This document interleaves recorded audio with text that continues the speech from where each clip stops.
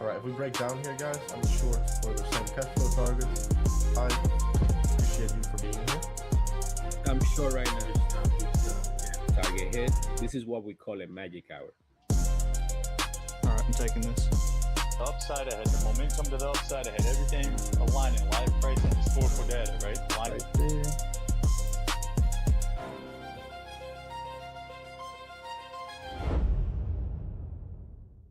Welcome, this is PackTV.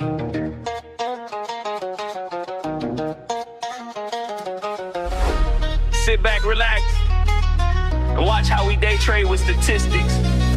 PackTV, God-given, so I gotta make it happen, I'm on mission. Not like them, I'm different, that bag come with a pension. Talk about that business, like I'm hard out in the pain. Shining hard, don't need no chain. All this drip, it feel like rain.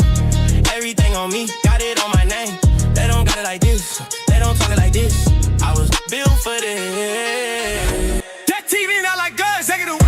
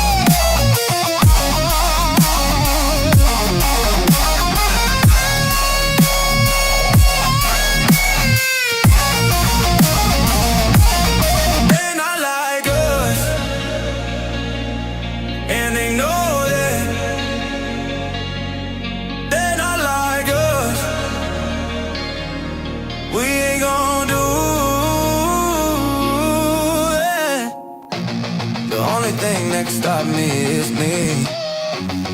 If you're doing this for the women, you're losing. Do this shit for yourself. I do this shit for myself.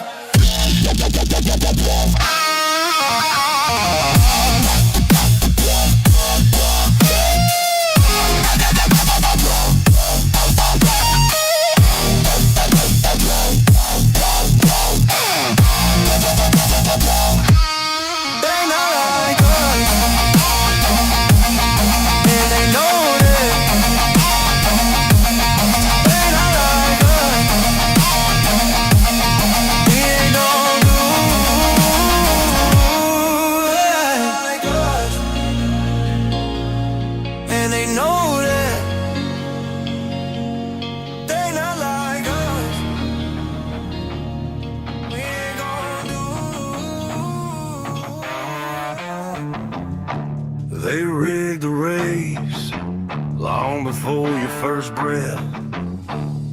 Signed your name in the ledger, made a bet on your death. Puppet masters and neckties, count your hours like cash. Presidents pushing their pieces while you fade in the ash. Game theory kings in a smoke-filled room, writing out the rules to your ruin. The world ain't chaos, it's their game. Their game. You never learn a script they spin, cause they don't want you to ever win. Flip the fucking board, let it rain, let it rain. Burn it down, burn it down. Burn it down, burn it down. A lead over production, too many miles out thrown. China rise in the rear view, old empires turn to bone. Same damn cycle, same sharp teeth in a grin. They sell you fate on a pay-per-view, call it virtue, call it sin. Game theory kings in a smoke-filled room, writing out the rules to your ruin. The world ain't chaos, it's their game. Their game. You never learn a script they spin, cause they don't want you to ever win. Flip the fucking board, let it rain, let it rain.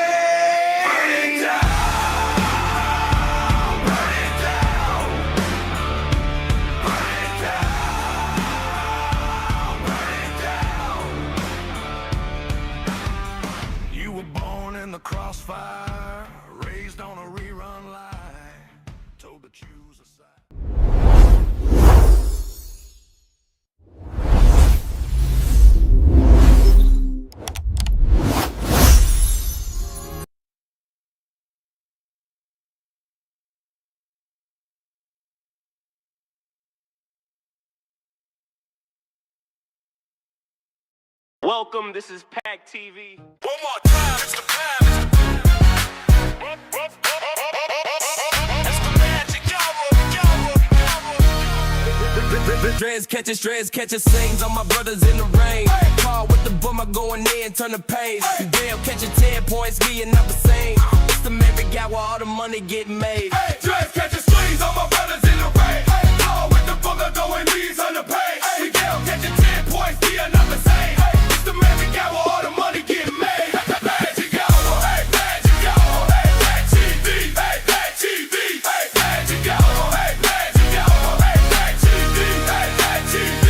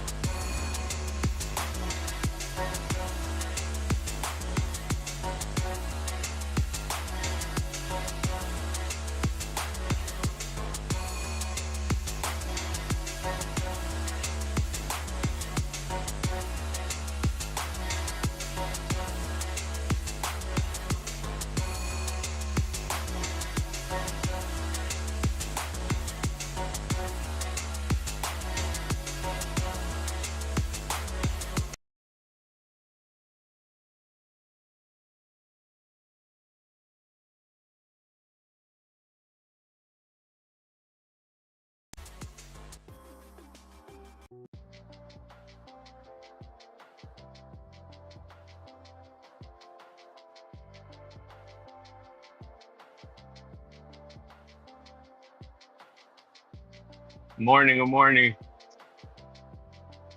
Can you hear me good? Yeah,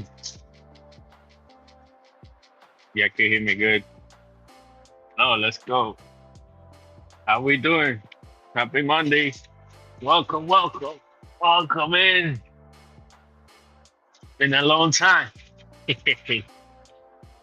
since I've been here. But let's get to it. Let's do what we do. Yes, sir. How we feeling this morning? Monday. Yeah. What do we see earlier? Been pushing anemic wise, so it's been trending up. Um, we went in, let me see. Go back here. We are about Sunday range for the moment. We're above Sunday. Came down. Gonna break below. Start pushing up. So we got a long force, but long foot Asia. We break long. Then went to the other side.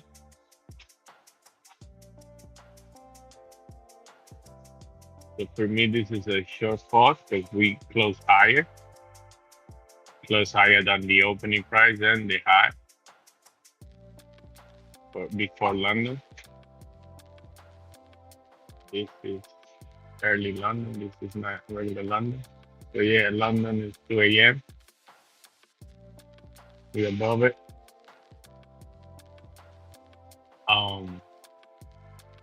So this is a short fall for me.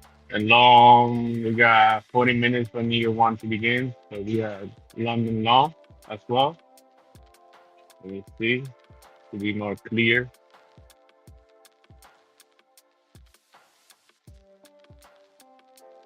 Yeah, long, short fall. There you go. So that's good. That's P12 mid, which is right here. 885. Let me see my magic daily profiler. The 82%. P12 high is at 87%. 82.3 and 86.7. So 82 for the mid with the variables we got right now, and 87 go P12 high. And the time for those, the mode for P12 mid is 6 to 6:15. The median is 8 to 8:15. And then P12 high is same thing. So yeah, right now we are pushing. The key price is 6 a.m. open. So this price right here, we get above it right now without touching the mid.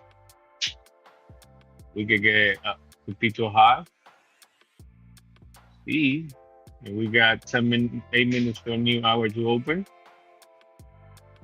So yeah, we stay above 6 a.m. I believe we get this P12 high, and market after market open, like a new higher there. That's how I see it. Yeah. Anybody traded last night? How y'all doing? Talk to me. How we feeling?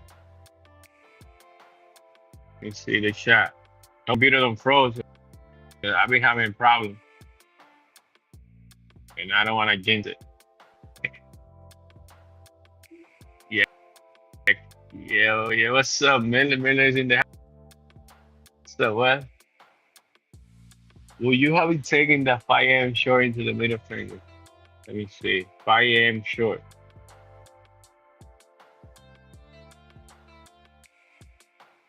Yeah. 5:15. I would have. This is a swing, 15-minute swing.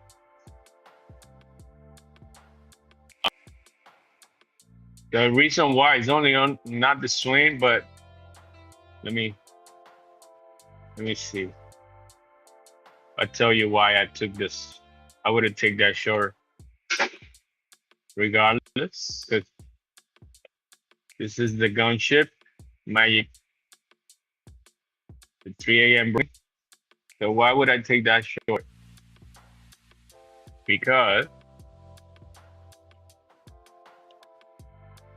this right here is a breakout, right?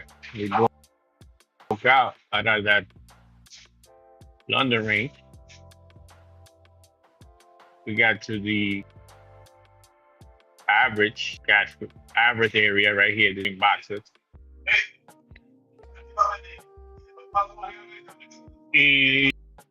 And we would have this here from this area on that swing. So today with a long short at 79.50. We'll trade right here to the downside for sure. Yes, sir. Yes, sir.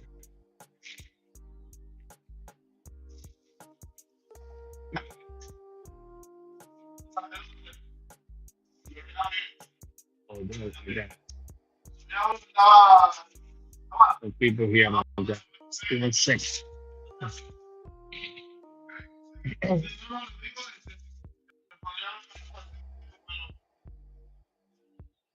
Sorry, guys.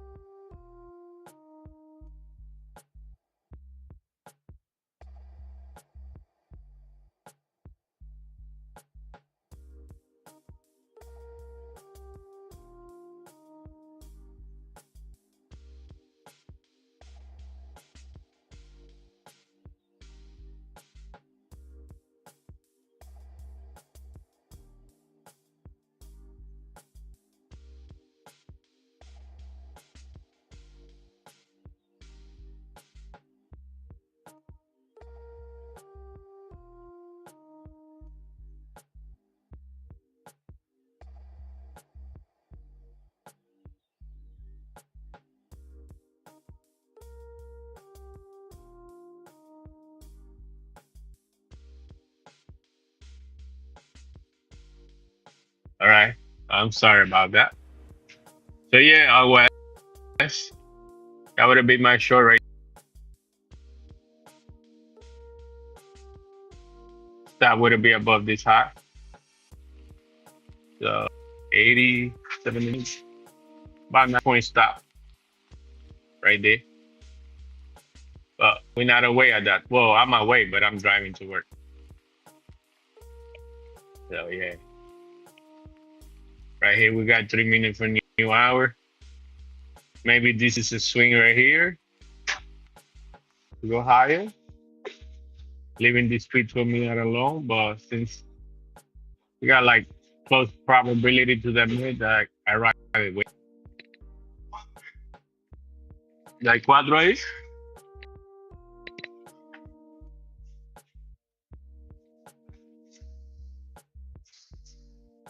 So yeah, I'm sorry guys. I mean, you see, no swing. Now I took that low, so no setup. Got to be patient. Got to be patient. And that would have been we go here above this area right here. Sitting right here. This is the magic of the market, right? It's P12 mid and P12 high and P12 low.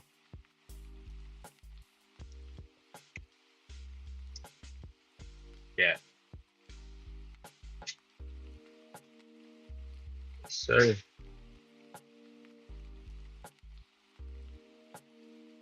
Who's long coffee with me?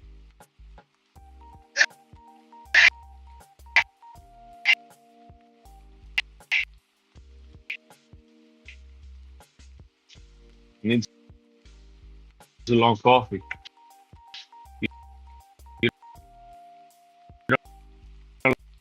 Long coffee. I don't know what you.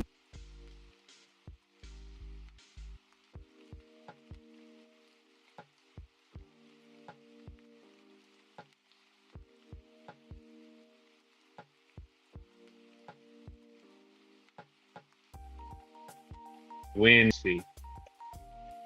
Let me see, Austin. I didn't trade last night, but we get do some damage. Let me see.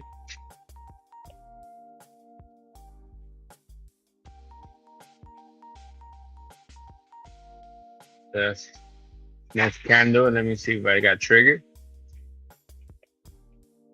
No. Would it let me waiting? Would it be waiting here to get back here? So no trade for me anyway. So yeah. New 15, new clock, 7 a.m. Is this season slow? This is not a swing. That's not a swing. There you go. So P12 mid is key. But if we go long falls, London, this is that low right here. Around midnight price. So very tight. Very tight. We pushing down heavy.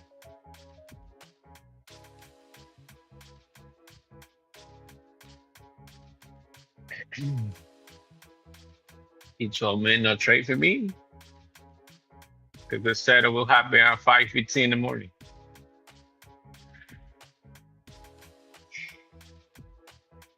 So he told me right here, boom, we hit that. We get the 6 a.m. Clean. Right there.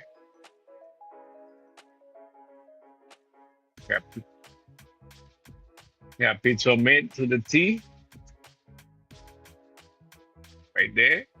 Oh, bounce.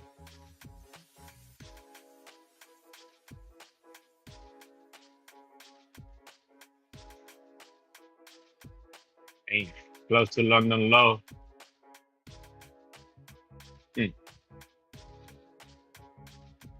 Oh, long falls. One fall? No, he didn't. He lied to me. Oh, yeah. I think so. I got this wrong. Let's see. Got this wrong.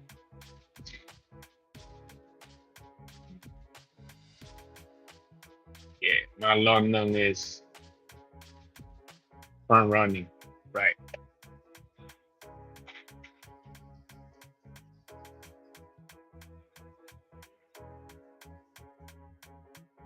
There you go.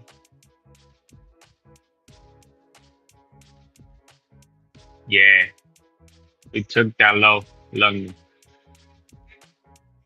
Inside Sunday's range now. And P12 mid. E. Okay.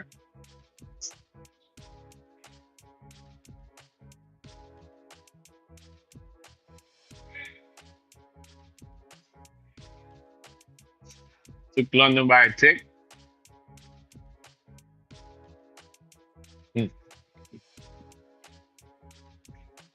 See what happens here at midnight. Yeah.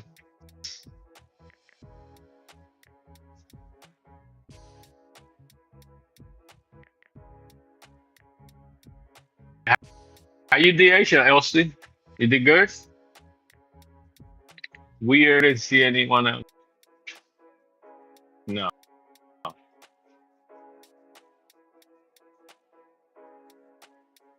Yeah, Asia was rough. I look at it, up and down, all around.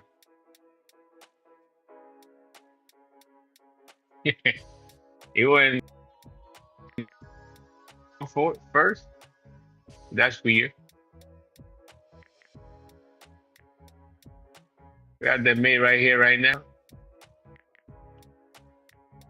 But no setup, no swing, no nothing. Be patient this game for me.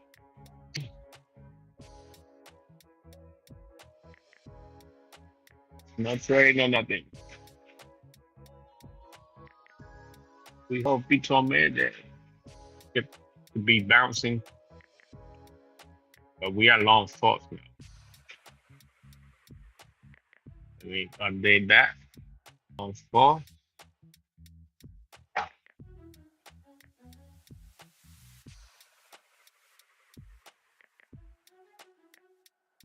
Yes. Probability P2 high drop to 80% now.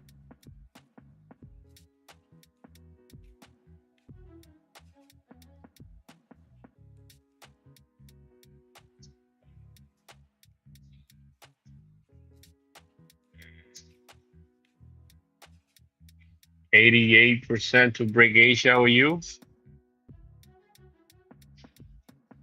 89 break London OU when we form.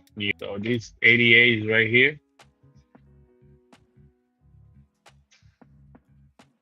And we are going there. Losing P2 mid right here. Okay.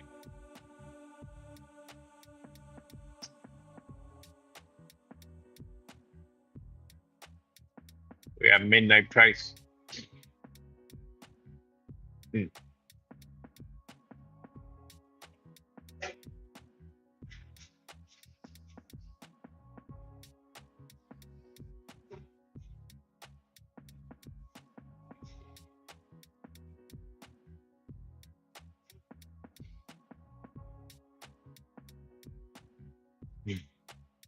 Let's see.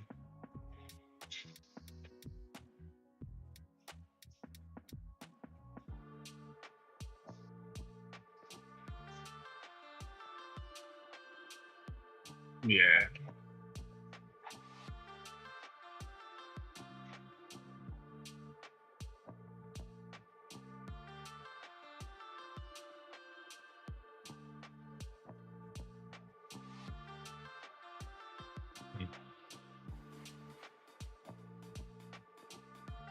There. Heavy.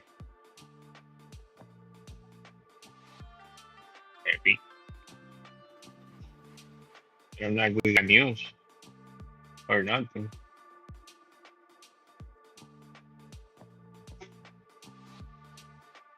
No, no news. Just typical move. Magic hour. P2 mid. Nice.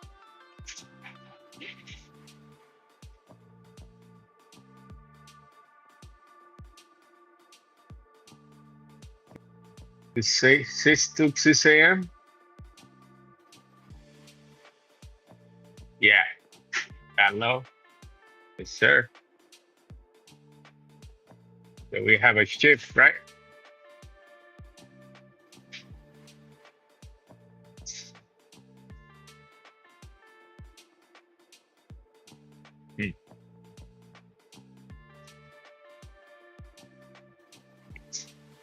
This mid is key. We got a hole here. Continuation up. If we start losing it.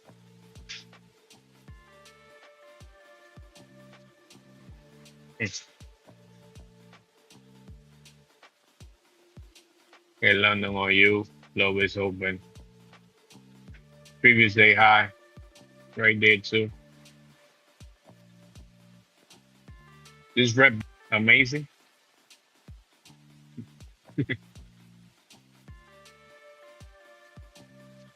So if we prefer to break out, this is that target's reversal target zone area too. Right here, from here to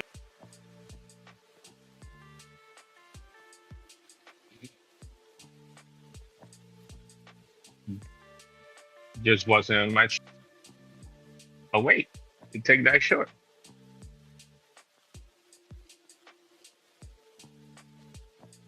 But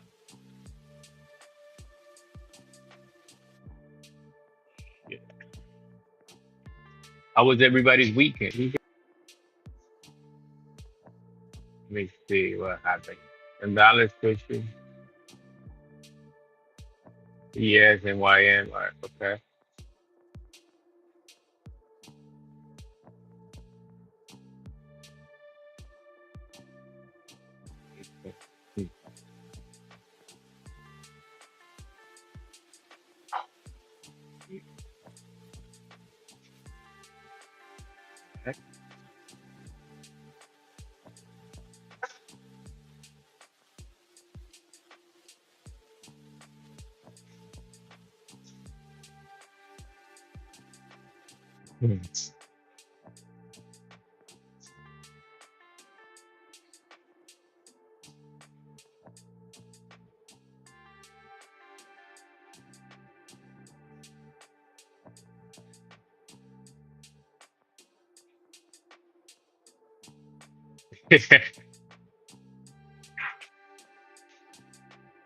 Yeah,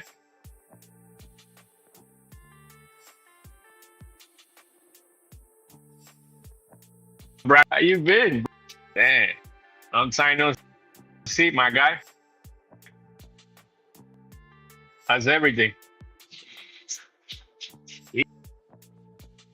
My guy in the building.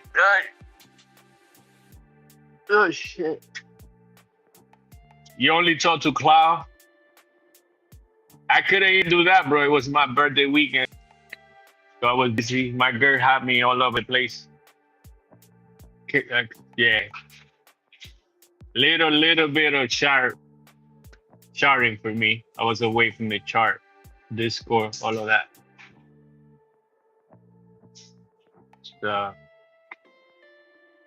you doing? Thank you, bro. Mi hermano. Thank you, my guy. How you been, bro? How's life?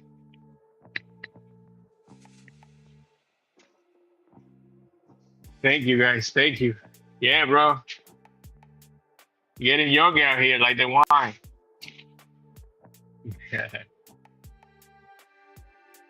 Yeah, man.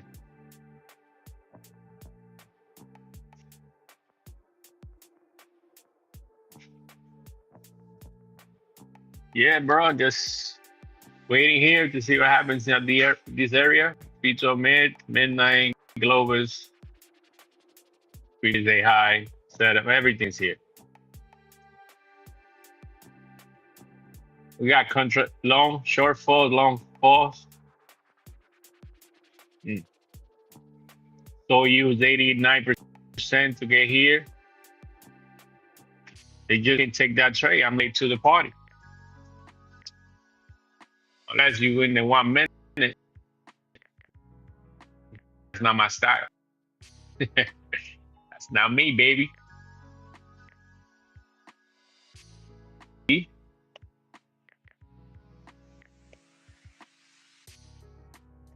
What's up, bro?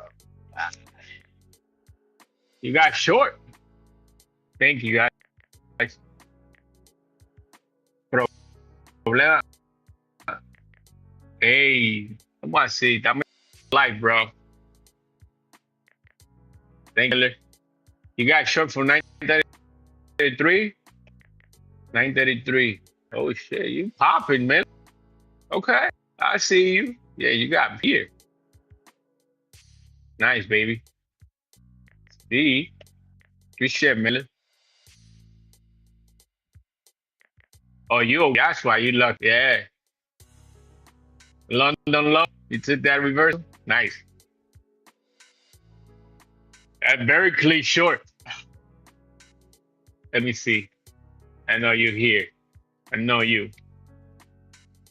Or even lower now. I don't know how you trade lately, but yeah. Wait here, you got it.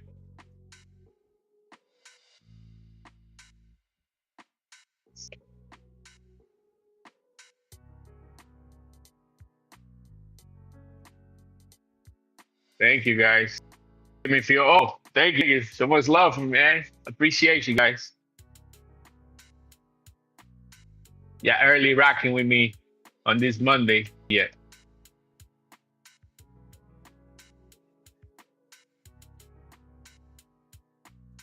Get into that. We tapped it in. Right here, previous day high now.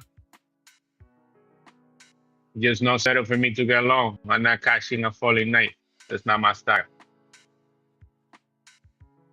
I need some sort of swing here, some sort of anything.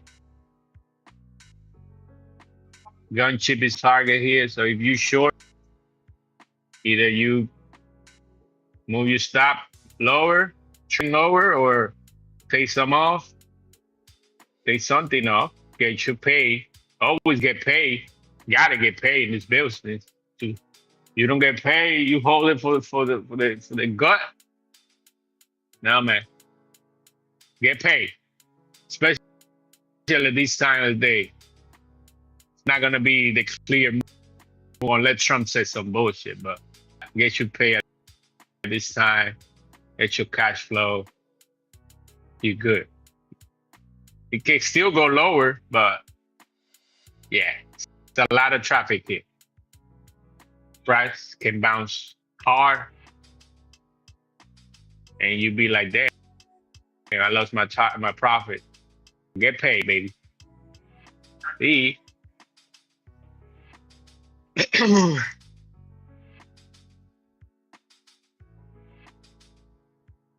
Yeah. Yes, sir. This is 1800 open as well. Last night opening price, globe is open. Previous day high. On my 12-hour or 24-hour MAE, MFE, we got average MAE to the T, bro. Can't make this up. Sometimes you can make this shit up. We made it here at 3 a.m.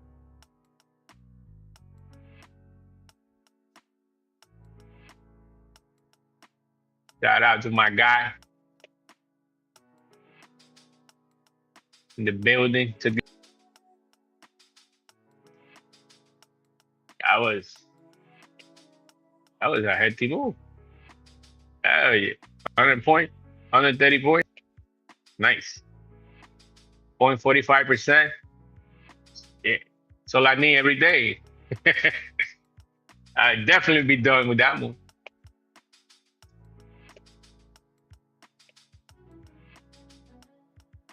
Yeah, you gotta cover the quick for sure.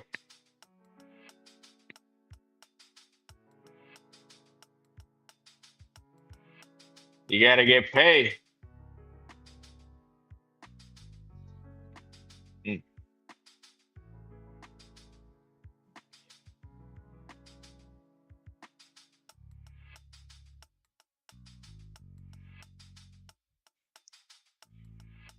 See?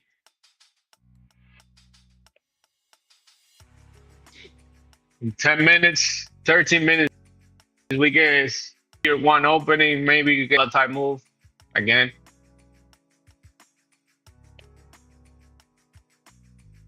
Right here, we just chilling.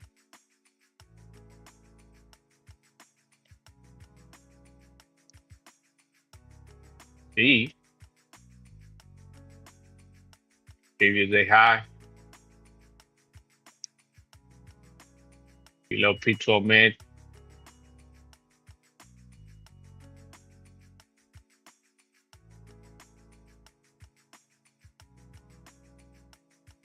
We got a 2045 low day with a 340. So if we go by data, this high is good. according to data. We made 4 times. High statistical high, lows of days, and 345 is one of them. This 2045 is not. We could, but it's not. So that's a nugget. And the key to that is we get below 1800. P12 mid, we stay below.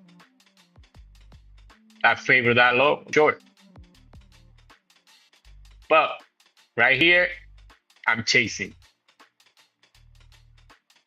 If I get short right here, it goes 50,000 points higher and then go lower. I'm not doing that. And I can watch some price go up and down. If I got no setup, I will push it. No.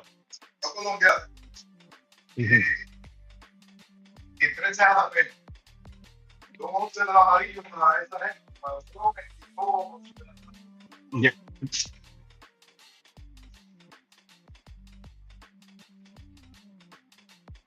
I gotta get to work, guys. My boss. See.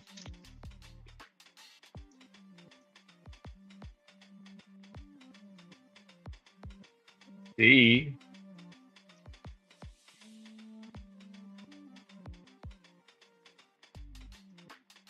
Mm.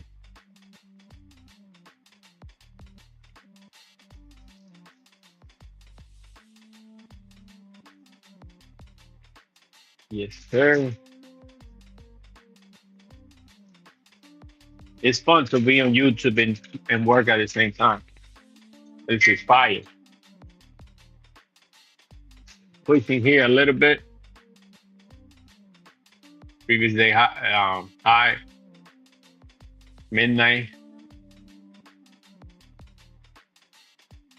You got that 15-minute wick.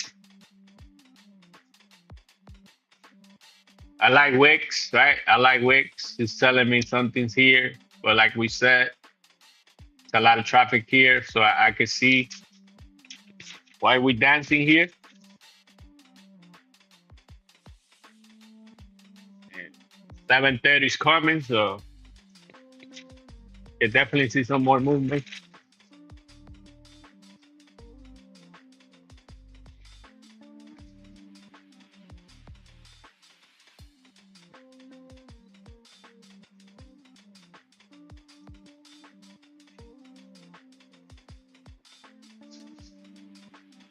Man.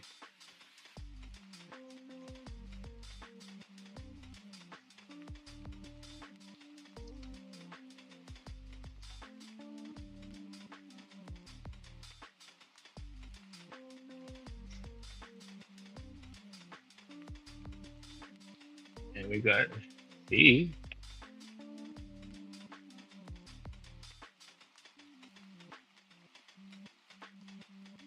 We got P12 mid.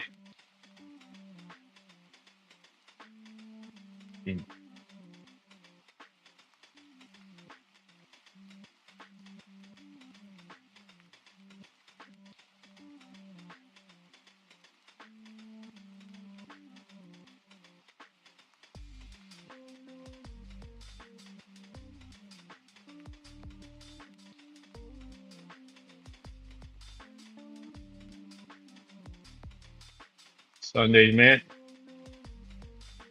Hey, okay. Let's see what happens. See if we take a trade. We take a trade. See, 5 more minutes. 7 more minutes. Let's see. Let's see who entertain this long for a little bit of cash flow.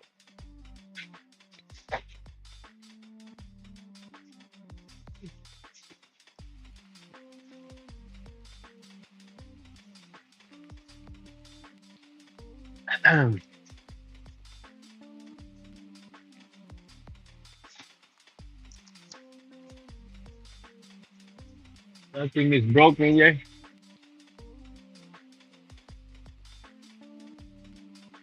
So we're gonna have 88% to break that London on you, right?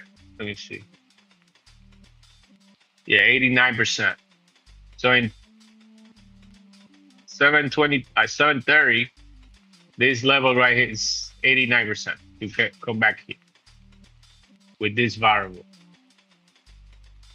Now we get broken London, that change. Asia, this we get below here, that change. That will go from 88 to 89 to 88. But that will mean that this low is not safe. Because that's a low that Asia put in. Right? Asia. Right here, Asia. Put this low. So we break OU. We break it. Close below, then this low is not safe.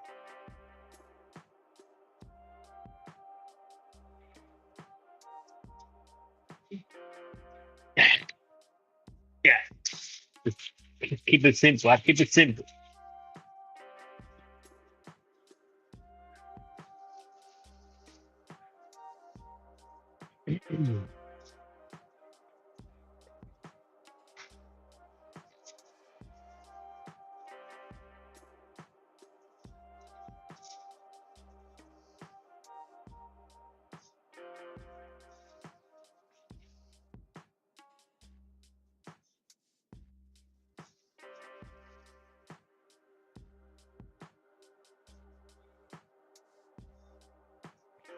Man.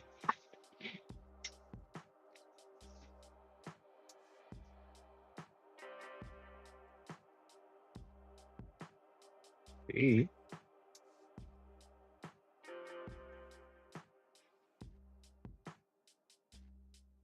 Yeah. Yeah, I can see it there. Yes, sir.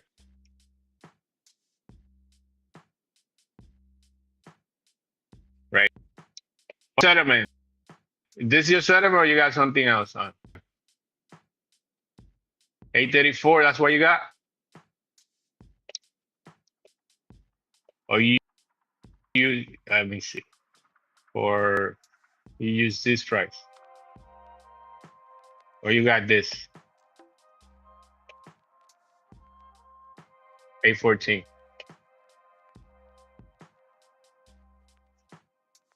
Maybe.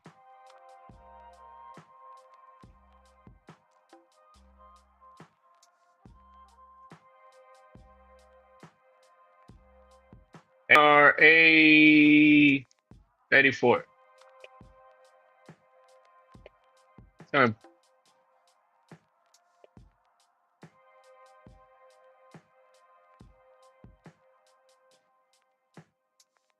819.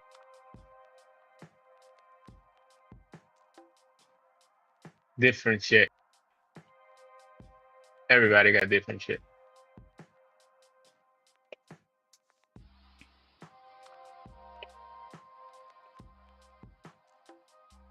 Yes, sir. 834.75. Thank you. Okay. Got you. Got you. You working right now?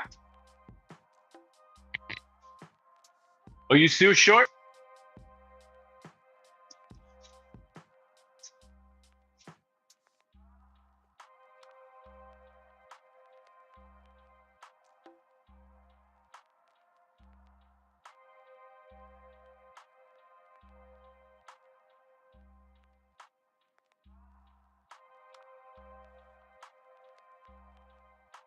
Yeah.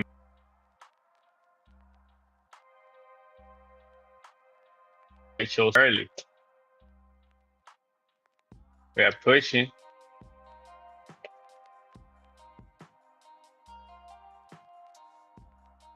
High bounce. 20 points. Globe is open bounce.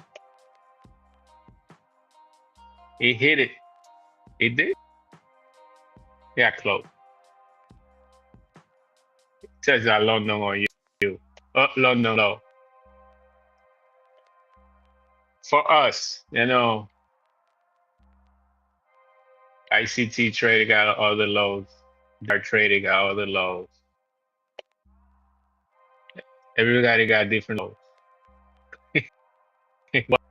What we use is that low. So I get it. I dig. I understand everybody. Don't shoot me now. I love everybody. Everybody. BWAP traders, volume traders. It's how you see the market. It's not me trading. So remember that. Or anybody talking crazy about your process. It's your process. Right? Nobody's better than anybody. It's just process. So you see the chart. That's how it makes sense. And go ahead. They're very sneaky, right? For 7:30.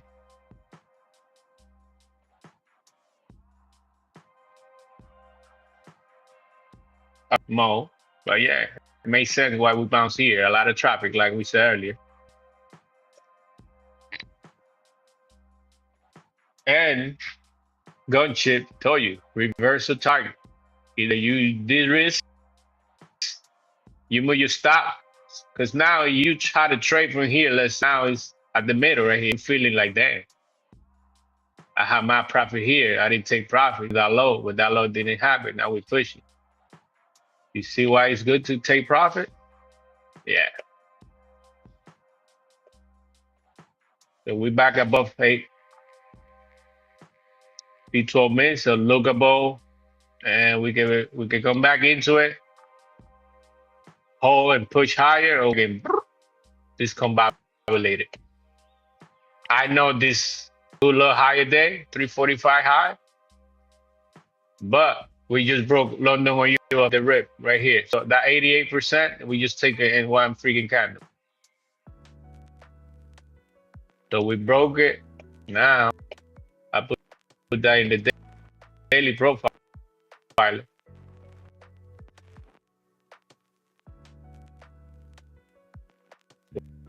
We broke it up. So right away we broke it.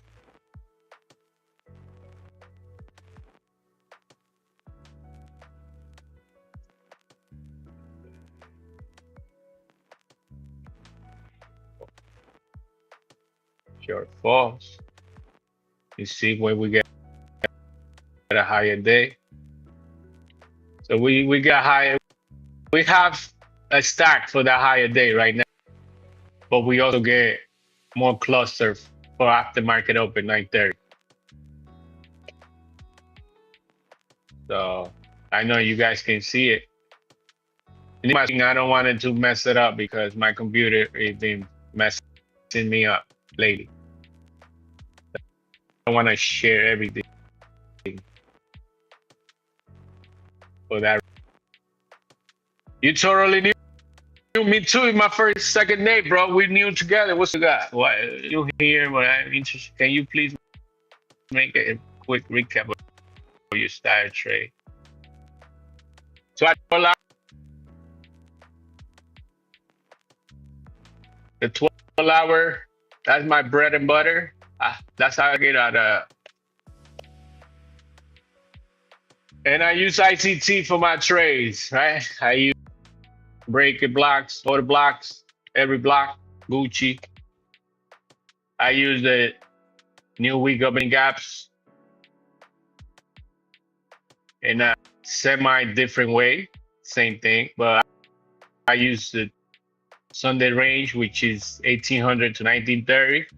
The high, the low, I extend it all throughout the whole week. I use 1800 open because that's a new 12-hour candle.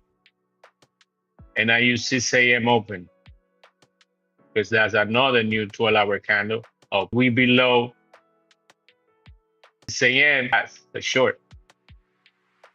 Because we fail, we make a high Q1, right? Q1, right? We divide the hours into quarters. Q1, Q2, Q3, Q4. Usually we get the higher Q1. We get the 6 a.m. open. That's a little short right there. Boom. right? For the higher day time wise, we got something called the daily profiler, which is some variable that we use for the share.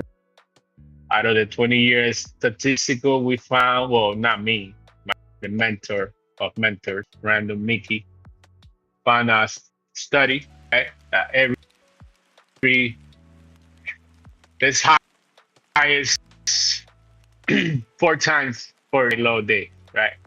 Higher, not like this is 20, 40, 55. It can be a low day. It's just not high probably.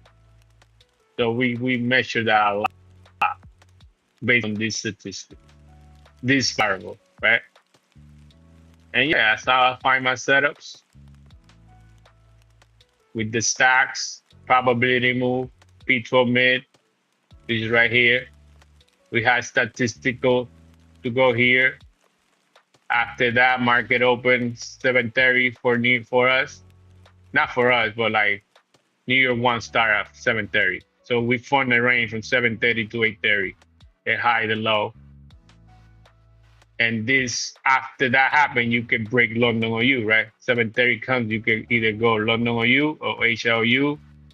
London can break Asia. New York can break both. New York 2 can both break both three. The middle of that range. So this is that range. It's 2 a.m., 2:30 to 3 a.m.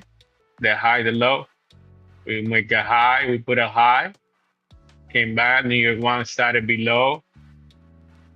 That OU went up, broke it right here. It's breaking. So what it means, this high, it's not safe. It's not safe at the moment. So we stay above P12 mid and we start hanging out around here. We can go higher, right? Even though this is high statistical area for a high day, it could go higher. So as long as we stay above P12 mid and all of this midnight settlement globe is open, yes. And Sunday, this is a whole combination. Now we lose all of them, then this low is not safe. And we know this is not high statistical low. It could, but it's not high statistical low. So we can make a new low day by market open 9:30. Right?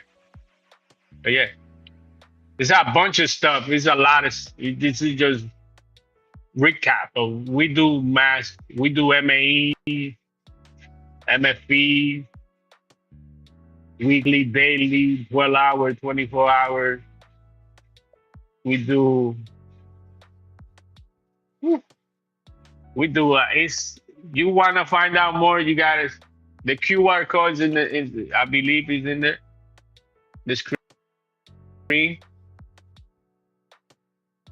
to sign up for the bootcamp. It's whatever you feel the time you want to be, right? These are your own time pace now. You will learn a lot. And if you're a trader with experience, you will increase your experience. A better trader. That's how I feel. No system is better than the other. It just, you take stuff that you know and make it better. Yeah. Hopefully that makes sense.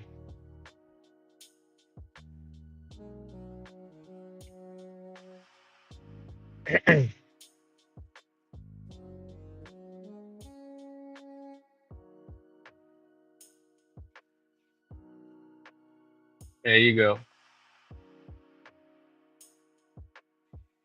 Yeah. Yeah, man.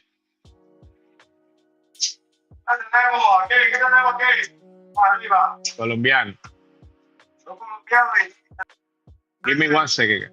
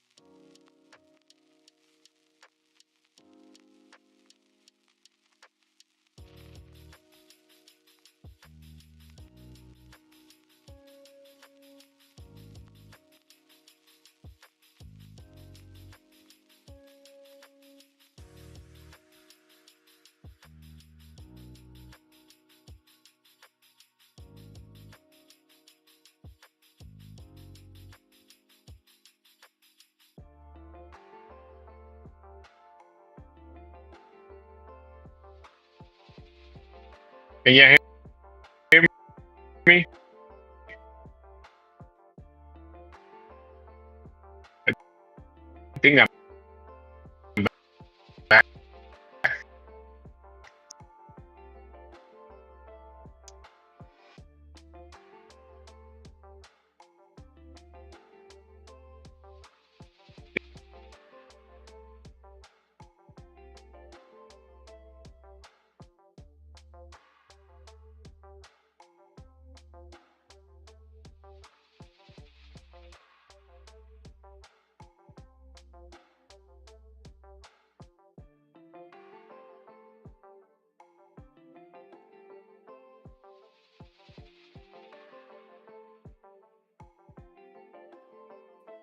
Back.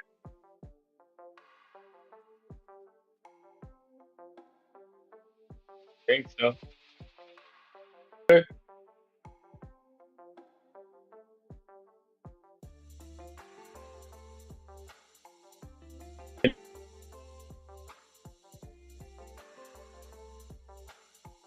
Oh yeah, my computer is funny sometimes.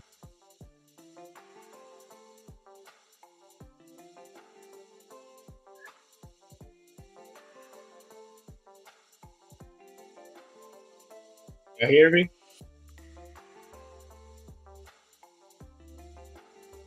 Okay. I get my computer to share screen. Hopefully.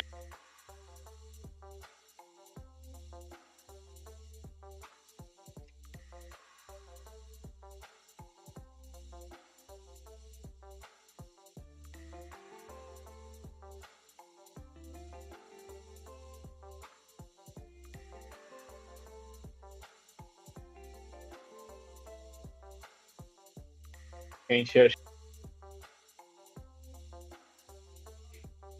There you go. It's good? Okay. I had to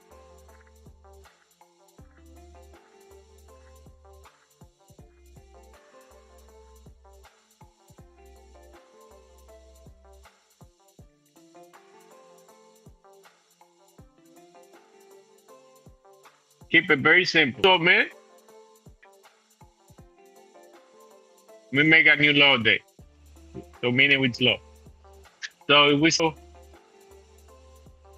886 right here, we get a new low by 9:30, after 9:30. Get happen after before, right? So, I would lean. We hold above it, and it's that simple. It's no, I don't even flinch, right? Right here, we have a wick and a 15-minute chart, right? We broke London on you, one tick wonder though. So, let me see, make it clear for you.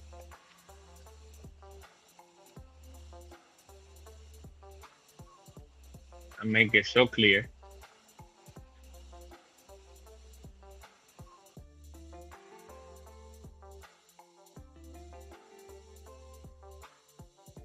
Minute chart.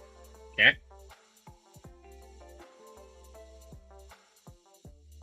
For me to entertain, we get body close, 15-minute close, 15. We tried, right? We close, next kind of close below. So we playing games here.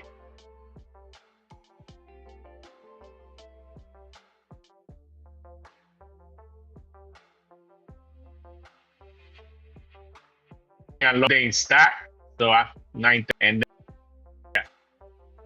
So for the morning, below P2 mid, my buy is new low day. Above here, new higher day in stack. So this is in stack, right? 3 a.m. London. The 45 to be exact. In stop. Out of stop. So we can replace this after 9:30 with an insta low day. And then head higher. Or keep dropping. Get the move.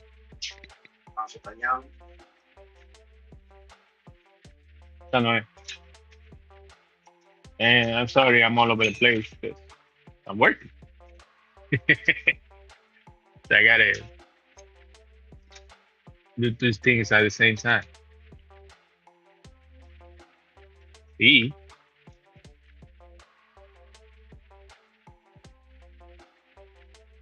Yeah.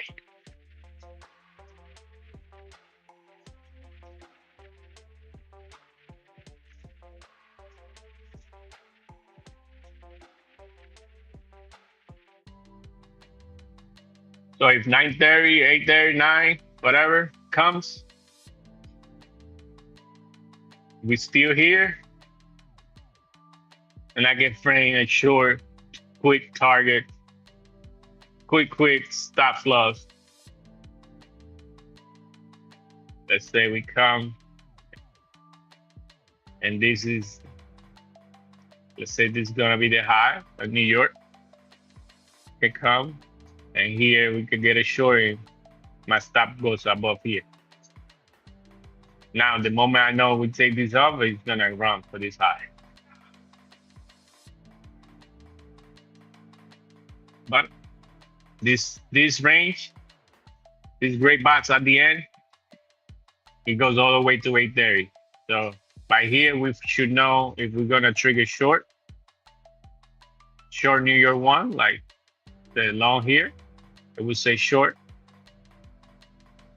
Then this low is not safe. And we broke London OU actually, right now. We touch it here, HLU. We broke it, so this is broken. So I put that in my chart, my daily profiler, we are broken there.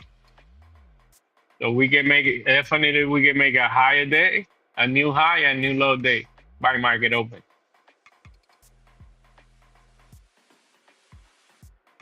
Yeah. And we touched that Globus open that my guy was telling me. I got Johnny in the building. See? Previous day mid. Oh, you. Okay. Previous day mid is right here.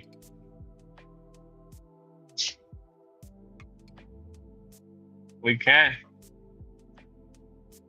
We could, Johnny. We could definitely do it. That will put us. Yeah. Yeah, we could do that. No if about that. And my condition for that, as long as we stay below P2 mid, yes, we can lean short. See? Good shit, bro. You still got it. You still got it, my guy.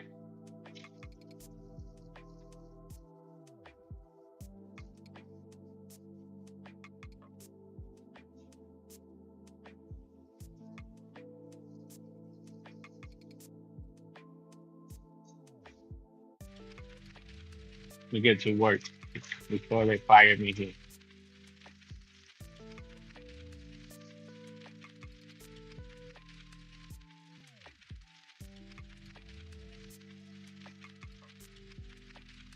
All right, man.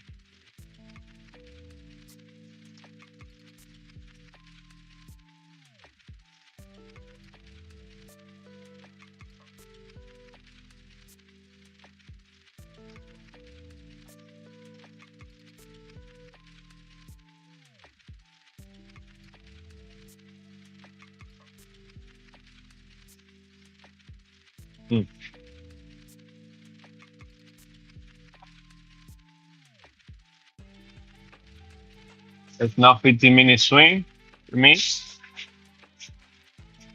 because this to that low. This near 15 to that low. So no swing. No trade. And that's okay.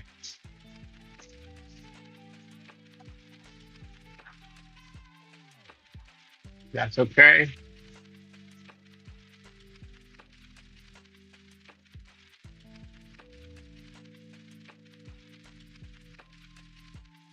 That's okay. Él está trabajando, bro. Sometimes he don't make it. He be Ubering this morning. So sometimes he can't do it. Same thing like Karl. Karl is also working Uber. So again, they leave the boy alone. See, you know it's hard for me to concentrate too. But this short, obviously, I missed the boat, and I didn't want to chase. For me to get long, I need to wait. Or get short more, I need to go higher than then come back down to make a new low bit.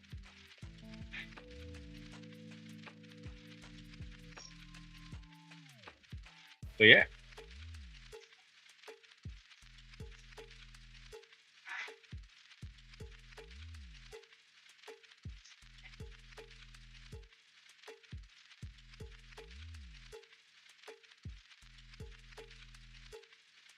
Watch out. What you mean, Miller?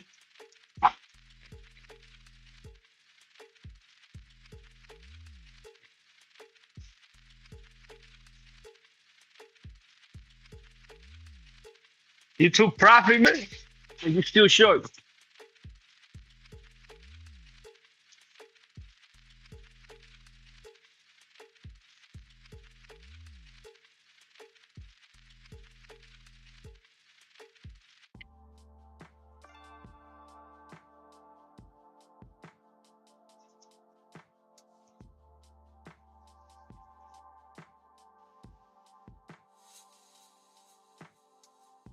Oh, I'm talking to my guy above you.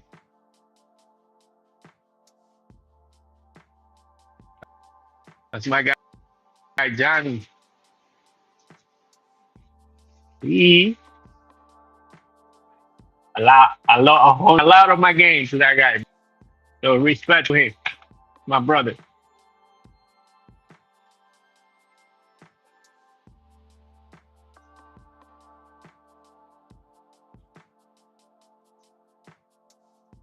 Nice.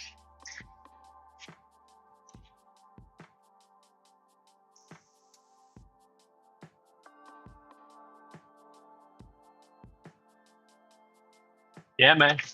You learn something from somebody, you got to feel it.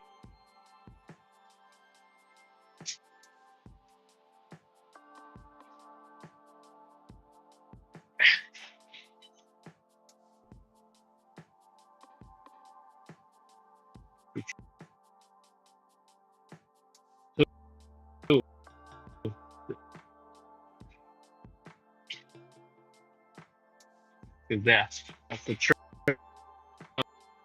You got your block.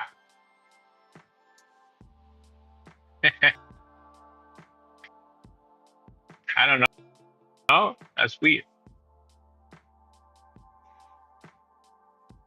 I don't know why. Gonna be 8 o'clock in 3 minutes.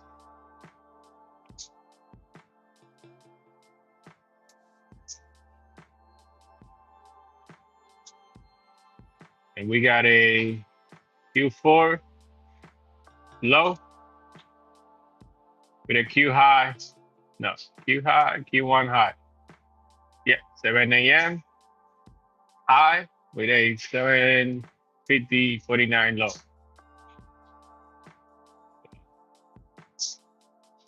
This 7 a.m. open is key. And that's all the way out here. Peace.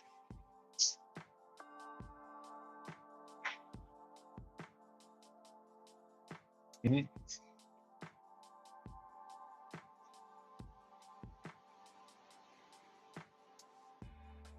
You almost there. Hell yeah. Took profit on you. Okay. Nice. That's it. You don't need to trade no more today. It's that simple. And if you do, you already got your money to push it.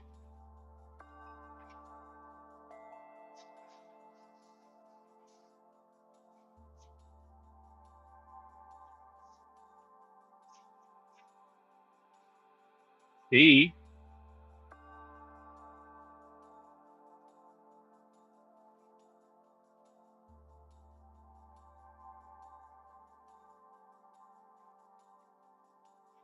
Ooh. So this is the gun tip, aka reversal song. Right here. So this setup that I have here on gunship, which is at 3 a.m. break. We broke, fell, reverses on target to the freaking T. Shout out to Austin. It's that simple.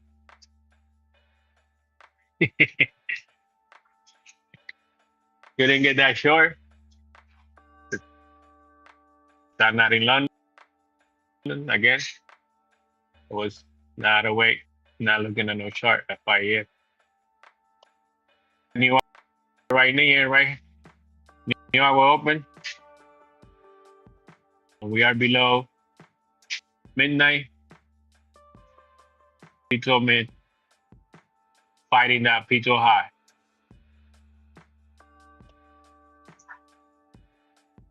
So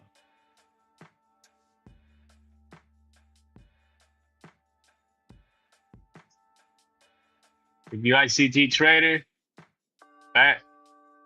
Some people like to buy below the open, right? So below the open, 1800, 12 hours for me. Got below, push. Now, do you like this? Some people will take this long right from that order block.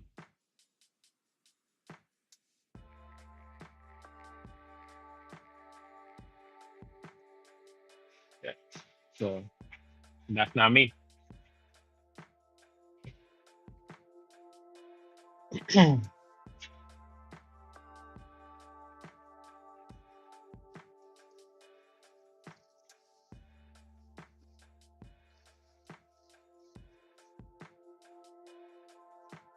And we are dropped to 8 a.m. Open, below, high, and keep going down. Keep going down, baby. Going for that settlement price.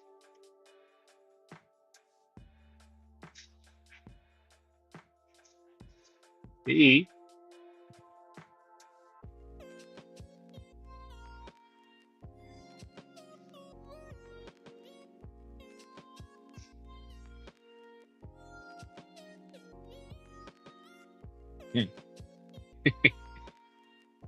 Oh, no. Maybe not. I mean, out in black is holding.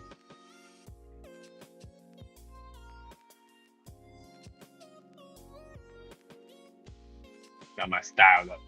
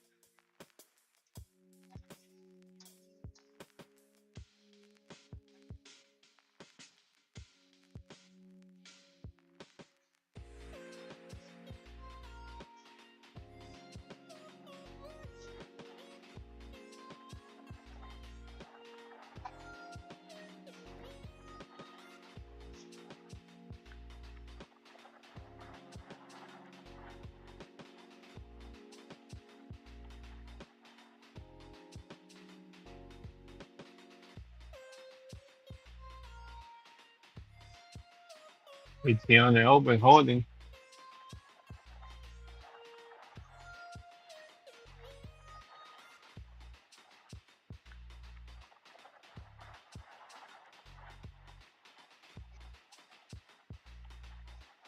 Hmm.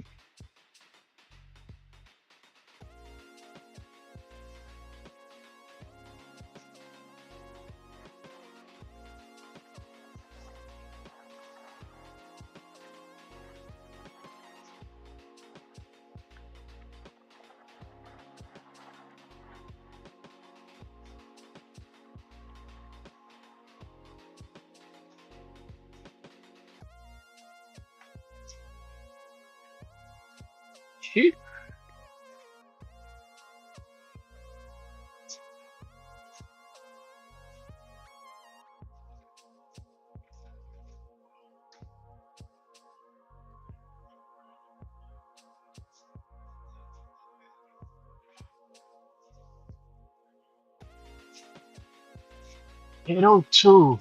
What happened? What's happening? Hmm.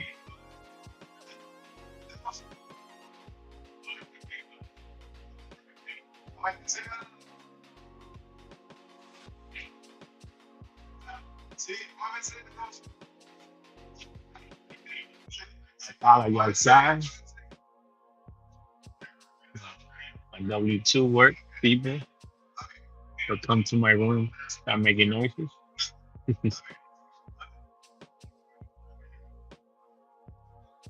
See?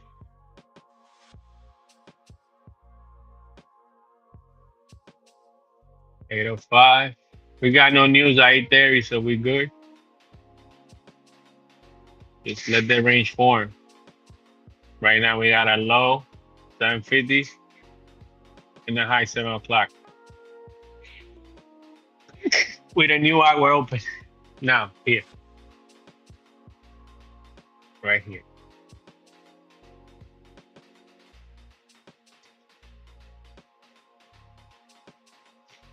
Patience, patience, patience. For me.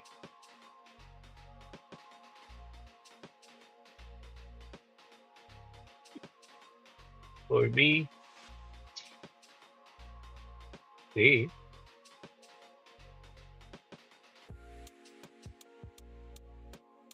No, I'm not long coffee, bro. I need to get coffee.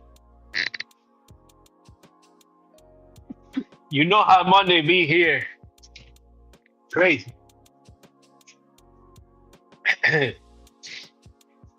Yeah.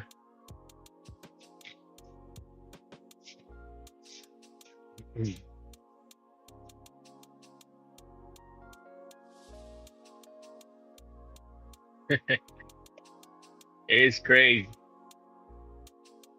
Hell yeah.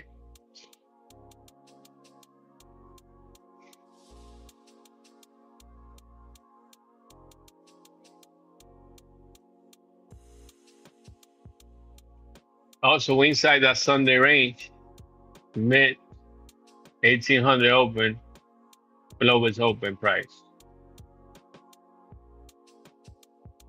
Forming some type of quick action here. I'm getting excited. I don't know about you. I'm getting excited.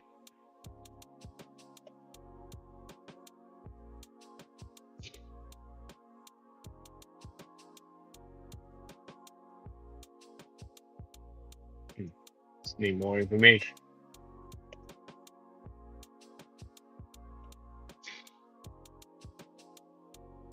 That's okay. That's okay, right? You're not able to watch price up and down. You want to be in every move. That's not a good recipe. I got used to watching price and just watch it without touching no buttons. Watch it till I get a clear view of where we're gonna go next. Breaking news. We just got breaking news. 1 second. DOJ September rate hike signal led to the U.S. intervention. Oh. Mm.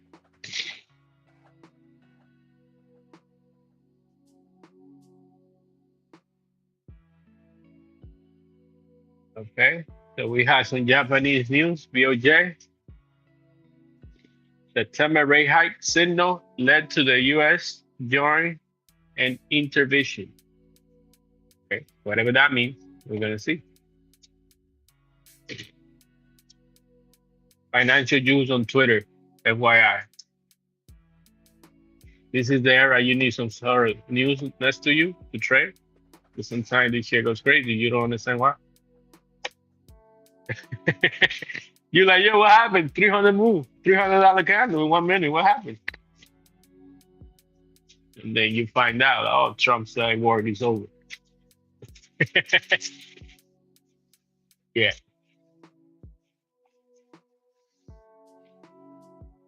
Some people don't care about news. They go, ah, whatever.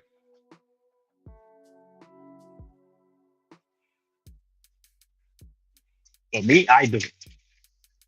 Reason why I trade NQ, I don't want to be out of base on a trade like that. Because then you blow your account.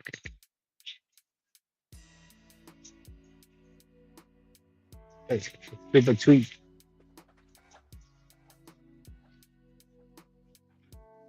All right.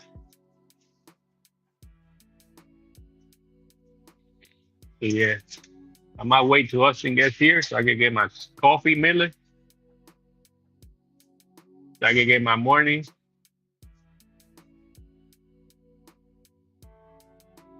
Yeah, that Japanese carry trade back in building.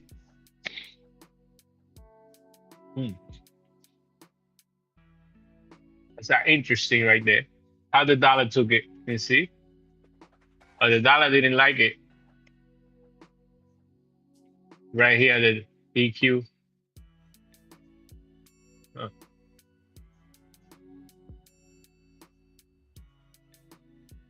Mm-hmm.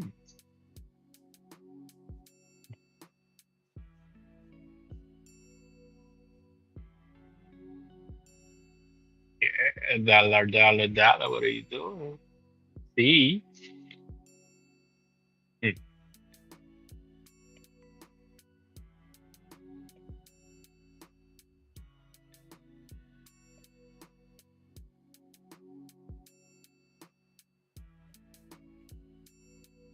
One second, guys. Hello. Good morning, Jaime. How you doing?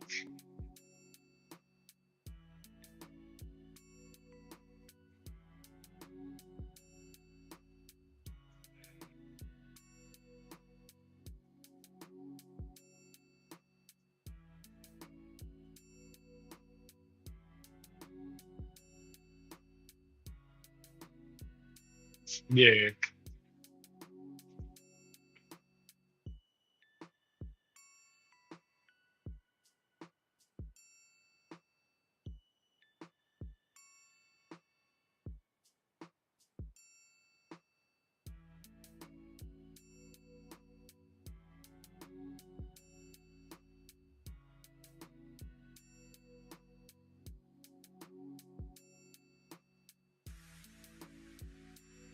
Yeah, this weird. It was weird. This.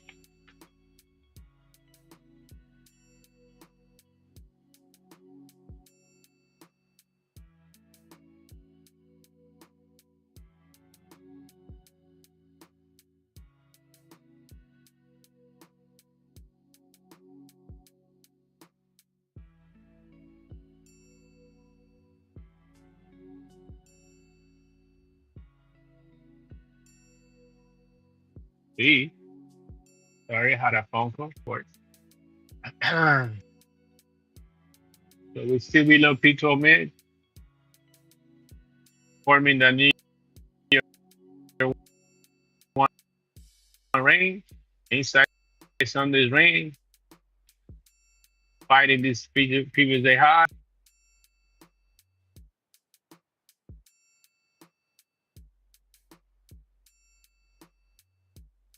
We could go there right now. What's up, big dog? What's up, my brother? How you doing? Not bad, not bad. Where's your road dogs at? Why'd they leave you just They let me alone here. I guess they both working this morning. Yeah. Bro, anytime you get lonely, just text me, man. I don't really watch the show all morning because I get stuff going on, but anytime. No How's doubt. your birthday? Yeah. It was good. It was amazing. It's good to have daughters. What'd you do? I know. I understand that. Yeah, man. They took me to eat. Yeah, they took me everywhere. Took care of me. What'd you eat? And yesterday we went to a whatever like steakhouse. Roost Chris. Oh, nice. The chain. Yeah. The one in Jersey City? It was good. Nice. In Weehawken. By the river. Oh, okay, got it. Yeah. Yeah. I can't I'm starting complain. to I'm starting to miss New York. It's that time of year where fall starts coming in. I miss New York during that time.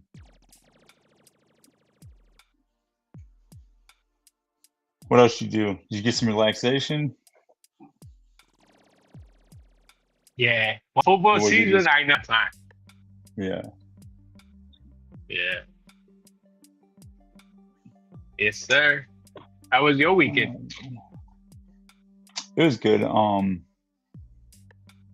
Moved my daughter's room in my office, so we spent all weekend like deep cleaning and setting her up for success in her room and all that. Yeah. Other than that, man, just running the numbers.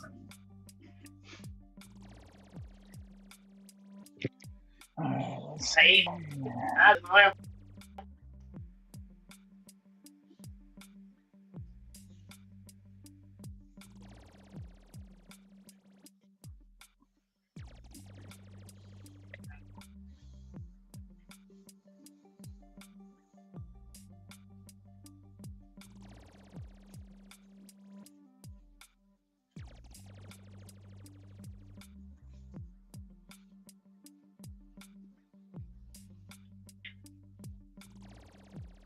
Gabi.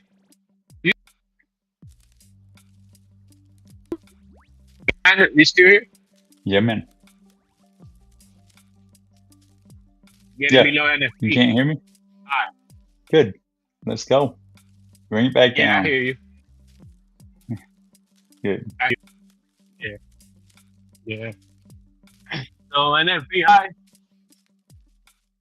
I'll let you talk about more about that when you come in. Yeah. You can talk about it. It's what it is. No, we got 4 minutes left, but NFP happened last Friday. It's changed, right? And now, this Friday's high is NFP high. We are below now. And like we said earlier, this low day is out of stock. It's the higher day. So as long as, right, this low can be taken up the market up. We can do it before, or we can do it market open, right? So if we do it before the market open can push the low day, and then we can get a bounce or be a short true day, keep going lower. So yeah. That's simple. We have the settlement price right here, right now. We reversed. Shout out to Johnny. Yeah, man. We reversed from a candle science MFE zone. I haven't even looked at the markets. I haven't done my analysis yet. To the T? Just glance. Yeah. Yeah. Got it. Okay.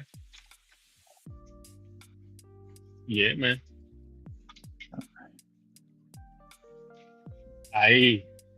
Bro, this music's. I mean, I was not aware. I got playing on in the background. That's Austin. You didn't take that cell? No, I You was didn't take that show this I morning? was not up at 5:15 this morning. I was not in the chart, but that would be the perfect entry right there. That's my setup. Yeah, that was a good sell. I know it is. Yeah, I was like, Yeah. he's gonna be happy. I took it. you did. Nice. Don't worry. Good shit. Yeah, I'll Venmo you. I'll Venmo you the profit from it. That's a good shit. Yeah. So, yeah, man. It came to that right area too. A gunship, 3 a.m. break. Came to the average area. Rejection, made the swing. That's my perfect setup. 8 points stop loss right here. Would it be amazing? Yeah, so I was targeting London and early London, and then P12 mid.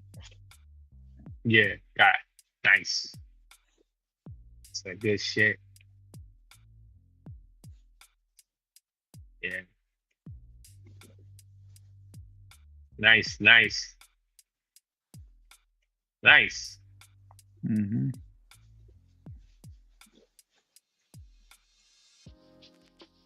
3-hour line from 6 a.m. Yeah. Yep, we got a perfect line signature right now. Wait, Yeah. no, we don't. We got a 5-minute line signature.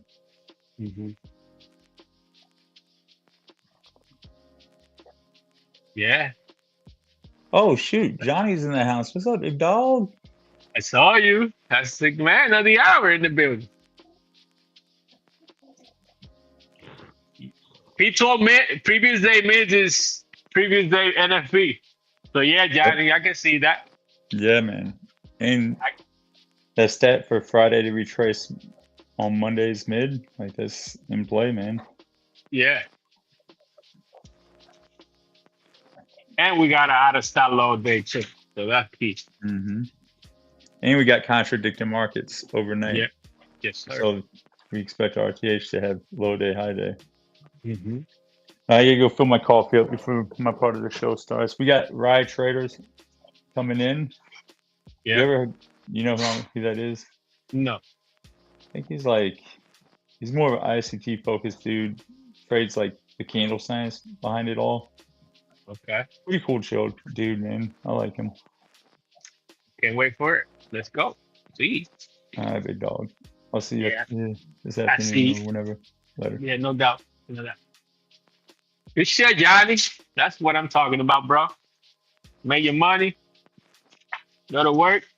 Well, I know you're working already, but yeah. Do your thing. Hell yeah. Good shit.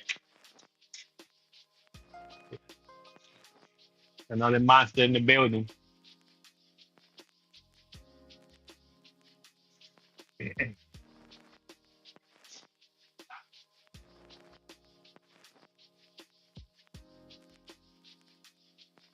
What we got?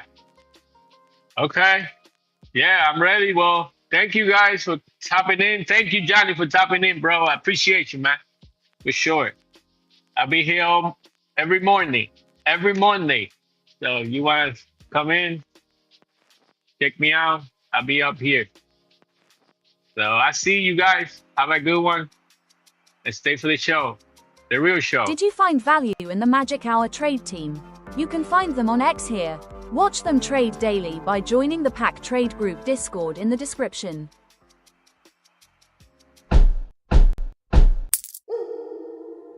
Alright, if we break down here, guys, I'm short for the same. Alright, if we break down here, guys, I'm short for the same cash flow targets. I appreciate you for being here. I'm sure right now target hit. This is what we call a magic hour. Alright, I'm taking this. The upside ahead, the momentum to the upside ahead, everything aligning, live price and historical data, right? Aligning. Right there.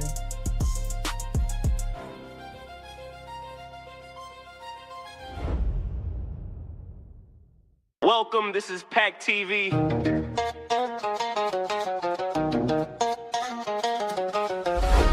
Sit back, relax, and watch how we day trade with statistics.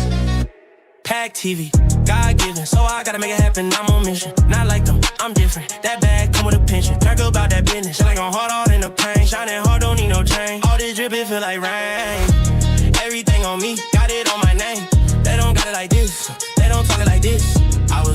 for this. That TV not like guns, take it away.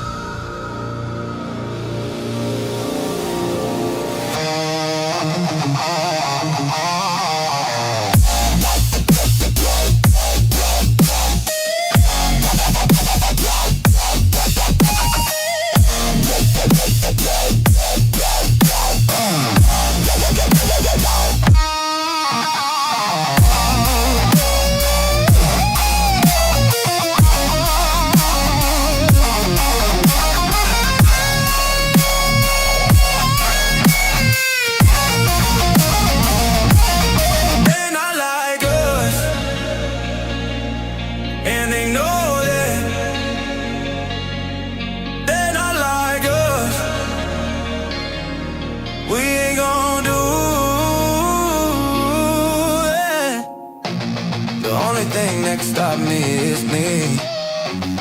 If you're doing this for the women, you're losing. Do this shit for yourself. I do this shit for myself.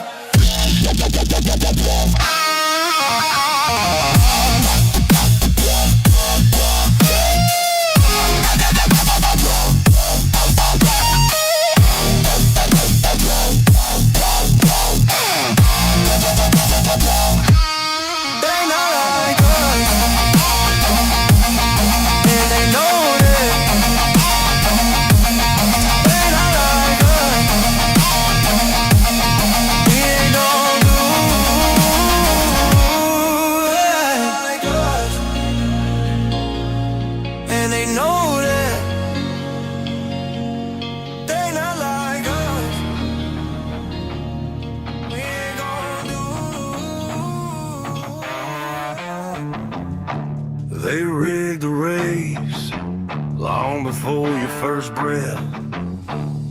Signed your name in the ledger, made a bet on your death. Puppet masters and neckties, count your hours like cash. Presidents pushing their pieces while you fade in the ash. Game theory kings in a smoke-filled room, writing out the rules to your ruin. The world ain't chaos, it's their game. Their game. You never learn the script they spin, cause they don't want you to ever win. Flip the fucking board, let it rain, let it rain. Burn it down, burn it down. Burn it down, burn it down. Lead over production, too many mouths at the throne. China rise in the rear view, old empires turn to bone. Same damn cycle, same sharp teeth in a grin. They sell you fate on a pay-per-view, call it virtue, call it sin. Game theory kings in a smoke-filled room, writing out the rules to your ruin. The world ain't chaos, it's their game. Their game. You never learn the script they spin, cause they don't want you to ever win. Flip the fucking board, let it rain, let it rain. Burn it down, burn it down. Burn it down, burn it down.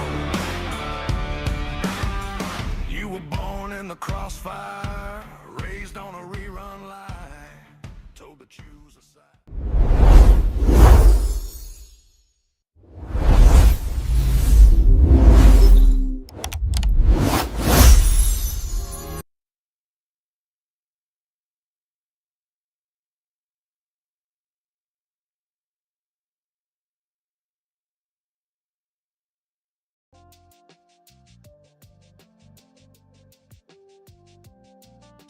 Good morning, everybody. What up, what up, what up? Welcome in, welcome in. This is PackTV. All right, it's another episode. And today we have a guest on, Okay, so if you're new here, welcome.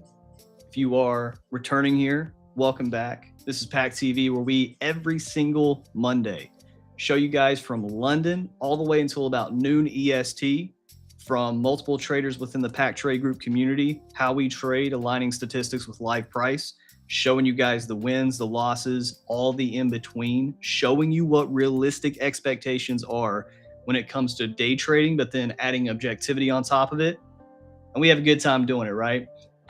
And my co-host is the dog. So you can see we're so profitable. Oh, no, that's Mickey. I thought that was your dog. There's our co-host right there. Look, this is the dog right there. This is what she does to me every single day. She just harasses me. Like, Dad, pet me, pet me. All right, I'm out. It looks like you fell like out of your chair, bro. Are you Nah, okay? bro. No, I turned this recliner into anti-gravity chair so I can just like lean back. You know the song Lean Back? Do you need a life alert, Mick? Yeah, right? And now my camera's going off. Thanks a lot, bud. What's up, everybody? Let us know in the chat where the heck y'all watching from. Where you coming in? Are you new? We got super special Spartan. I don't think I've seen you before. Welcome. He's super special. So you watch your tone with him. I'm sorry, Spartan. I'll make sure to watch out. We got Jeff as always returning. What's up, Jeff? Good morning, Jeff. We got Scotty as always, the pack lockout killer. Consistent dude. We got, hey, we are building some traction on X, ladies and gentlemen. Okay, I have y'all know today, usually we only get like one, maybe two Twitter live stream chats as we're growing here. Guys, we have like 7, all right? And not only that, but we are getting new people I've never seen before. So Market One from Sarasota, welcome. We got Trey Charts. Mr. Trey, good morning, good morning. We got Mr. Mark. Good morning, Mr. Mark. We got like 4 marks now. We got 7 bins in the pack. Bunch of marks, dude. Bunch of Daniels. What's that? Wait, what's that book that they give, like the baby book names? Isn't there like an official name? Oh yeah. Well, whatever that is, we're building a statistical database of if you know that your baby, when you have a baby, wants to be a day trader. We got a lot of statistics on what the best names are because we got a lot of reoccurring names. We got Nicholas. What's up, Nicholas? I don't think I've seen you here. Definitely haven't seen this name, Mr. Max. I wonder where he's from. We got so Vince ain't from China. Are you really from China, Vince? Like, no joke. Because if you are, I'm going to come visit you. We got Shriek from Nepal. Nicholas just started the boot camp. Nice. Well, Nicholas, let us know how you like it so far. Let us know, as always, need any help, use the chat. Okay, don't ever feel like you gotta feel or suffer in silence, we like to call it. We got Mr. Bruno. He's starting to become a pack OG in the community. Bruno took the boot camp last year. Absolutely crushing it this year, putting his plan together, trading the pullback off of 930. And we got the second Vinny in the house. What's up? What's up? I'm Bear in the boot camp. There you go. We got another new person in the boot camp. Well, welcome, welcome. Lim from Mississippi. We got Chitaki. What's up, Chitaki? We got Brooke. That's Trey. I'll let you say the second part. We got Neil. Neil Dag. What up, what up? We got KPN. Oh, my Lord. KPN. Mickey, look who we have. We have Tiffany. I haven't seen Tiffany in like 3-4 weeks. What's up, Tiffany? Hope you've been doing good. We got HSR. Good morning, HSR. You are not from China. We have confirmed Vince is not from China. We got Bonnie, the only trader that is from my home state I've ever met. Ultra Trades. Good morning from Nasdaqistan. He is the specialist at trading summer markets. So Ultra Trades, please drop your analysis in the chat. I can't wait to see Ultra Trades fall analysis with daylight saving time. Dude, Man, this could be game he's about to changing. get screwed, man. Yeah, he is. I hope you have been keeping all these summer profits. Okay, that's all I gotta say. We got EP. What up? What up? We got Sake. Sake. Is it Sake? I definitely don't think it's Sake Nasty. So it has It to be is definitely Sake. Shake Nasty. It is Snake Nasty, Shake Nasty, man. We got Shag Nasty, and we got his younger brother, Shake Nasty. I don't know if Sake would find that as a compliment or an insult. Well, he hasn't met Shag Nasty, so he would. We got Mr. Champ. Champ is just like the same boat as Matt. Champ, just go to the website top left. We'll take care of you, bro. I don't know what else to do for you, man. I think it's the new name in the boot camp. Oh, okay. Okay. Yeah, we got, sometimes you guys have different usernames from YouTube and Discord. And we got Wes, OG Pack member Wes. Cannot be more proud of this dude. Just pulling freaking payouts now. Starting to get that traction. Starting to get that little momentum up and to the right in your trading journey. And let's round it out here. We got Victor. Oh my God, dude, we got all the OGs. We had Johnny in here. We got Pippi in here. We got all the freaking OGs. Who is Pippi Banks? Who is Pippi Banks? Dude, I was telling him over the weekend. That's like the one Twitter space I missed, and I'm so upset about it because I never know the joke. I never heard it, or I was never there. So somebody's got to send me the link to where this Twitter space was. I want to hear somebody literally, in all seriousness, be like, "Who the heck is Pippi Banks?" Yeah. All right, we got Bill. What's up, Bill? Good effing morning. Good morning to you, bro. All right, Mr. Mickey. What are we doing? We going first, or you going first? You going for? I mean, you. I can go first, bro. Let's do it. I owe you for vacation week, so I'm still paying that debt back. You got some credit card debt you gotta take care of here. Yes, sir. Yes, sir. All right. So on Friday, we knew when we did our candle science, right? Which we'll do it right now, just so the new users to see it. We're gonna use Friday and Wednesday to put a probability on overnight. So we're gonna come to our candle science, right? We can see that Thursday was red, so we're going to put red. We can see Friday was green, so we're going to put green. We know that Friday closed above the high, so we're going to say it closed above the high. Yay. Right? We can see, like, starting Friday, the previous day high had a 64% probability, and the previous day low had a 19, right? Right? So we're going to say, hey, we took it out, and we're going to start getting our MFB zones, right? So we can see right here, this signature that Thursday, Friday, and overnight taking out the high has only happened 371 out of the last 5,300 days, right? So we're going to draw our reversal zones, right? First one being that the yellow line represents the previous day high. The yellow line represents the previous day high, right? Out of that 371 samples, right, 30% of them reversed before 17 basis points off a previous day high. 70% of them kept going past that. So we know that. We draw our green box. Let me get it right here. And we know, like, right here, this is our 30th percentile or 70% probability going into the market, right? Now we know that, right? Our median, which is out of this 371 off a previous day high, 50% of them reversed before hitting 0.30, and 50% of them kept going, right? And so we know when that market where 50% of them kept going, because volatility is expanding, meaning the ranges are getting bigger. So we shoot for the 50 to the 70th anyway, right? So our 70th percentile is at 46 basis points, right? And so we drew that out, right? And we can see that we reached up and touched into the 50th to the 70th. When volatility is contracting, meaning the range is getting smaller, we shoot for the green box. The 30th to the 50th, when it's getting bigger, we shoot for the red box. So we know that from a candle science approach that, like, we are there and we have met criteria. Now we're going to move on, right? So coming into the pre-market, right?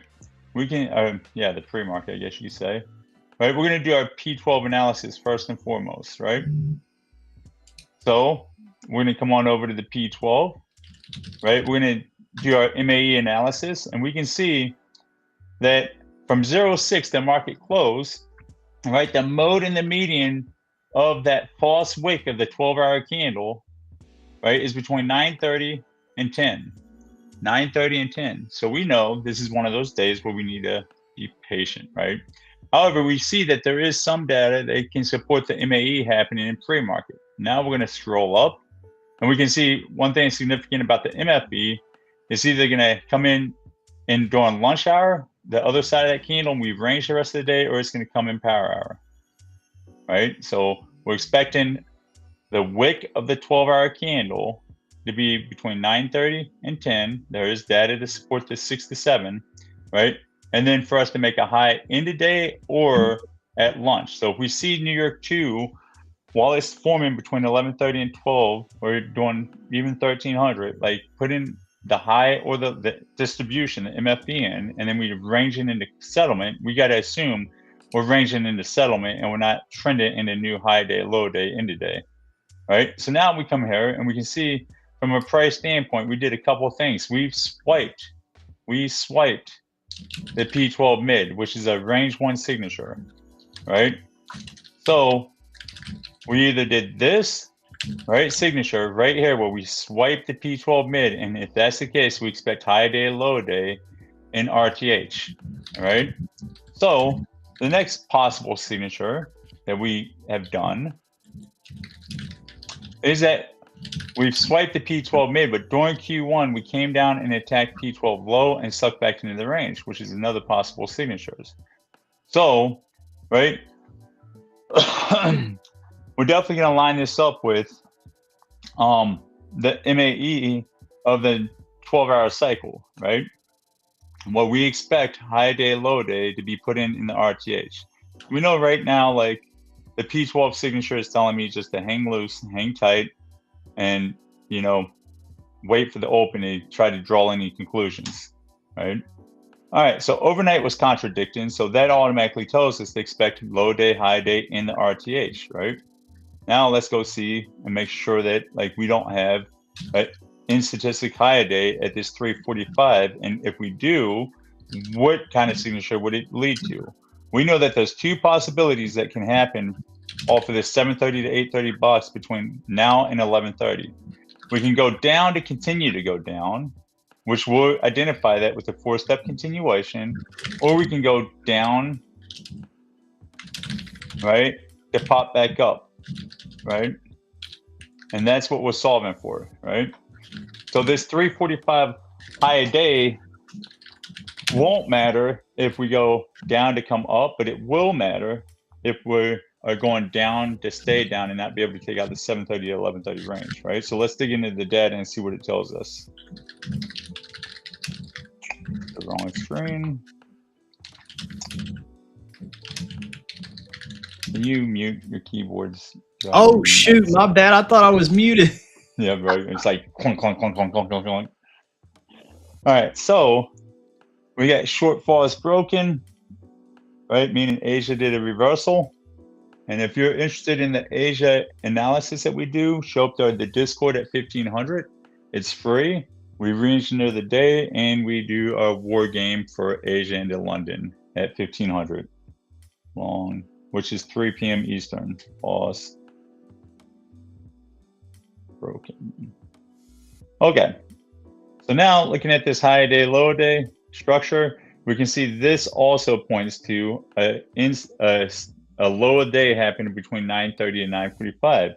If we get the false, that definitely will be confirming that, right? And then we have to expect an end of day, high day. If we get the true though, right? Right, the true, honestly, just I didn't. Oh wait, I got put short, duh, because we went short. So the true, right? I remember I pointed out that 345 high day. This isn't one of the scenarios that supports that, even though a short true can make it the high of the day, but you look here historically, right? We don't like making the high of the day based off the conditional probabilities of Asia and London that supports that 345 high a day. So we definitely are paying attention to that. All right, so now let's go distinguish the two scenarios, right? We know we went short out of the 730 to 830. And we can see right here, there's a 76% probability that we go false, meaning we go down to come up. There's a 23% probability that we go down to continuation, right? So we're going to start with this one, right? Which is the 4-step reversal, right? And we're going to identify like how we're going to read this and trade this, right? Knowing that this is the highest probable signature, right? So if we see that the major pivot, whether it's between 9:30 and 9:45, 10 o'clock, 9:45 and 10 o'clock, all that, right? Right? If we can get above 9:30 price on the 1 minute candle, that's step one. Can we get above 9 o'clock's 50%, right? Which is the 50% of the range. Even if it's in between 9:30 and 10, that would be step two. Can 10 o'clock take out 9 o'clock's high? That'd be step three. And can we make it instant low for 10 o'clock?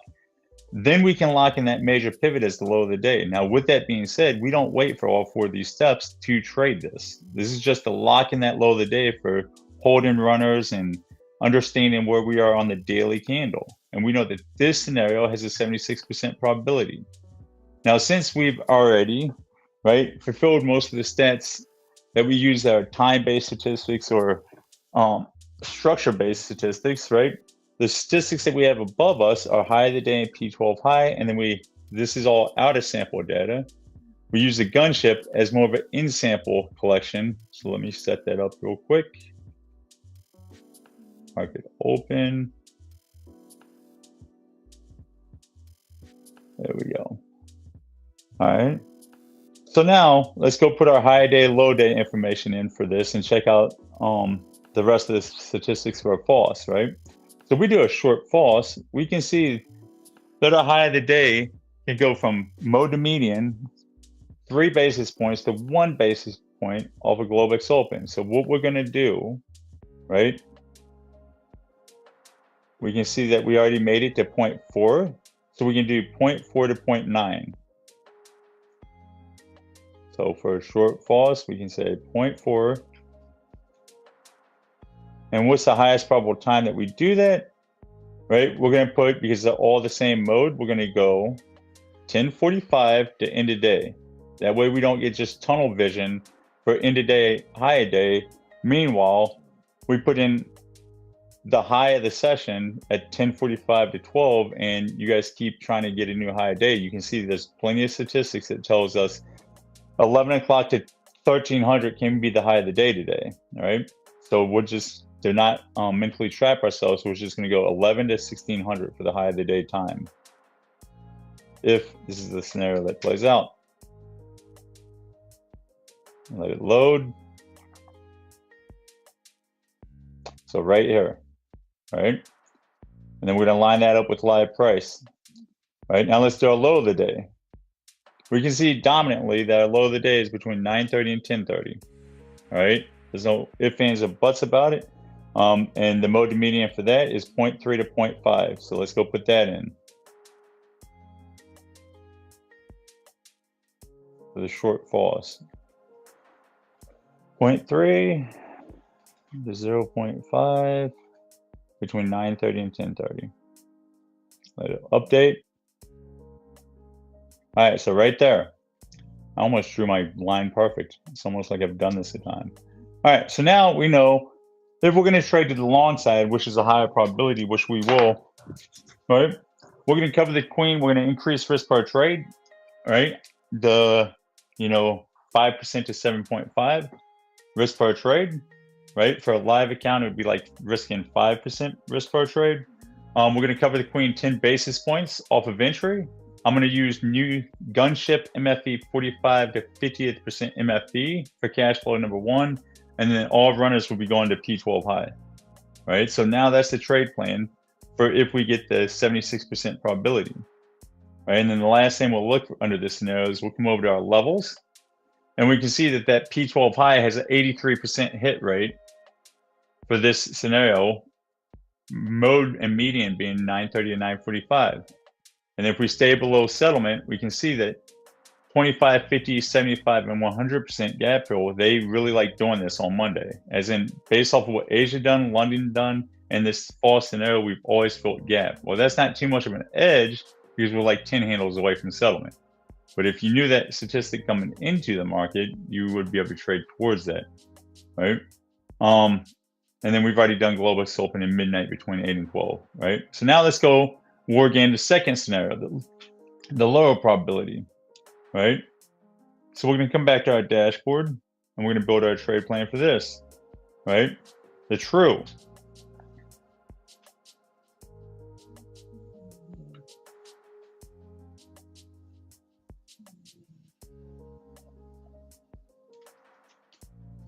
Right, so based off of what Asia and London did, if we do get the lower probability of continuation true, right, we're going to use a 4-step continuation because we want it to be obvious and obnoxious, and we've proven it time and time again that the highest probability for a the highest reversal time for any day of the intraday is 9:30 to 10:30, and then you break those down into 4 15-minute candles.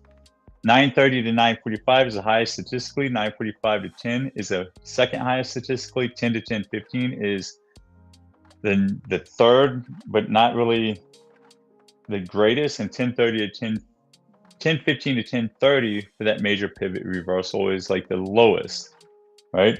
So if we get the 4-step continuation, the one thing that we know, and we can just see with the pricing model, is that 9:30 is going to sell off. We already had the high of the session. 9:30 is going to show its hand by just an extreme sell-off, or 9:30 to 9:45 is going to come up and then sell off really speedy. Right, so now what we'll do with this is identify the 4 steps for the continuation. Lack of 4-step reversal, so we cannot get back above 9:30. We can't get back above 9 o'clock's 50%, right? And then we blow through the mode to median low of the day zone, which is this green box that we put on, right? During that time, we just blow through it without any respect, and then, right, the breakout of this 7:30 to 8:30 range. Right, we know if I need to reset this up because I was trading Asia last night.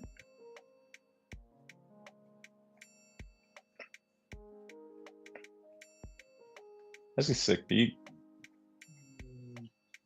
Give me a second. I got distracted with the beat. Shit happens. All right.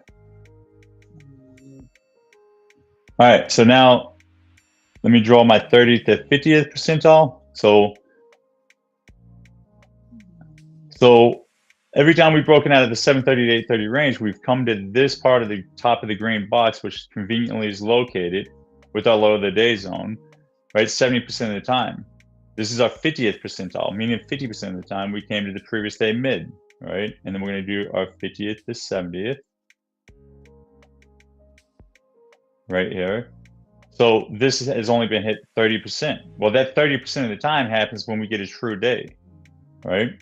So step 1 of identifying the continuation, lack of 4-step reversal, 50 basis point, 50th percentile, which is right here at previous day mid. If we lose that and blow through it, right? And then blowing through our low of the day for a false, which is the higher probability, and then the last one will be,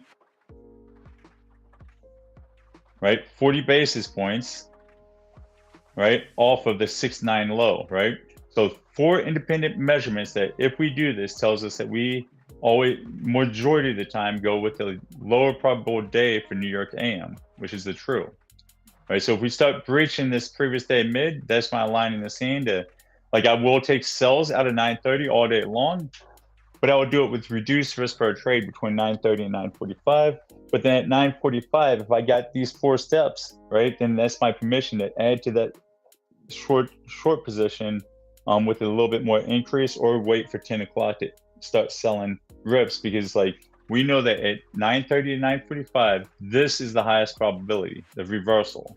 So I'm not trying to step in the market with all my eggs for the lower probable movement, knowing that at any given moment, it can rip my face off. So I'll reduce to like 5 micros for any sells, and then utilize 9:45 to add to that position or start a new sell position. So let the obnoxious obvious happen before you bet on this, right? And then the trade plans, as always, like 10 basis points off of the entry. I'll cover the queen, making it a risk-free trade. And then cash flow number 1 will be at the 15 percentile to the 25 percentile. And then I'll leave runners to run so I can add 2 around 9:45 or 10 o'clock. So that's my trade plan. It doesn't change at all because it's Monday. I might take a nap today because it is Monday, but that's the only thing that changes because it's Monday. All right, Austin, off to you. Heck yeah.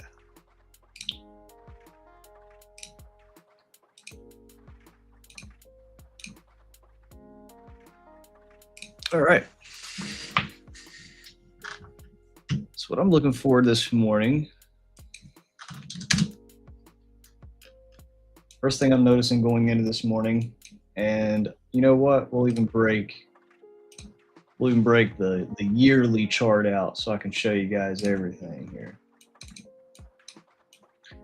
Okay. So every single day, especially when we do these PackTVs, what I love to do is kind of start fresh. So like, yeah, I've been looking at the charts and stuff, but I don't try to make any markings or any analysis until you guys see it, because you guys get to see like a raw view of how I kind of put the charts together, how I put everything together, just like you guys seen Mickey do. So one thing that I'm always like looking at is when I'm taking a trade, when I'm looking at any sort of trade that I'm trying to get, I'm thinking, is this a cash flow, extended cash flow? And then if I'm taking runners, where am I positioning my runners? So one of the kind of huge pieces of the puzzle that I like to solve is the runner equation, because a lot of people, when they take runners, they don't know where to exit, right? Like they're just like, I guess I'll just keep trailing until it stops me out. But for me, how I look at taking and maximizing a good position is, how can I maximize this position that's repeatable? Not just lucky, not just, oh man, I hit it really big here today, got trailed a really nice movement. I want to operate from the process that everything that I'm doing is repeatable, because I never want to put myself in an environment where my win or my loss or my profit and expense is just by happenstance because today was great or today was not my day, whatever. Like I want it to be measurable. So one way that I do that is breaking apart where I'm at within the week. Well, interestingly enough, where we're at within the year, and I go from fiscal year to fiscal year, not calendar year. So where we're currently positioned at with the fiscal year to fiscal year is, and one thing that we're really kind of looking at going into this week is that we are in Q2 of the August monthly candle. And so one thing that we find when we analyze and break down these time horizons into 4 pieces is what it does is it adds structure to really see. And I see like an ICT NGL trades. What's up? Good morning. For all of you ICT traders, you guys like to put things in what you call kill zones. Okay. So the real magic isn't necessarily, I'm sorry if this offends anybody. I don't really care. When you come here, you're going to get the raw, unsugar-coated truth. You ain't going to get stuff that you can't prove. It doesn't really matter what the macro or the zone is.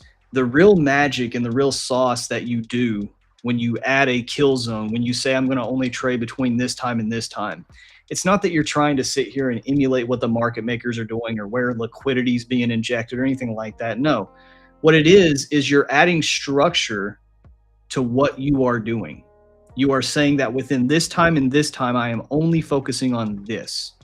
And so when you add that structure and then you quantify it and you say, okay, not only am I adding structure, but this is objectively sound, you then have an objective framework that you can make objective and logical decisions off of.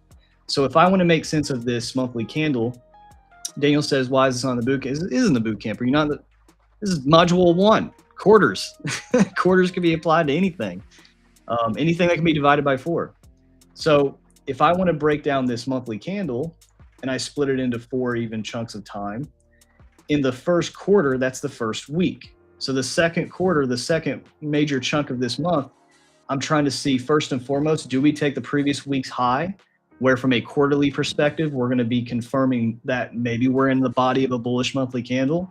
And if we're in the body of a bullish monthly candle, then I'm looking for these a bullish monthly candle to take new all-time highs. If we start this quarter out, this Q2 of this monthly candle, retracing the portion of the movement we have made in Q1 to then come down here to take Q1 low, I will be confirmed that we're in a bearish monthly candle. So how does this all relate to an intraday trader like myself?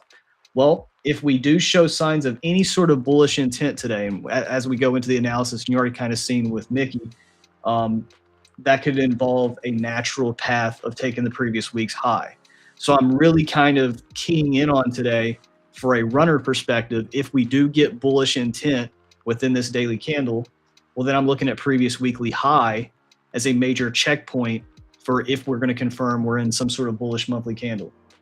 So now going into the week, where we're at within the weekly candle, we currently have a high that we made above the weekly open, and now we're pushing down below the weekly open. So now I'm trying to see, okay, now that we got a wick on both ends, because one of the things we always solve in the Mondays is sometimes we like to open out from the Sunday open and just move with aggression. And so we don't really have a wick on one side.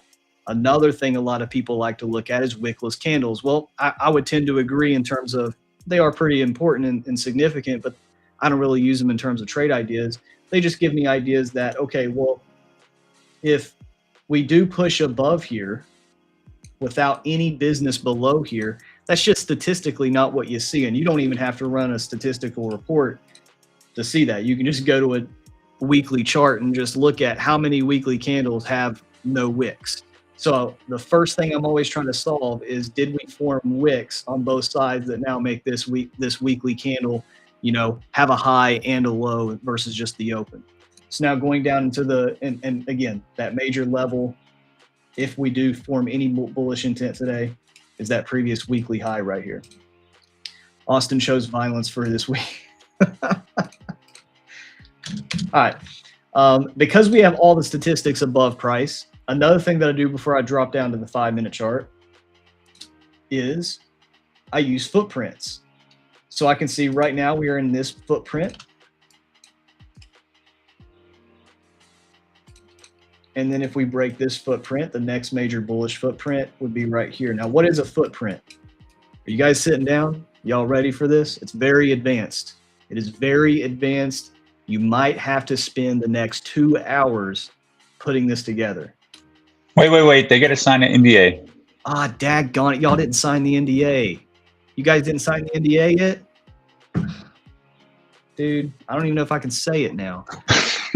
So when we have a session like this where we're all stacked in a single direction, this is really indicative of two major things. Either one, we have a really potential aggressive mean reversion setting up, or because everything is stacked in one direction, these are the days that just tend to not get mean reverted. And the statistic of things happening 70 to 8% of the time, you're experiencing the 20 to 30% minority price action. So if we have everything in one direction, well, then what live price component could I kind of use in a very simple way to see where the catalyst could start towards the stats above price? That's what I use footprints for. That's it. And all a footprint is starting at 8 a.m. because that's where all my statistics are anchored from. Getting hit by starting at 8 a.m. Starting at 8 a.m., I just find the wicks that are closest to the bid and ask. And then I just keep trailing them until I get interrupted by a candle body. So you see, like right here, here's a big old wick, boom. And then there's a big candle body here.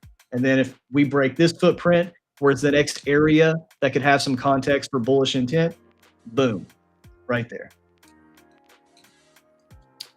Oh my God, I remember when I had to collect trade data with the footprint. See?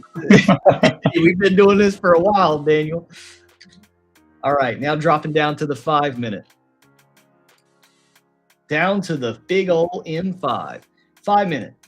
Now because we are orientated, just like if you're lost on a map, right? Rule number 1 of land navigation, orientate your dang map. So we orientated our map. We've seen where the major levels are if we do have any sort of push to the upside, and then also a push to the downside. We're aware of where realistic levels are. Now within the daily candle, we currently have an out of stat low a day.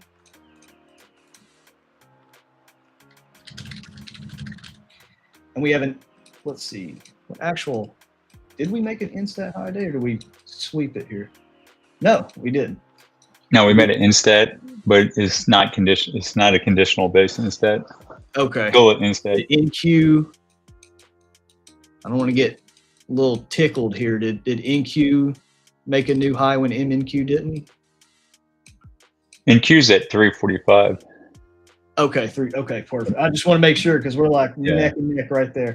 So generically, what you guys heard Mick just say, generically, this is just within the time period. This is one of the 4 major times in stat high day.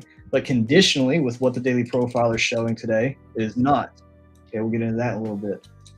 So now we have an out of stat low a day, in stat high a day. Again, the 3 o'clocks are the weaker of all 4, even at a generic time period. So it's not a ton of pressure. It's just something that we can see that, yeah, there is some significance making a high day at the 3 a.m. to 4 a.m. time period.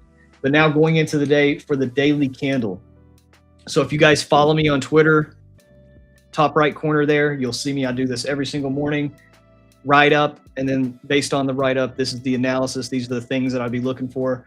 So going into this session, what I'd be looking for is the fact that currently we are short out of New York 1 with all the statistics above price. Okay, we broke through the P12 mid and and we're right now testing the P12 low.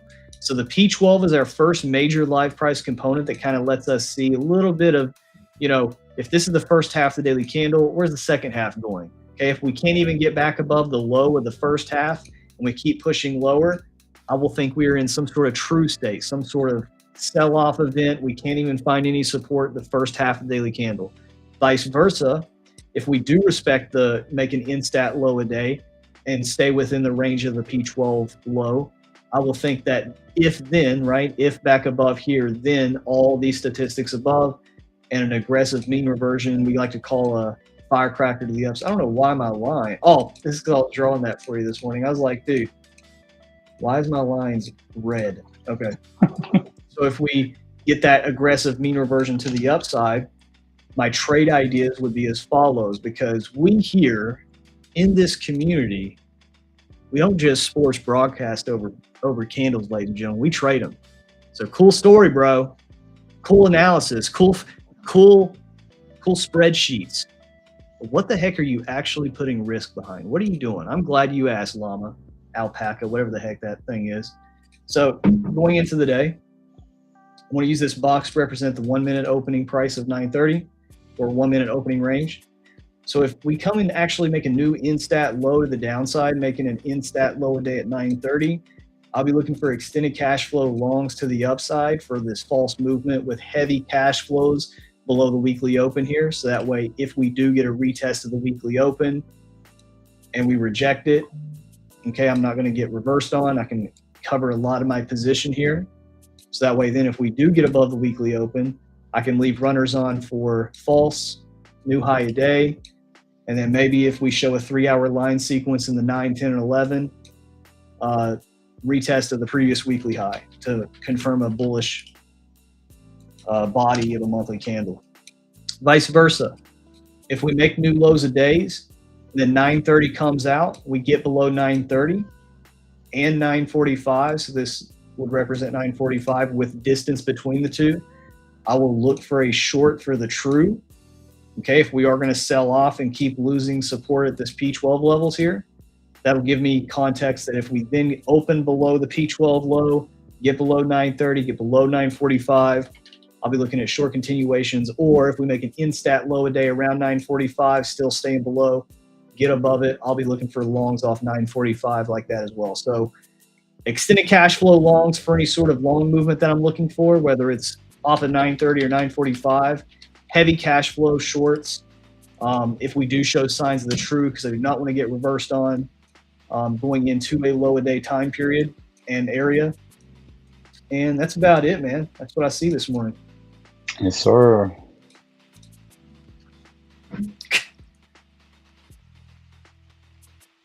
Nick, freaking goofy. Footprints on the daily chart. Yeah. No, hourly. Hourly OHLC. And there's no real reason that it's an hourly chart. It was just significance when I was building the midnight snap movement. I was like, okay, what area gives me context of when that midnight open is going to get retraced? And I kind of just stuck with it. So Hourly charts. Oh, Daniel asked, what's the data behind 945? Well, you can either go into the daily profile, Mr. Daniel, and figure that out, or you can go into candle science and figure that out, or you can use New York levels to figure that out. This dude brags about doing footprint homework. Like that was like almost 2 years ago. That was definitely 2 years ago. And now you're in the boot camp and you're asking us, Mr. Daniel. All right, Daniel, I gotta call you out here. What are you doing? Like what when you're taking the boot camp and when you're studying or what are you doing? Because 945 is like 10,000 different mentions. He's trolling us. Just okay. I was like, Daniel. Okay, Daniel. I was getting worried. I was like, buddy, this may not be for you. I don't know. Go try something else. I'm being dead serious. I was like, what in the world? No, but seriously, I'm gonna ask is Daniel. False. Daniel, like seriously, just go through the boot camp, do week 8. And then, because this is like the 5th time, because I know you're interested in that 945 reversal trade, and we'll get there. But let's do it the right way first, and go from there, right? I say the best piece of advice I can give you is for week 8, choose 930 market open, and then once you have the understanding of 930 and market open and how that ties in with the New York 1. Then you can adjust and adapt to New York 2. I mean, the 945, let's say you want to take 10 o'clock trades or anything, but it's all anchored off of that market open trade, MFE and MAE. And that's anchored off of the daily profile New York 1. I was about to have a red day. I was about to have an Austin Clark crash out. Okay, yes, I like this one right here. This definitely would be great because I don't even know the difference. Yep. Great charts. I don't know who you are, but me and you became friends. If you have a red day, you have to write us an essay on the difference between them. Dude, you took that to heart, didn't you? Yeah, you did. He said, how dare you disrespect my Yep. llamas and alpacas? Mm-hmm. He said, not today, Kobe.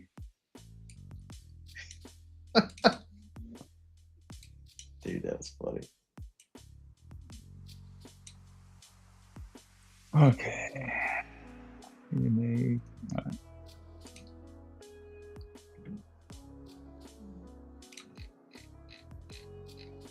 With source sites and everything. No AI. Oh, you're screwed. Dude. You're screwed. It's going to be an interesting read.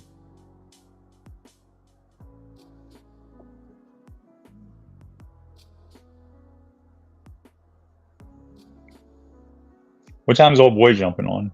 He's at 9:15? Yep, few minutes here. Nice. See, I think you actually just messaged me.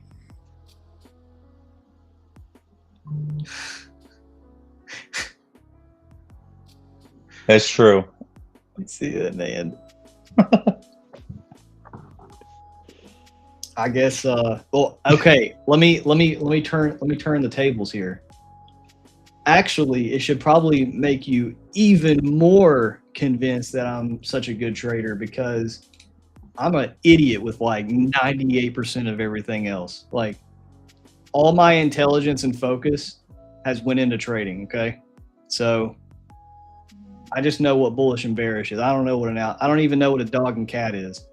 Just know animal.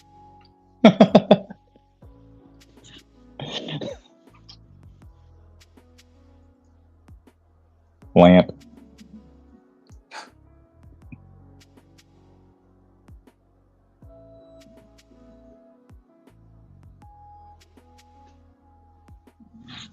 All right, I gotta go fill up my coffee.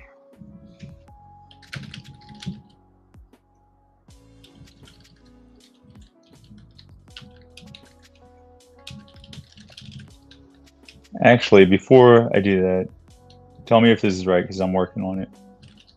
Like, look at my screen real quick. All right, so this is what I'm thinking.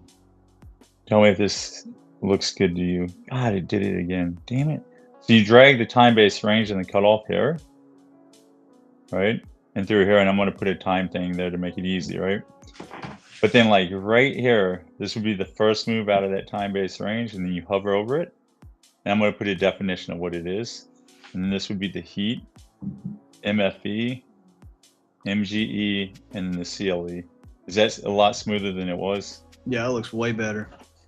All right. And then right here would be the typical continuation reversal, MAE, MFE, and then the way we break it down, which I already told you that. All right. Yeah, so what needs to be improved on it? And then you can see what you have selected up here. So like right now, if I just, I'm going to move this down here with the slider. So your eye is like right there. It's right here, but it's like faint.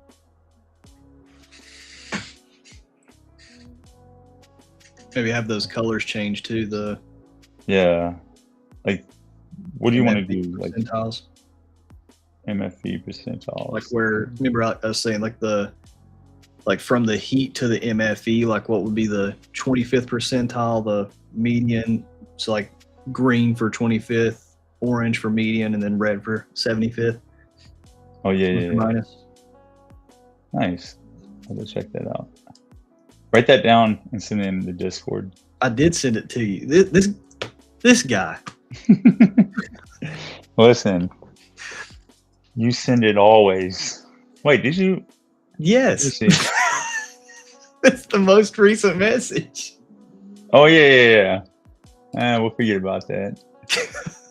That's why your line was all messed up, because you sent it to me. Yo, has anybody on stream? So Chris gave me this recommendation. I don't know yet. Does anybody use these? I don't know how I feel about them. They're ultras. They're supposed to be. What is that? They're nicotine free. They're not like any of the drugs or whatever. It's a supplement nootropic. So it has L-theanine and all the B vitamins and all this fun stuff. It's supposed to like give you focus and stuff. Where'd you get that at? Amazon. Oh my gosh. Hey, Ride Trade's here. Oh, without further ado, our guest has arrived. What's up, Mr. Rye Trades? How you guys doing? Hello, everyone. I'm doing too good for my own good. My dude, golly, it's an honor to have you up here. So a little bit about Ride Trades is... It's an honor to be here.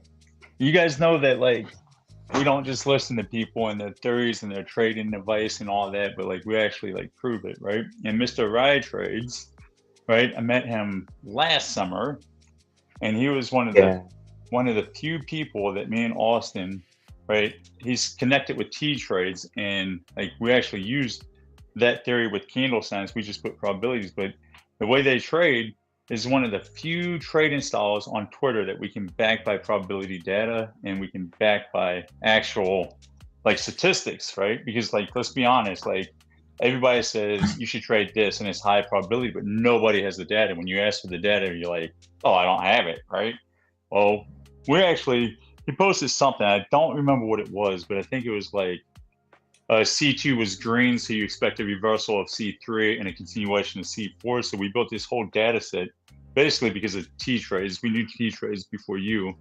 And like you guys were some of the few people that, number one, it's a simple process. Number two, it's a repeatable phenomenon. Kind of like the way we do quarters, not like that one dude's quarters, but just regular quarters.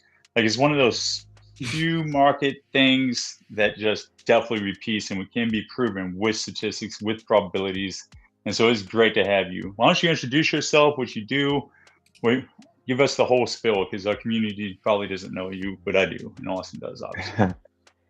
Okay, so hello everyone. I'm RY Trades here. I'm a trader, as you guys know. Focus on Nasdaq, the futures assets. I also trade a very specific model that I had created for a while back called the Essence model, and that's, I believe, the model that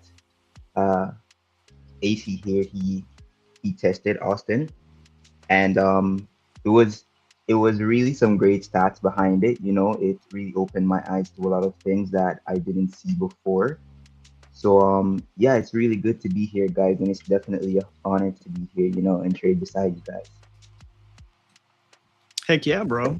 One thing we love to have people come on is to see different perspectives, you know, because we as traders, we kind of sometimes get stuck in like echo chambers. And I think some of the best ways to either grow or just to get more experience with your own stuff. Because like what I like to compare is if I'm doing something for so long and then I see somebody else do something completely different, sometimes there's still little just nuances, right, that fill in the cracks. So like if you want to, because we got about 10 minutes till 9:30, share your screen and then just kind of, because Mick and I just spent the past about 40-ish minutes kind of giving our analysis, what we're looking for.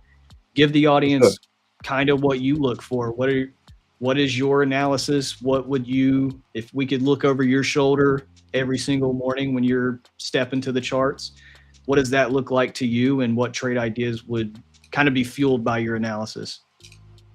All right, for sure.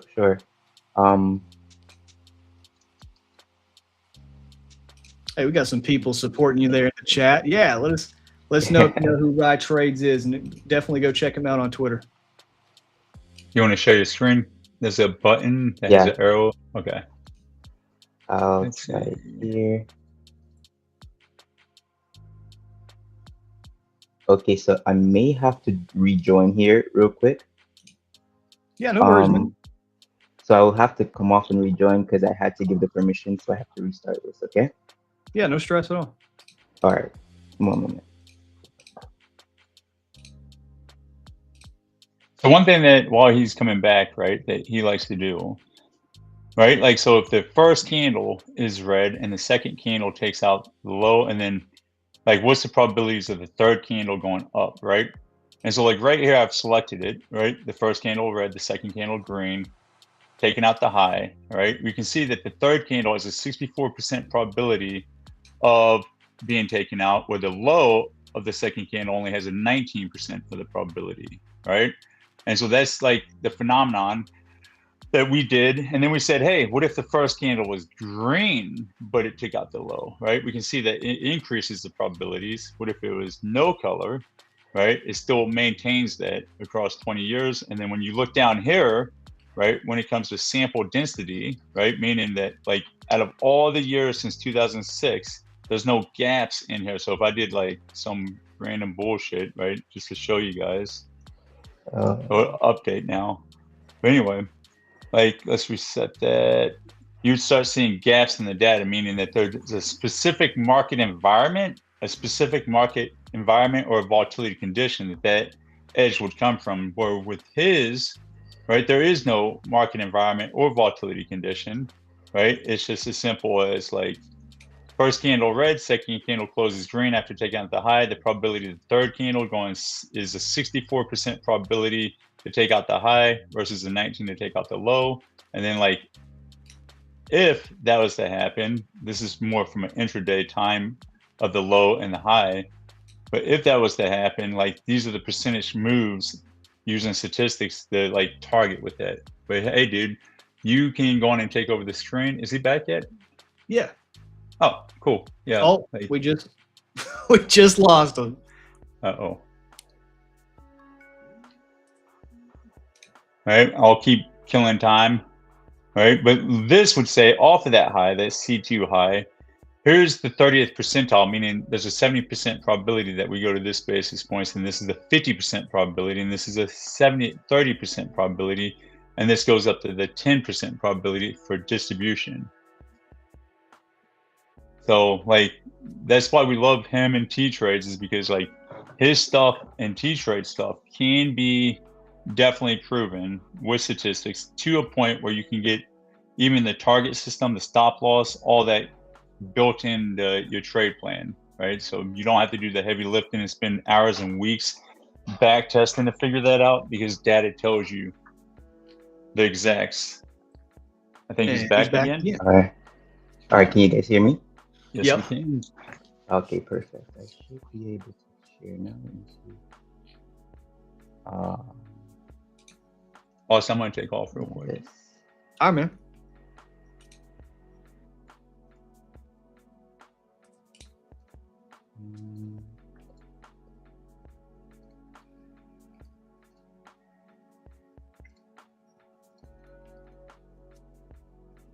There we go. All Now right. charts. Is it visible? Yes, sir. Take it away. Okay, perfect. So yeah, so my framework for this morning is pretty simple from the daily chart here. So looking at Nasdaq to begin, let me just remark this. So as you can see right here, we had basically or reversal from here. We expanded 2 days last week, Monday to Tuesday, giving us that expansion. We retraced back into Thursday and Friday, giving us a very nice closure here.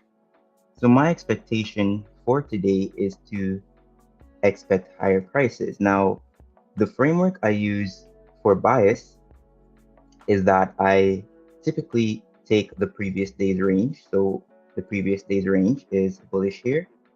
I take the range from the low to the close, and I want to see the low of this day, right, form in respect to this 25% level. Now, what that does is it guarantees from my data, it guarantees that the next day should expand pretty largely, right? And even if it doesn't expand largely, I'm expecting it to at least give us a framework to trade higher. So I mark this level on my daily chart. This is the 25%. And then the next step I do is I drop into my 210 minute, right? And this is a chart I use to align myself with the opening times that I want to trade. So the opening time that I want to start trading for the AM session is 8 o'clock, right? So the difference with the 210 minute compared to using like a 4-hour chart is if you use a 4-hour chart, the opening time would be different and you'd get a different candle. So here you see the 6 o'clock opening time compared to the 8 o'clock opening time. So this is why I tend to use the 210 minute, because I get a better opening time closer to the time that I want to trade, which is particularly around market open. So what I want to see in this overnight price action is I want to see all of these overnight candles. I want to see these candles respect this 25%. So going into this 8 o'clock time window, sorry, it gives me a framework to expect higher prices, being that we respected this 25%. So I'm looking at the overnight candles from 1800 all the way to 430. So that's 4 overnight candles. And I'm looking to see if they stayed above this 25%. Going into this 8 o'clock AM time, it doesn't matter what price does here. Once these 4 overnight candles respect this level, then my narrative for this morning automatically becomes bullish, because the framework I'm working with here is if we have our 25% and we have a previous day's expansion, right? So we have a previous day's expansion like this. I want to see the next day being a continuation, and that's what I would want to trade, right? So in this case, that's what my framework is setting up for. If in some case the overnight price, so let's say we have our previous day expanding and our overnight breaks like this, then I would then shift my bias as a reversal framework once we break this 25%, and I would look to trade it to the opposite direction. So that's something that I look to frame for a reversal. So in this case, today is actually a continuation day that I'm looking to frame. I also like these equal highs above here for targeting purposes, right? So that's what I'm looking for here. And as it regards to entry formation, this is very straightforward what I do. So what I do is I mark that 8 o'clock opening time, which is right here, and then I mark 9 o'clock, which is right here. Now between that 8 o'clock and 9 o'clock time, I have 2 points that I refer to. So I refer to this 8 o'clock high, so the high between that time period, and I refer to this 9 o'clock high, so the high between that time period. So I refer to this 8 o'clock high, so the high between that time period, and I refer to this 9 o'clock high, so the high between that time period. which would be this, and the low between that time period, which would be this. All right. So for my entry frameworks, there are a few things that I look for. So if I am bullish on the day, I tend to look for the market to manipulate this low that formed between this 8 o'clock to 9 o'clock time window. Particularly, I Interrupt you, prefer right? the... We just got 1 minute till 9:30. But keep going. Keep going. All right. So typically that's what I look for, manipulation. And then I look for a reclaim to trade that higher. Or if it's a breakout, I would look for a break, but this is pretty far from the breakout point. So I'll most likely be looking for a manipulation here with a reclaim to trade this higher. So that's my framework for this morning. Dude, I love that. Like that honestly is really like I've never seen you just kind of break it apart in this way. Like I've seen you post a little bit about how you trade and stuff.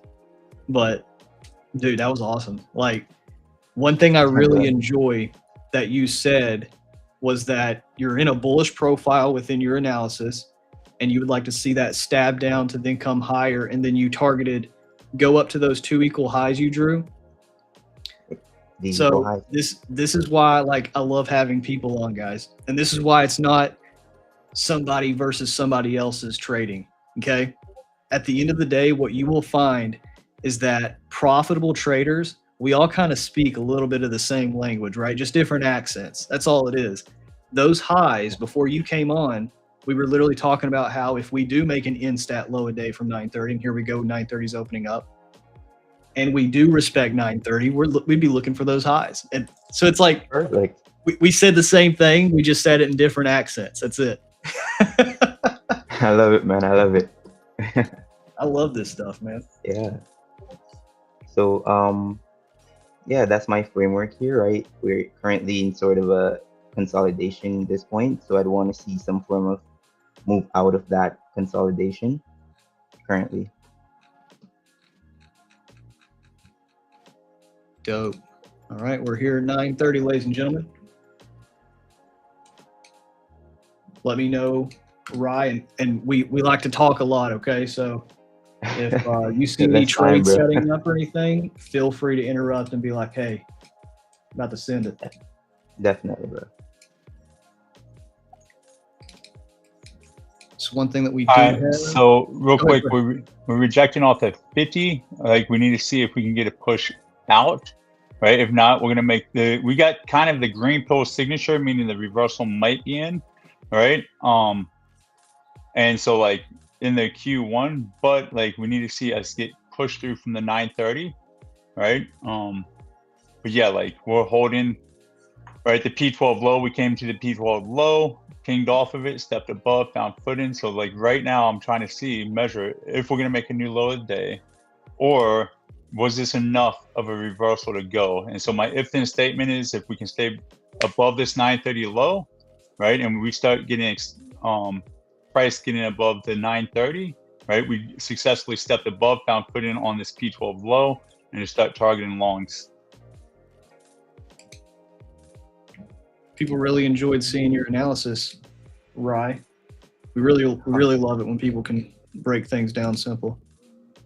Love that, bro. Now remember, statistically, we will make a new low day before reversing, and that's what we're just waiting on right now. Yeah, and we got a 70% probability below us still for that if it wants to do it. Yeah, that's also something that I've seen in my data as well, that the low that forms between the 8 o'clock to 9 o'clock tend to get ran back out in that 9 o'clock to 9:30 time period. So this is not necessarily protected to me, which is why I would like to see potentially a manipulation and a reclaim to go higher, you know?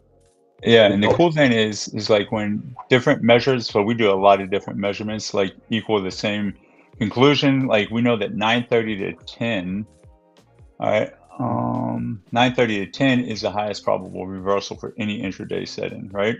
So, yeah, and I'll show you the data like once I get a trade to manage if I'm going to. But like right now, like I'll show you kind of, will you share my screen, Austin? Oh yeah. And I'll keep my eye on the charts, right? So like right now, like this is the highest probable signature right here, right now. Now, the way we ran this, right? This is that major pivot is at 9:30. Now this major pivot can come in between 9:30 and 9:45 the most, 9:45 to 10 the second most, 10 to 10:15, which would be like your soups at 10 o'clock. And then 10:15 to 10:30, which is those two that happen after 10 are very low, but they still are frequent enough to happen, right? Now this green pill, right, is the times where like you make the low of the session between, which we call it MAE, you call manipulation. You make that low between 8:50 and 9:15, and then 9:30's key signatures. It just starts Make a to new rip low down day and right get- now, Mick. Nice, perfect. Yeah. So let's go look at our zone that we identified. We identified this is the 70th percentile, right? We're coming up on, we still got 40 basis points to go, but like right now we should start seeing reversal. Remember, we still have 1 more minute to a new 5-minute candle. So let's see if we want to pump or if we want to go continuation lower. Yeah. I missed that. Damn it. Yeah, I really like this stab down. Yeah. Yeah. That's some pretty clean analysis though, bro. Love it. For me, now I'm being patient. This was sequence number 1 I wanted to see. New in-stat low a day right here, right now.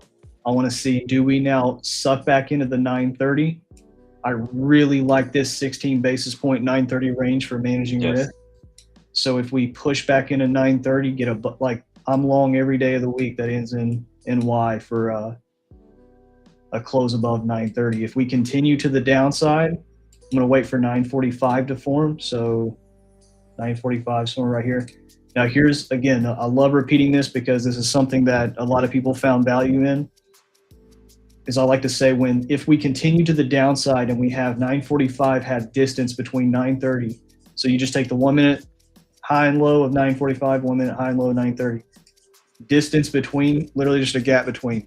If that happens and we get back above 945, I'll also try to take a long off that. But I don't know, we'll see. It looks like we're sucking back into 930 right now, so just being patient. Yeah. You're stabbed down there, Rye. I'm loving this reclaim for my entry. I'm already watching my entry chart.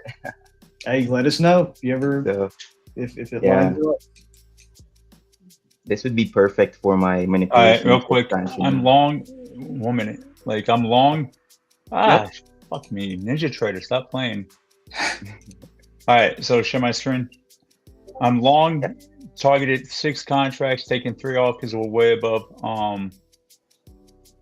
God damn it, my basis points jumped. But what I saw was like jumping back over the 10 basis points right here. Targeted 3 longs there. We came back into the 930 there. Targeted 3 more right there, and then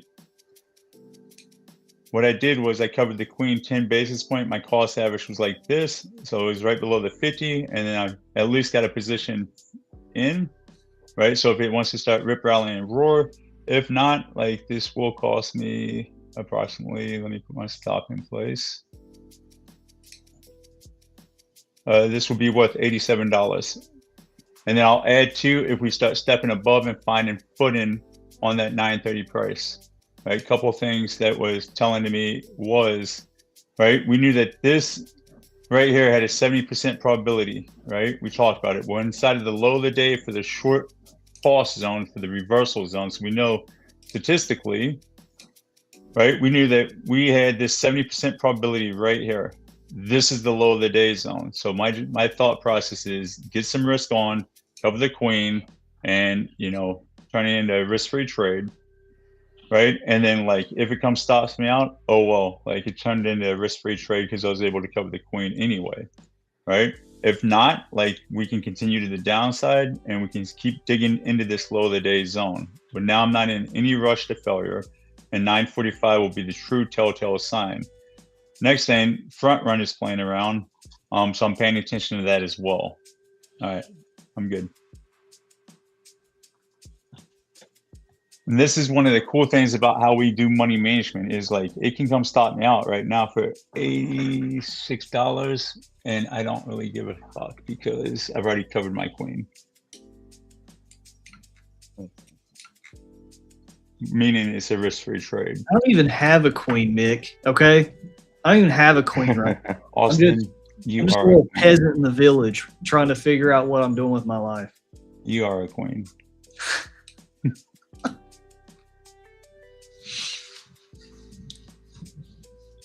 This definitely looks like a red 15-minute candle if it doesn't start pumping up yet. Yeah. We're at the 10 basis points off the 930 low. So let's see what it wants to do here. Man, that was a good sell. You and Juan must have been just on the same brainwave. He said, "You are the queen, Austin."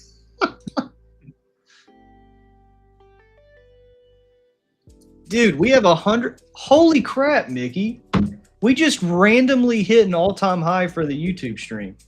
Nice. I don't think Whoa. Rye trades, man. You just, I guess you got you brought the people. I think the most we've ever had was 135, 136. We're at 162 live viewers right now. Let's go. Heck yeah, bro. Friday, y'all, bro. Friday, y'all.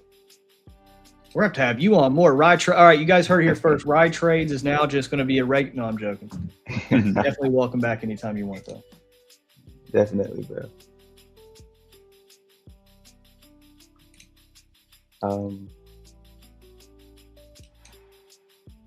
Waiting for a stronger reclaim here. That wasn't a closure above, you know. Yep. Yeah, need something stronger.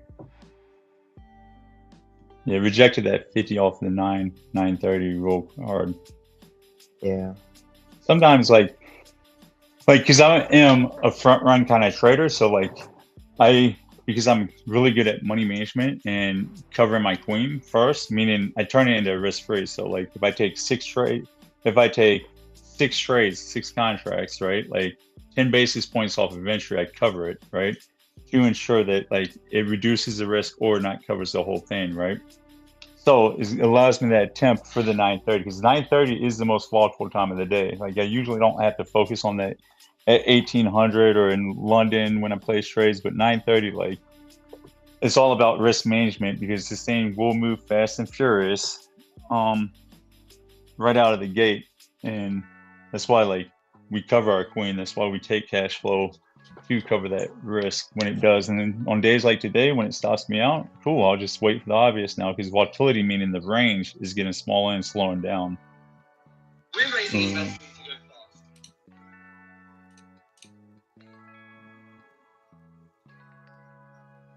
think we're going to have a pretty juicy 945 here if we continue lower. And this is looking for the continuation now.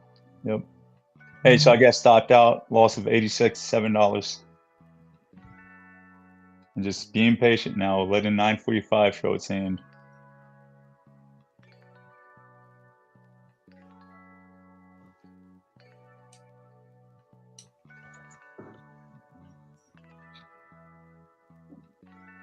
So this is a lack of 4-step reversal as of right now, right? So we're just going to be patient. We're below the 10 basis points. We haven't blown through the low of the day zone. Like, we still have probabilities that say, yes, we can go up, but we're starting to look, we got lack of 4-step reversal during the time we should be. So just be patient. What do you got, bud? Nah, I'm saying this reclaim looks good here if we can hold above this low. Yeah, it looks really nice for a buying opportunity again if we can hold above or close above.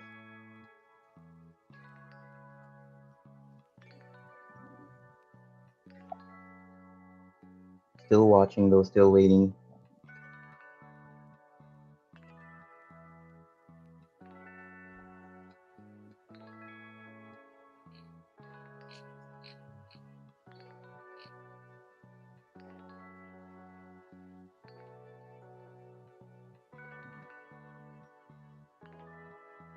So where are you from, man? Me? Yeah. Yeah, I'm from the Cayman Islands, bro. Nice. One You've of my heard of it? devs grew up there. Yeah, one of my devs grew up there. Really? Mm-hmm. It's really good here, bro. Small world. It's really good here. How old are you? I'm 20 now. You probably didn't go to school with him. He's like 28. Yeah. Man, I wish I had the level of foundation you had. Like I'm sitting here feeling like an old man, bro. I'm usually the one. So right, I'm usually the one to get picked on for being the young one. So it actually feels great that somebody else is in here, so I can pick on them now. Definitely, bro. I'm the youngest in here now. You know what that means?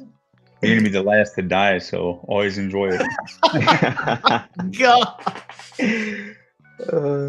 Anybody who says you're young, just smile because you know you're gonna die later than they are. Well, yeah, that's one way to look at it. We're both military, so our humor is kind of weird. Trying to suck back into 9:30 here. Yeah.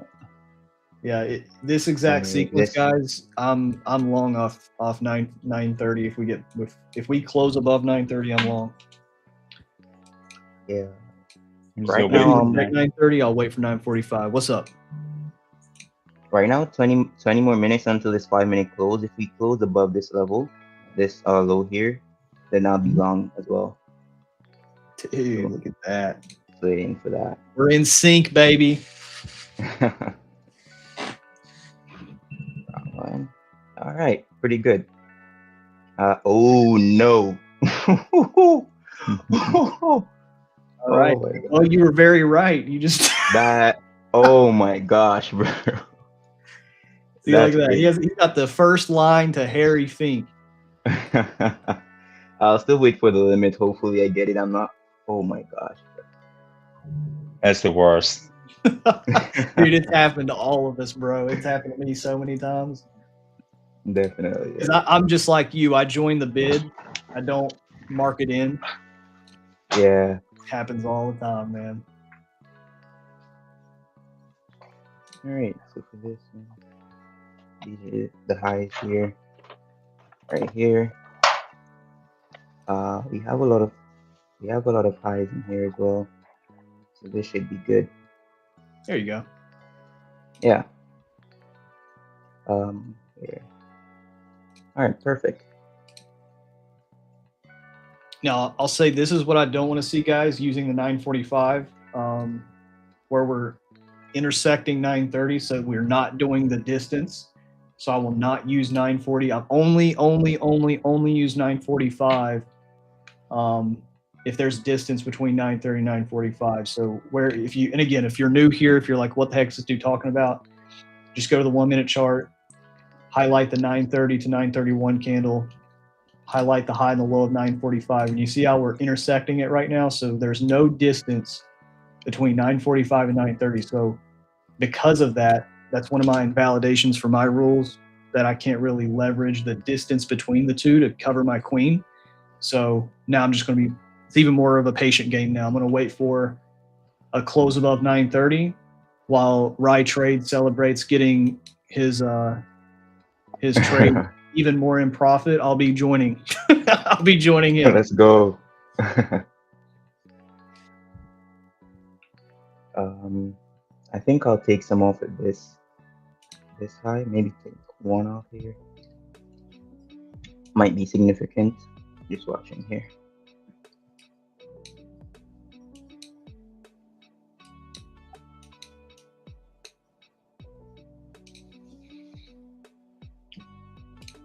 Hell Quant. What's up, Hell Quant? I like that name. I like anybody with Quant in their name. Low day stopped right at the 25th percentile of 930, 931. Dude, what? You talking our language? I've never seen you in the chat before, and you're talking percentile. Let's go, Hell Quant. Who is this? You get an instant free boot camp slot. DM me. Well, they're probably in the boot camp. He said low day stopped right at the 20, unless they've been paying attention. They see my First screen time right here. Yeah, like you get all the data. Dude, you just made my day. Austin, have you back tested closing above night? Is that a question, Andrew? Have I back tested closing? Why don't you? Wow. Never mind. You should show off your new product from the weekend. This guy. Hold on.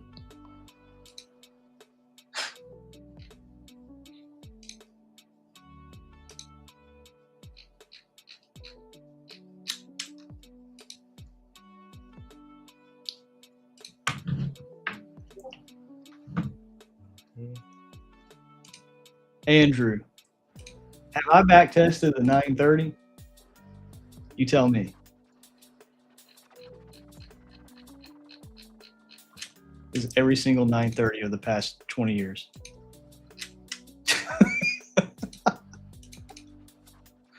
Yes. There we go. Hopefully we can hold here. Yeah, you got a really good position if this is low a day. Yeah, it was a pretty good entry. I like this entry here.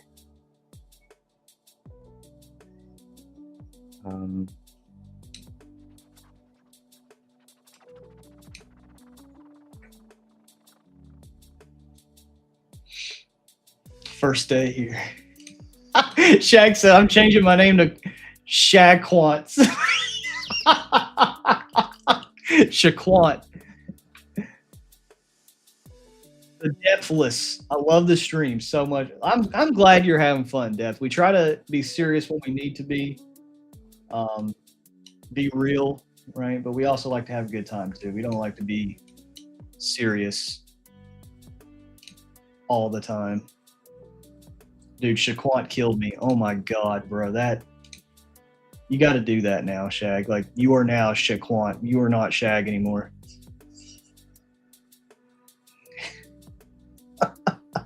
Shaquant. Goofball.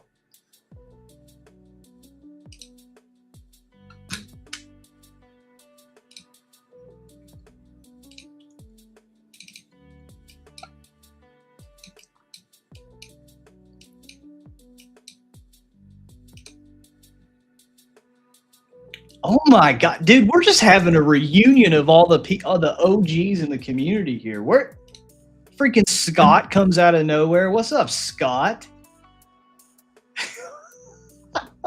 What's up, bro? How you been? Haven't seen Scott in like 4 months, 5 months. I don't know how long it's been, Scott.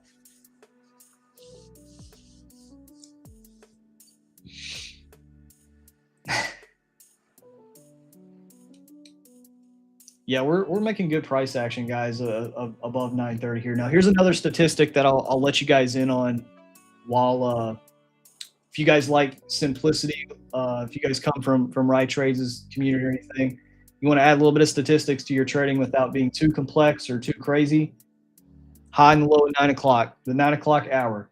Okay, so statistically, we only typically take one side of 9 o'clock for the RTH AM session.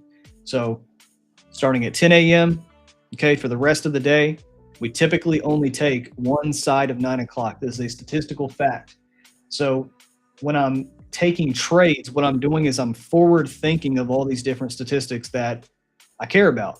So if we get a close above 930, well, then I'm looking for longs and I'm also looking for more continuation.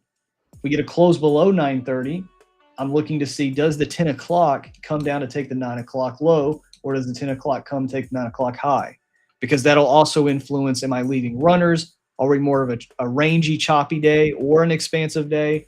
Because I use the 9 o'clock high and the 9 o'clock low as kind of my litmus test of, are we going to continue taking that one side of 9 o'clock? Or if we do the opposite, if we come up and take one side of 9 o'clock starting at 10, and then start coming to make our way back down to take the other side, that's my litmus test to tell me we're most likely in a range, some sort of lack of follow-through day, choppy day, where everyone and their grandma complains about price action. That is one of my little key signatures, is a 9 o'clock high and low when both sides get swept starting at 10. I know to either, if I'm taking trades, make my targets a lot less because we're most likely not trending, expanding. We're most likely contracting, chopping, ranging, whatever you want to call it. And then vice versa. If we do only take one side of 9 o'clock and we show signs of continuation in the 10 o'clock, so like right now, we're getting below 930. We show signs of continuation below 930 in 10 o'clock. That tells me we're selling off. We're not getting the low a day reversion to the upside like we're looking for.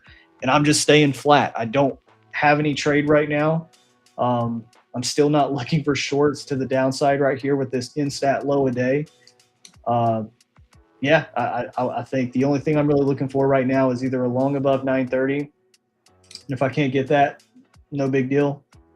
And then starting at 10 o'clock, I'll just kind of wait to see what the 10 o'clock does. But yeah, I'm on my hands right now because we have not done but one of the 4-step reversals. So on days like this, it's just wait for me. But Yeah. right, you got great entry, man. The Yeah, longs.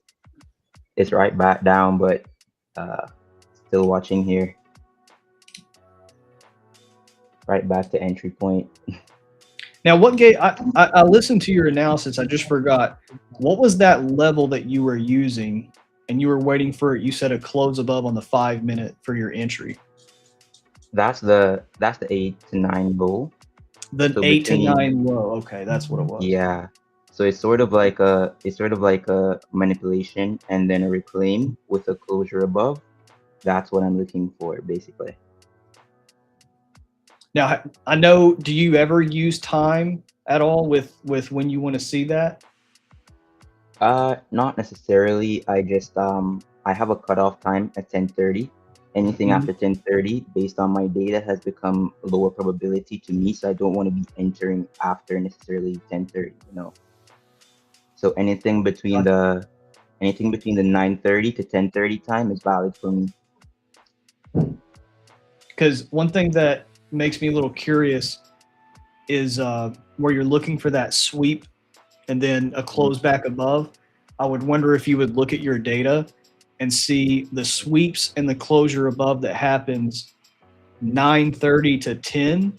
I wonder if just the sweep and closures that happen within that chunk of time, I wonder if they're more profitable, like they consistently hit more than, let's say, like if a sweep and a close happened at 9:05 or 10:15. You know what I'm saying? Like something either earlier or later, because that's that prime spot from a statistics standpoint that we see low a days love to be made from 9:30 to 10, like that chunk of time right there. And so it kind of aligns with your thesis of, if you get that sweep and close and it's in the extreme of a daily candle, that would kind of interest me even more. You know what I mean? Yeah, I do have some data on that. Actually, my data states the same thing as you. Basically, that's why the manipulation after 9 to 9:30, I use that a lot, because the 8 o'clock low between the 8 o'clock to 9 o'clock low that forms, it tends to be ran out a lot more than hold, right? So I want to see that manipulation occur in that low, and then when I get that reclaim above that low, then that creates my shift per se, so I can enter in that framework. Yeah. But also, let me share screens. I want to show you something cool. Yeah, definitely. That kind of supports what you're saying. So this is one thing that we're building right now, right? To help display that, right? So this is, think any time-based range that you ever want, right? Like from 15 minutes to 4 hours, right? With any cutoff that you choose. But like basically what you're saying, and this is gonna be able to show... Oh, we got a question for Rye real quick, Mick. You want to answer this? I'm sure Nate, somebody you're familiar with, Rye, they said, is this a frame 2 New York expansion?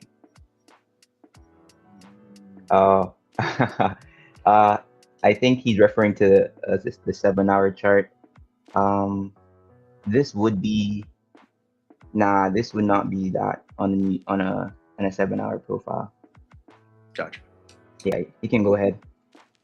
All right. Yeah. So, right. So if we look, so I had this set to do an hour with a cutoff time of the next hour, right? And the cool thing about like being able to custom build your time frame, you can see the probabilities of continuation versus reversal. And then this is reversal zones if it is going to reverse, then pullback zones if it is going to maintain the continuation, right? So just like if we look at, 5 o'clock to 6 o'clock, with the trade window being 6 o'clock, right? You can see there's an 80% chance of a continuation between 6 and 7. And then you do the same thing with 6 o'clock. So 6 to 7 being the range, and then trading to 8, right? You can see there's a 79% chance of continuation, 20 for a reversal, right? You do 8 o'clock, right, to 9 o'clock, which is the range that you're talking about, right? You can see this is where the continuation starts dropping off and the reversal starts kicking in, right? Yeah. And then if we want to extend out to like 10:30 or 11:30, you can start seeing the reversal just completely comes in and starts wiping the floor. That's why we say like between 9:30 and 10:15, you can actually 9:30 to 10:30, like it's so dominant that that's the reversal window versus continuation and reversal. We've done pulled data from 6-9 range. We did data pulls from every single time basis you can think of, and then we stuck with like a low day, high day information. Is like, hey, because at the end of the day, we try to accomplish two things, right? What's the color of the daily candle, and do we have a statistic low day, high day that can support that color, right? Whether it be 1800, 930, whatever. And then is it going to be, what size of the daily candle is it going to be? It's Trying like to right get above here. 930 mid, Mick. Nice. Get above here, I'm low. I'm in 1 micro, but I'm just waiting for a continuation. A snap. I needed the 4-step reversal to happen before I even engage with it anymore. But like right here, you can see this is lower day territory, right? For end of day territory. So it all points to the same. And then like you can use probabilities to like do levels. Like we use the P12, which is the previous 12 hour. We go daily, 2 12 hours, and then we use a 3 hour and then sync it with a 1 hour. Like we use all 3 hours because it can give us either a 3 hour line or a 3 hour apex, right? Which is, it goes up to come down in the 3rd hour, or it goes down to come up in the 3rd hour, which is your typical 3 candle pattern move that you know about, right? And like, definitely. Yeah, like, and then we use these as like, this is our outer sample targeting, right? So outer sample being like, this is his 20 years of conditional based off of what Asia did, based off of what London did, probabilities, right? And then our in sample is more like, hey, in the last quarter, once we broke to the long side, this got hit 90 to 85% of the time. This got hit 50% of the time. This got hit 30% of the time. But if you get the action, the if-then statements and the conditional probabilities, like we're not just going to, where the live price is sinking in with what you're reading, you don't just take profit here, you take it up here with the 50% probability and the 30% probability, because you have the actual if-then statement of the live market saying, like, this 30% of the probability up here, you're in the market that made that 30% probability. So it's pretty cool. And like, I knew you were going to be a good guest because you collect data, number one. And number two, like, you trade with statistics. You just don't like to say it. You collected your data and you put probabilities on everything. And that's why I think you're a great guest to have on the show. Yeah, definitely, bro. That's actually some really good data. I love it. I love the platform and the things you guys put out. It's really cool, you know. Well, if you're like, I give all the guests like free access, right? Like, so it's a bootcamp membership. If you ever need updates on, that would be cool, bro. I'll hit you up. Oh, we lost Mick. Oh, he's off. Market makers, bro. They took him out. Rye, I might be joining your long here. We got to get above 930. All right, let's go. Looking good so far. Yeah, we got to get a close above the 930 high, which is going to be 837. And then that's going to be my long. And I'll be, if we do get a close above 930, guys, and, you know, we just talked about the 9 o'clock high and low stat, right? Well, right here, right now, 10 o'clock opens at 10, right here. 9 o'clock high is right here, which is 841.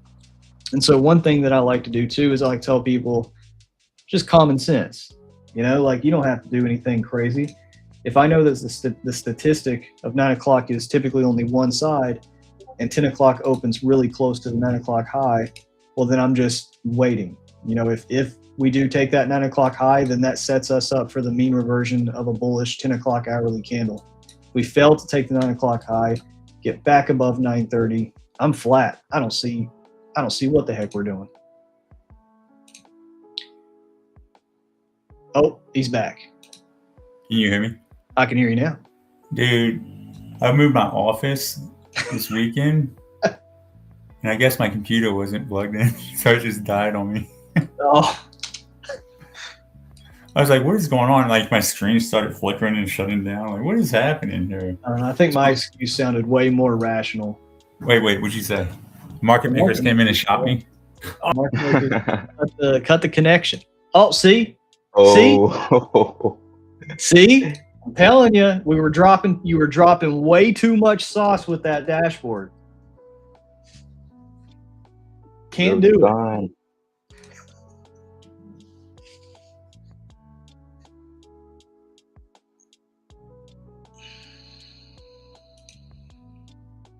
This is being really slow here. It's a slow day. Making you wait. Yeah. Andrew, what module are you in the boot camp? You learn about measure moves around the end, around I think 6 to 8, I think it is, somewhere in there. Because that's all 930 is. 930 is just a measure move. It's taking a time-based range, in this case, the 930 high, low, the 1 minute candle, and then you're measuring that move. You're measuring to see, okay, so week 6. Okay, so yeah, you're starting to get close. So just be patient. Take it one step at a time and be intentional. I'm telling you, the people that but this goes with anything, not just how we teach or how we trade, but like any discipline of trading. I'm sure Rye could attest to this as he was learning the ropes of how he trades now. And it's like the people that miss the forest through the trees are the people that try to go right away to trading every single piece of information they learn versus how do I internalize this? You know what I mean? Yeah, 100%. You know, it's all about what you remove than what you add. You know, that's what trading really is about. Yep. Trying to get this close above 930, so I'm just literally waiting for that 1 minute close. Yeah. All right, taking the 930 high. That's what I want to see. Pushing I nicely love that now. we made a wick on this 10 o'clock hourly candle as well. Go ahead. Nah, saying we're pushing nicely now. Oh yeah. I have my first partial at that point. It's your first partial here. You got it at what level? What's that price level? 29,887. 87? No, 29,887. Yeah, 0.25. Yeah. Yeah. That's a good target. All right, 17 seconds left, and then I'm getting into this.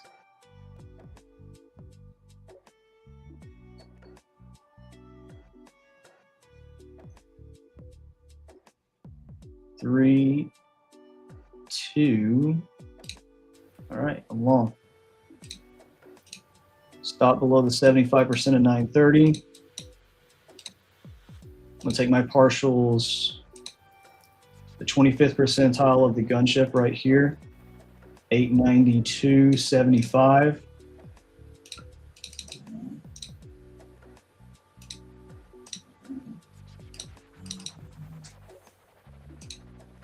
We'll take one more off at the New York 1 false, New York 1 high.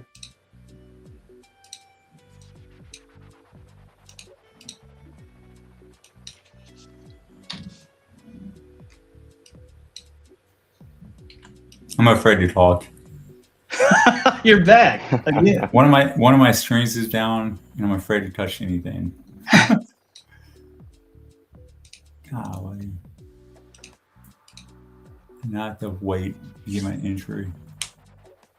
Is I'm in one off of the 930 low, and like I'm gonna try to get a bigger position on, but I don't know if that's gonna happen today. Half my system keeps going down, and I'm not about to place trades when I don't know why my computer keeps dying on me. It'd be like that sometimes. Is it my quarter to be that guy? we got to exchange hats sometimes, bro. Nah, man. I can't always be the one with technical problems. plugged in charger, but the charger's not plugged into the wall. Oh my gosh, let me check that real quick. My dogs love chewing these fucking chargers. That might be Hey, heck actually yeah. Mr. B says, great stream. I learned a lot for this morning from Riot Trades. Heck yeah. That's what we like to hear. I appreciate that. Mr. Riot Trades, do you know about, this is a secret, there's 4 15-minute candles, 4 15-minute candles in an hour. And so we call that quarters, right? And statistically, besides the 8 o'clock and dude, every He's time gone you again. get some sauce, bro. See, it's not the charger. No. Definitely the market makers, bro. They tuned into the stream today. We hit all-time high on the YouTube, so I mean, it doesn't shock me. Yeah.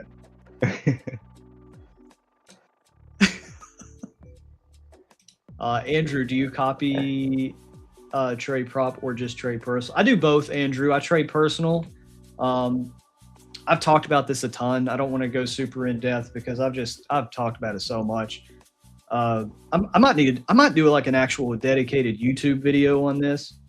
But like probably won't do a ton in terms of traction because people just like shiny objects. They like to hear Riot Trades. I don't care how you manage risk. Tell me where to put my entry. Tell me where to put my stop. Like, just don't teach me anything about how to manage risk. I just want to know how do I click the button, right? But for me, one of the real edges and one of the real golden tickets for my trading is I set myself up and put myself in an environment of success. And that doesn't just involve day trading. It involves my entire financial footprint. So I think people in social media just destroys common sense in anyways, but I think people put way too much dichotomy, I guess, for the lack of better words, on they look at trading cash as this either or thing or both in terms of props. I look at trading cash as props as a hedge to diversify my risk to my cash trading. So I'm not just going to amplify my wins and my losses, my profits and expenses by just trading cash and a prop account at the same time. So my cash account, I'd say 70%, 80% of the trading that goes on is I do cash secured puts. Okay. If you're talking cash secured puts to collect premium. And then for day trading, I take very, very effective, like A+ trades, like a trade like this right here, right? In stat low a day with all stats above.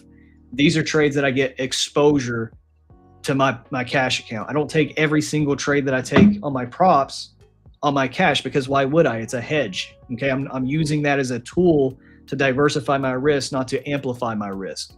And I think when you really kind of negotiate your own trading journey to find these different nuances of how you can diversify your risk, not just look at everything as an either or, but really think critically about this is a tool. How can I use this tool at the most effective way?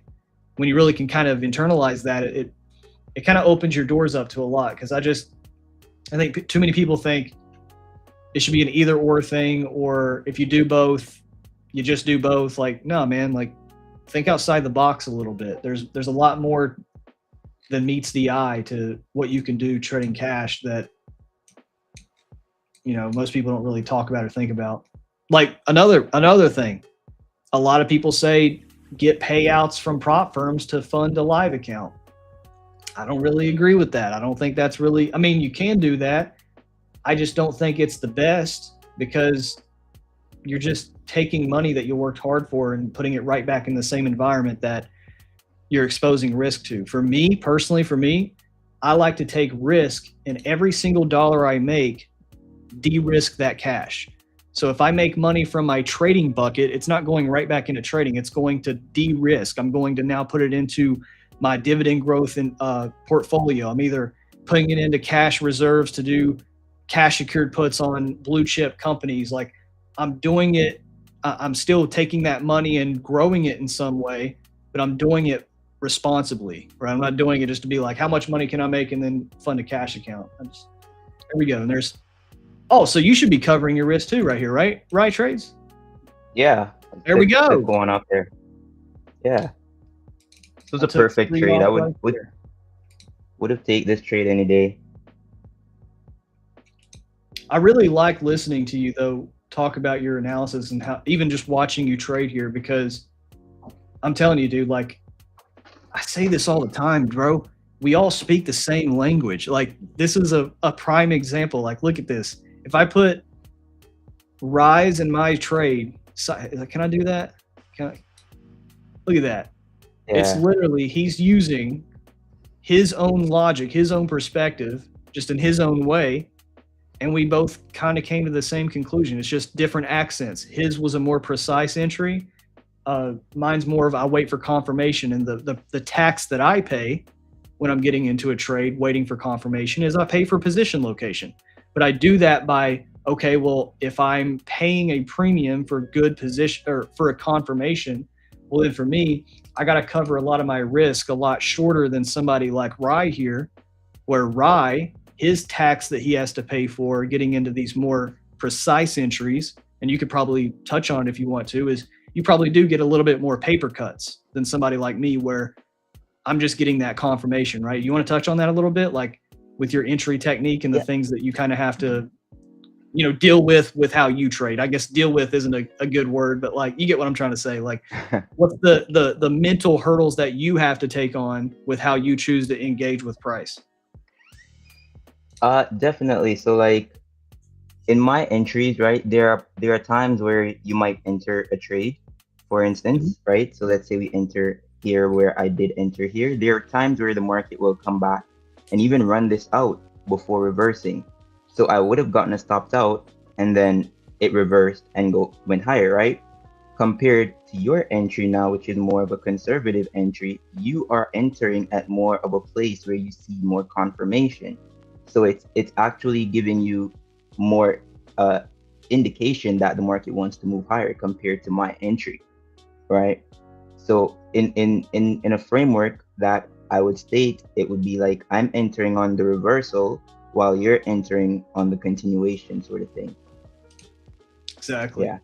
Exactly. But overall, same thing. I really like your entry technique too. That's like one thing that I like to talk about. Real quick. Oh, he's back. I'm gonna have to jump. Like I got floating orders in my live account, and Ninja Trader's glitching out, so I need to call them and close these orders out. And I got a live account like with position on, so I got to call them. Will you walk him through quarters, please? And then like I'm gonna go. Yeah. Run my head through a wall real quick. It's all good, dude. Man, listen, it's all good. We it's had not good when I got live size, like good size on too, and now like I'm stuck because of the shitty platform. Like, so I just got to call them and get them on the phone to cancel the position. Man. All right, thanks. Keep me updated. Yep. We had Tradecopia. You familiar with the copy service Tradecopia? Yeah, I know about them. Yeah. We had the CEO on, was it 2 weeks ago or 1 week ago? I forgot, but we had the CEO on as a guest trading with us. Dude, the entire stream just crashed. Like we literally, I don't know what it is when it comes to bringing guests on. Restream just doesn't like it when we bring guests on, I guess. Well, I'm glad I'm here, bro. You know, it's really fun. It's really fun being here and being able to explain my process. You know, how I go from top down, and letting you see the entry techniques and everything. It's really cool. Yeah, I think live trading is honestly one of the biggest passions I have when it comes to trading. And it's not because it's like to flex or to be like, look how good I am or whatever. It's truly, it's like the only way you can really kind of fill the gaps where if you're trying to teach somebody or show somebody what you're doing, dude, we're traders, right? Like I've never understood why people are so scared to execute live in front of people or to be like, hey, this is what I'm doing. Because at the end of the day, dude, that's how we demonstrate what we do. You know, it's like, I like to make the joke, imagine hiring a personal trainer and then they just teach you the theory behind the bench press. They don't actually just get under the bar and bench press and show you the proper technique. Like, dude, just show me. It's okay if you get it wrong. It's okay if you lose, I promise. But just show me. And it's a lost art. It's a lost art amongst a lot of people. Yeah, for sure, bro. And it's really fun to do as well, you know, live streaming, being able to talk to people, you know, show people your process. Not everybody gets to see that inside the mind of a trader while they're trading. Yeah. You know, so yeah, it's really good for the viewers and for us, you know. I really I've always found that interesting, is like just looking over the shoulder of a trader. You know, as I was growing up, I didn't know what the heck this stuff was. I was like, what is that? What is that? And now, dude, in 2026, like you can see anybody articulate something that is a multi-trillion a day instrument. You know, I think that's the coolest thing in the world. We as retail people, just normal everyday people, can articulate a multi-trillion-dollar a day instrument. Yeah, it's really cool. It's really cool. Normally for me, I would normally exit full positions at 2R, but I really like these equal highs up here. You know, I want to hold for that. The rest of the next contract, I'll hold for that high. So I just took one off at that 2R there. Heck yeah, dude. Yeah, no, I don't see anything wrong with it. This is what Mickey was saying as far as breaking down the quarters. I think this part you are familiar with. But for anybody like from your audience or whatever, from your community, this is how we kind of reprice hour by hour. So going into 9:30, there's a 3-hour candle between 9 to 12 that covers the RTH AM session, right? 9, 10, and 11. So there's only two things that 3-hour candle can do. It can either do what we call apex or 3-hour line. Apex is what we typically see when we make a high and then we come back and retrace the 930. And it looks like an A, right? So that's why we call it apex. And then 3-hour line, which is when we literally just make a 3-hour line. We make a low at the 9 o'clock hour and we make a high at the 11 o'clock hour. So how we kind of articulate, okay, well, are we in a line or an apex? Based on the analysis of the day, in stat low a day, statistics above price. What I want to see is if I'm long here, well then what would get me to my targets is a bullish hourly candle. So then I need to see, how does this candle, like what are the if then statements that show me that we're statistically in a bullish hourly candle? Well, step number one is in any quarter, we form the high and the low, one of the two in the first 15 minutes, that Q1. So if we take the high first, okay, so here's the Q1 high. If we take the high first, well then now that's one of the steps of sequencing, most likely, that we're in a body of a bullish hourly candle, and this Q1 low down here is the low. Hence why my stop is where it is because if we take that New York 1 low and the 930 low, well, then we're most likely in some sort of range. We're not in some sort of expansive bullish in stat low a day. And I'm wrong. Traders get it wrong, right? But then to see how to cover my position effectively and to cover my position as we are in some sort of continuation movement, if I'm correct, that's why my targets are where they are for the upside, is because if I am correct and we are in the body of a bullish hourly candle to get me to these statistics above, well, then the first major thing that we need to do is we need to take the Q1 high right here. And then the other major statistic that we have is we go false more than we go true for the New York 1 range. So kind of like how you use the 8 o'clock high and low, if you literally just start 30 minutes earlier, we literally do the same thing. We just use the 7:30 to 8:30 time-based range. And that's what this range right here you see on my screen. And we typically go false more than we go true, meaning if we take the low, then we statistically come to take the high, or vice versa. If we take the high, then we come down to take the low. So all that to be said, if I am in a bullish hourly candle with statistics above and we go false more than we go true, I'm trying to de-risk the majority of my position in this area here. So I got my first de-risk right here, my cover the queen right here. But now if we reverse, we show Q1 high, suck back in at 930, take my stop. I'm honestly done because I don't really see anything else. I don't, if I get stopped out right here, right now, we're taking the Q1 low. That doesn't really do me any good for longing off a low a day. And I'm not really interested in taking shorts into this low a day time of 941. So that would really be my only trade for the day right here. Makes sense. Makes sense. I really like that idea, though. I may have to look into that 7:30 to 8:30 time window. Yeah. And see actually like how you guys actually operate with that as well. Well, and I can even show you this real quick here. Let's make a new chart. We'll call this the Rye Trades chart right here. And so one tool that we have is called the Daily New York Levels. And I can take any time-based range and see the actual, MFE percentiles of that range. And so let me show you your range. So you use the 8 o'clock hourly candle. So if I do 8 a.m.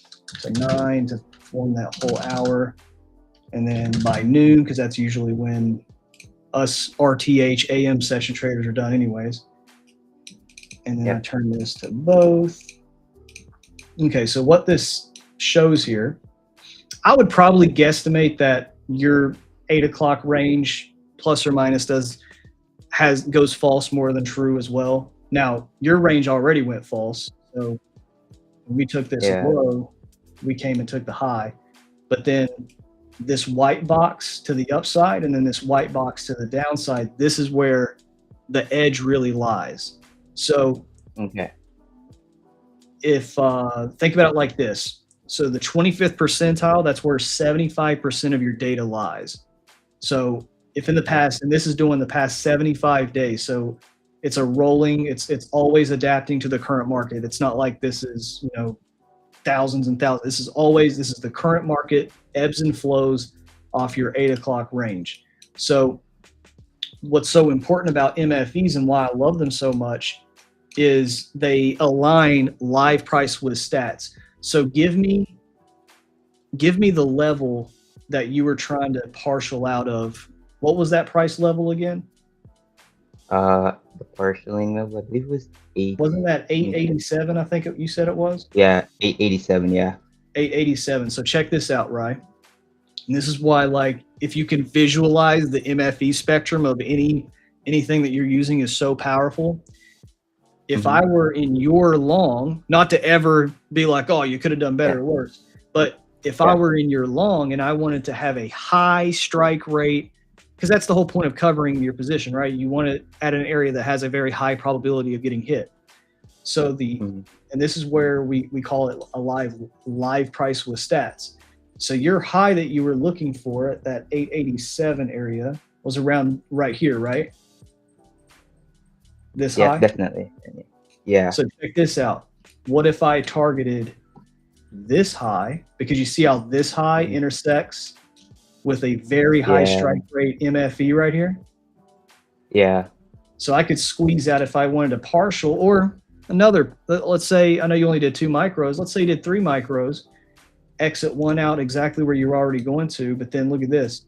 Now you have a live price level aligned with statistics that if we've already respected the 25th percentile to the downside and we go false more than we go true, well then most likely, logically, we're going to spend at least a portion of this most of the time. We don't have to, but most of the time. Yeah. So this is what I call, aligning live price with stats is a level that is specific to the day. And then you try to intersect that with some sort of measurement of statistics. Yeah, I love that. I love that. Yeah, that's really an eye opener as well. I never thought of it that way, but that's really eye opener into how you guys look at the targeting and the levels and all that. It's pretty cool and it's pretty accurate. It's very accurate. Yep. And the cool thing is you can do it with anything. Like that's why I tell people, like, statistics isn't a strategy. It's not like it's I'm only we have ICT based traders that use stats. We have bookmap traders, volume traders. We got members only trading here right now. He's an ICT based trader. Went through the boot camp. Freaking kills it. Nice. Love the stats, bro. I love the stats. Really, it's something that I really look into, very deeply, because I do believe that if you can measure it, you can actually, understand the different things behind it. Because if it's something that you can't measure, then how are you going to track it? You know what I'm saying? Exactly. So, yeah, I really love that, bro. But at this point here, I'm just gonna take my full position off above this high here. Okay. Market looking really slow, so I'm not really gonna hold for this right now, So that's a good level. Yeah, full position off above this here. We may reach into this, maybe going into end of day, but yeah, I don't want to hold into that right now. Yeah. And honestly, that aligns with what we see. Like, if we do a slow grind up and it's just a slow day, we did see within our systems that, this could be an in-stat low a day and then high day by end of day / power hour-ish. It just really depends, but it could be just one of those slow days. I mean, we don't even have any news today, did we? No, I don't think so. We have news on Wednesday, I think. Let me see. Yeah, we didn't really have anything today. We have, you said we have news on Wednesday. Usually when we have these no news days, it's kind of just either a slow grind or a chop. Yeah, especially on Mondays. Mm-hmm. And there's also this stat I've seen as well, through my data, where whenever that Monday tends to be bullish a lot more than bearish, based on my data. I don't know if you guys actually conducted a study on that or not. Yeah. But yeah. So when I tend to see bullish setups on Mondays, they tend to give me a bit more conviction as well, knowing that Mondays are typically more bullish than bearish. And one kind of correlation you might see, if you want to expand on that statistic a bit more, is because ask yourself this, people don't do this. Ask yourself the context behind the stat, not just the stat. You'll see people share these reports and they'll be like, kind of like, if this candle, I seen this one be like, if the 8:30 candle, if the 8:21 candle closes bullish, then the day has a 65% chance of being bullish. Well, why is that? Because we're talking about Nasdaq. So first and foremost, it's an index fund. People put their retirements into this.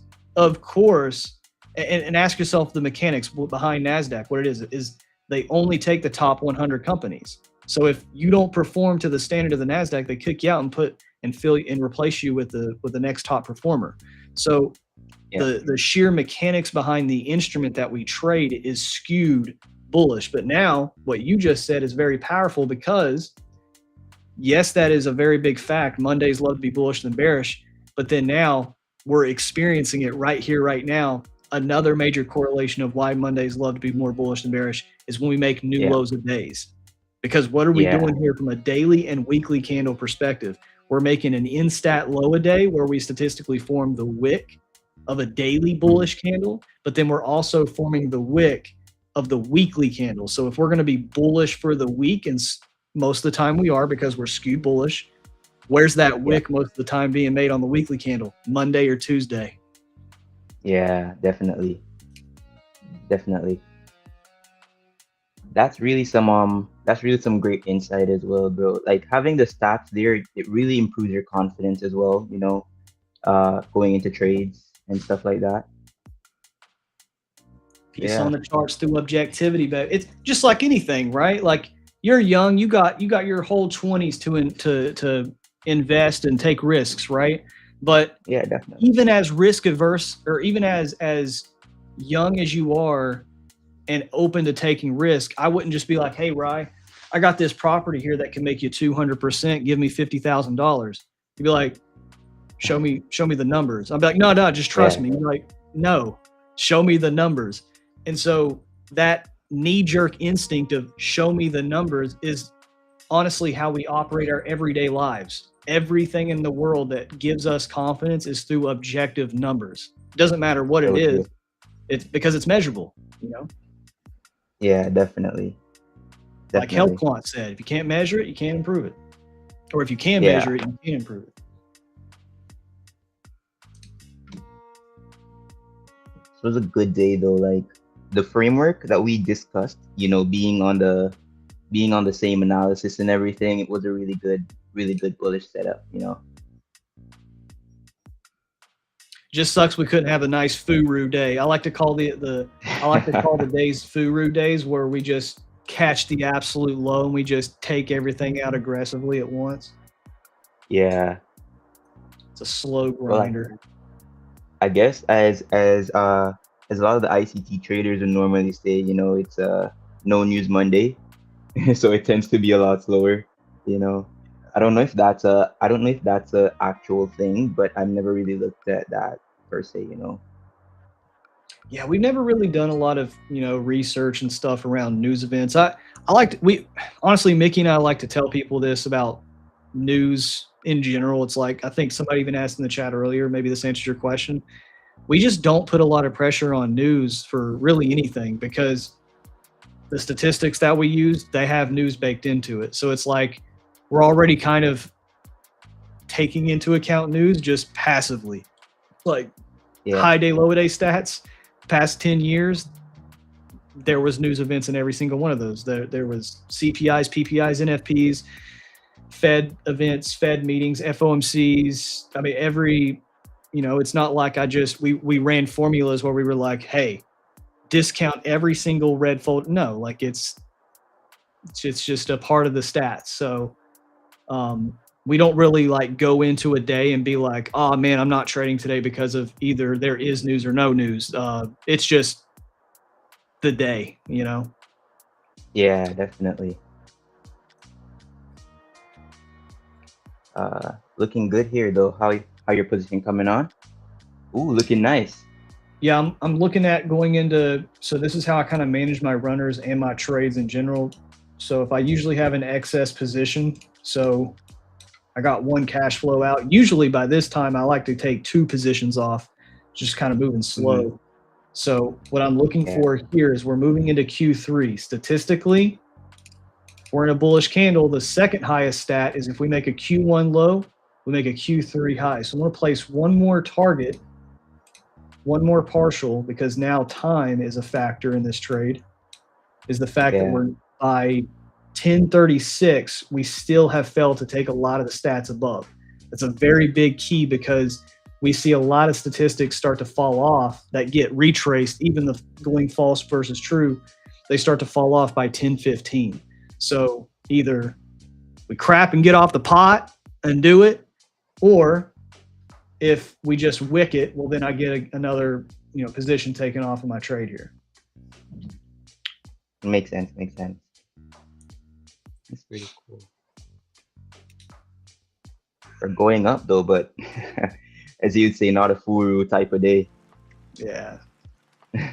These are the days I really enjoy live trading though, because it really shows people the realities, the unsexy part of it. Like, honestly, I have like imposter syndrome, I guess, lack of better words, for when we just have those days where it's like one and done, low a day, high day, caught on camera, whatever, because I hate to kind of give people the false expectation, like, yeah, this is an everyday thing. Like, no, dude, most of the time it's this, like, boring, slow. Maybe I get stopped out a couple times. Like, that's the real reality of trading. Still, sometimes in trading, you get a nice home run. Yeah. It's good to see how there you respect home runs too. Yeah, there are times where you get entries and the market comes even this deep into your stop, drawdown before reversing, all those things happen. Well, you practice, dude, honestly, this was a really good stream, even just showing how you trade, because you practice really good discipline. Like, you set your limit order and you're like, well, tags me in. Yeah. It ran without me for the first couple of seconds, and I'm like, whoa. that was pretty cool to watch. But as you can see though, Austin, my process is very simple. From the daily, right? So you can see here, the respect of the daily here would be like this day I'm looking at. How do I? Let me just remove this for a quick bit. All right. So basically, the process for my day is basically from the low to the close if the day is bullish. If the day is bearish, I go from the high to the close. All right. And I mark this 25% line. It's really based on stats as well, because what my stats tell me is if the low of the day forms in respect to this 25%, then there's actually a upwards of 80% chance of the day being closed bullish, right? And wow. there's a 66% chance that the AM session closes bullish when this happens, right? So all the probabilities are in my favor once I get a respect of this 25%. Now the thing that really make this stand out is how do you know when the low of days form? And that's where my manipulation and my 8 to 9 comes in. All right. So personally, this would be the low of the AM session. I look for the low of the AM session to frame my trades around. And based on data again, the low of the AM session tends to be formed between that 8 to 9 o'clock, 8 to 9 and 9 to 10 time window. So then I look for my low of the AM session to be formed at that time. If I get a 9:30 manipulation, that's sort of like a A+ manipulation setup. That's Gotcha. what I want to see. Yeah. So that's Dude, basically I like it. I love it. You Yeah. may be, because I have a few ICT friends and stuff in the that use stats or intermingle stats. You may be one of the ICT based traders I've met that are truly the most simplistic ICT trading I've seen, like from the analysis down to your entry technique. I mean, that's pretty nice. I love it. There's nothing I have that's like, oh my gosh, that's kind of scary. Like, no, dude, I love every piece of it. Yeah, and it's very mechanical. I think there are different parts in it that can easily be tracked, right? Yeah. You can track the 25% of previous day very easy. You can track the 8 to 9 range, the manipulation reclaim, how often does that continue higher or reverses, and all of those stuff can easily be tracked. So I have my journal where I keep a journal of all my trades, and then I track every single thing within those trades. That's awesome. Speaking of journaling, because we are going to be wrapping it up here. We got, wait, where'd he go? We got Spider-Man in the backstage. He's Mr. PTFX, otherwise known as Jesse. He takes over the late AM session. When you started out trading, because journaling is like a huge thing people talk about, but I don't think people talk about it enough in the right lens, like with the right intention. The way that you journaled when you started out trading, has it changed and evolved with how you journal now? I think it really has, because when I was just starting out journaling, I was focused on mostly the technicals, right? So I was more of a technical journaling, like it was more of a what happened today. This formed here and I entered here and this played out here. That's all I would journal. But now it sort of comes down to, why did my 8 to 9 manipulation did not hold? Where could I have better placed my stop for a better risk to reward or a better loss, right? Or a better win, right? I journal my stop loss placement, my take profit placement, the 8 to 9 range. I journal what happens within that range. So whether the 8 to 9 consolidated and we manipulated, that's something to journal, versus whether the 8 to 9 dumped and then we manipulated the low, that's something also to journal, right? So I started off with this model. I started off trading the manipulation only, and then based on my journal, I realized that when the 8 to 9 has a strong move, then we can also trade the breakout of that 8 to 9 high. And surprisingly, that actually has improved the model a lot, right? And that came from like really looking back and seeing, okay, every time the 8 to 9 expanded largely and I'm waiting for a manipulation, majority of the times it does not come back down to that 8 to 9 low to manipulate before expanding again.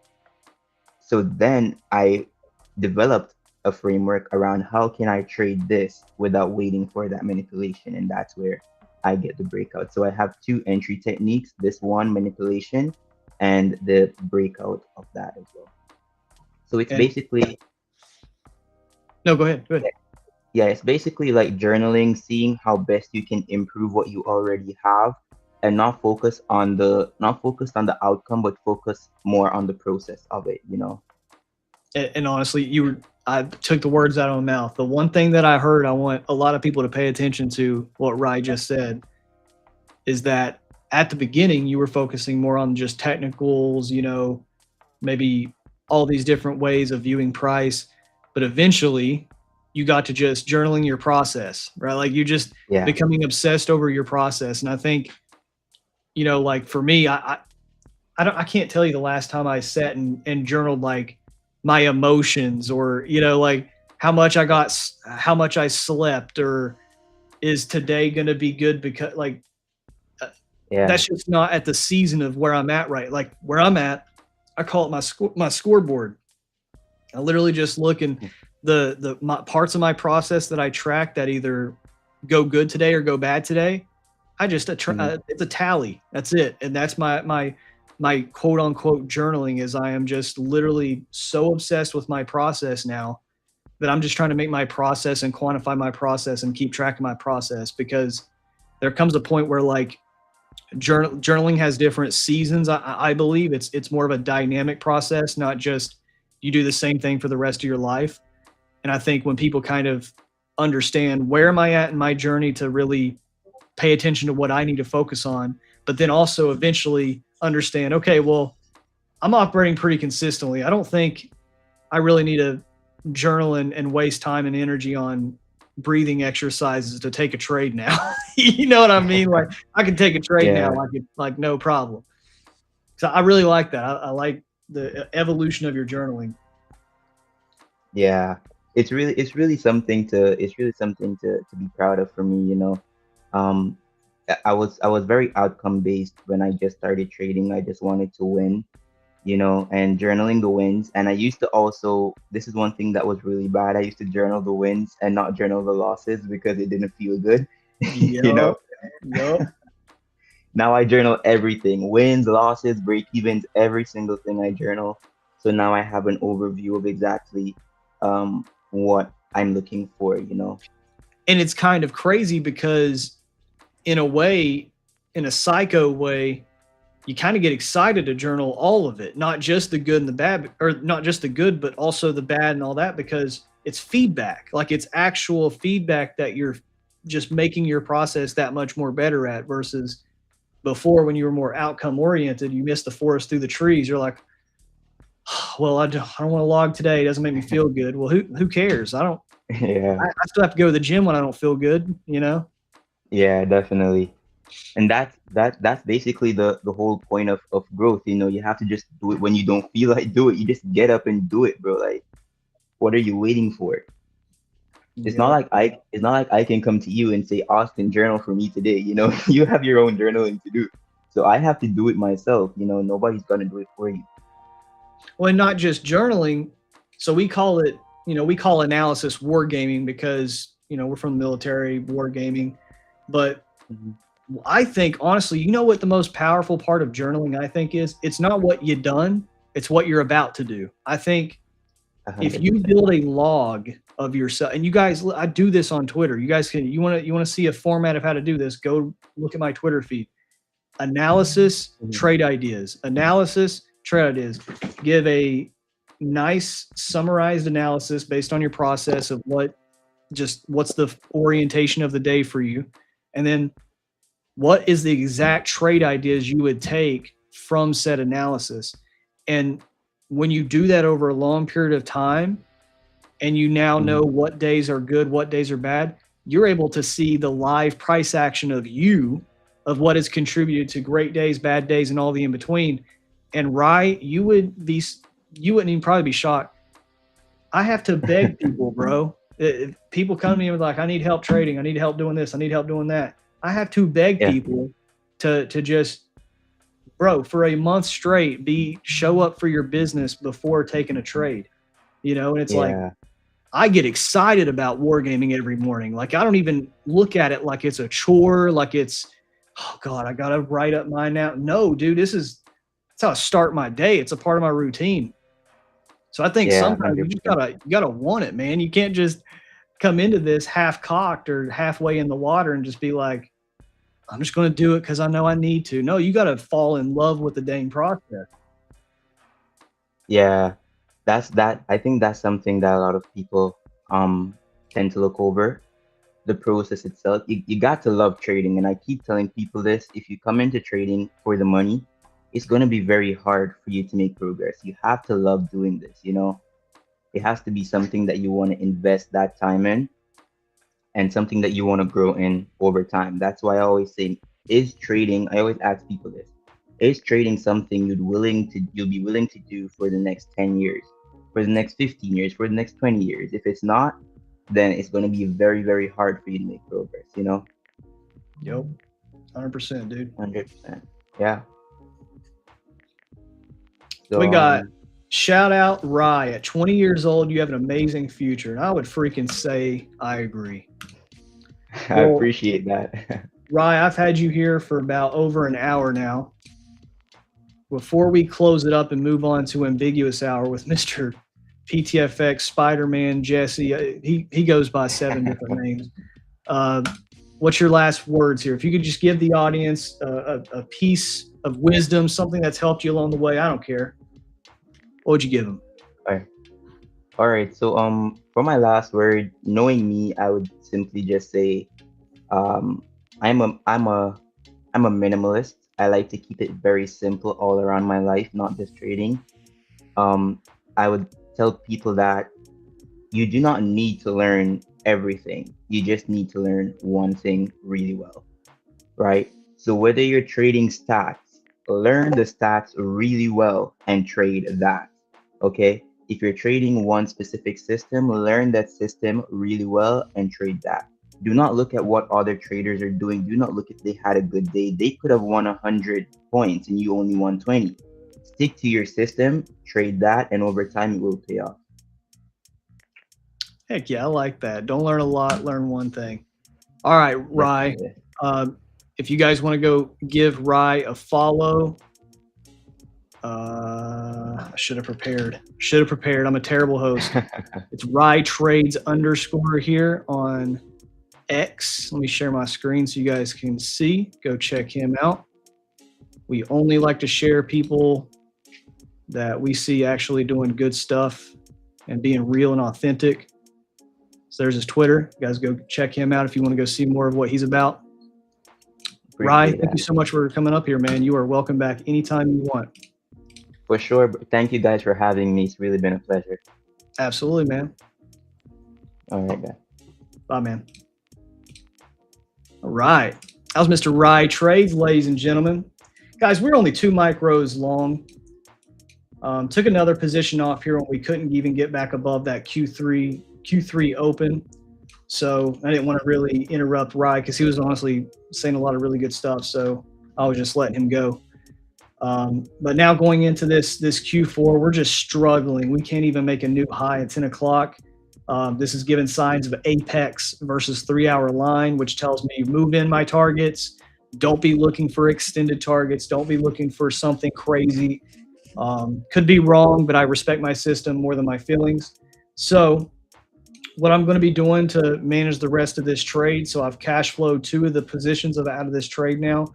I really think if we stay above 930, it could just be a very slow grind to that New York 1 false. We have until 11:30 to go false. It's not the best time period to do it, but we have an instat low a day. Maybe we're just struggling to do it. We'll see.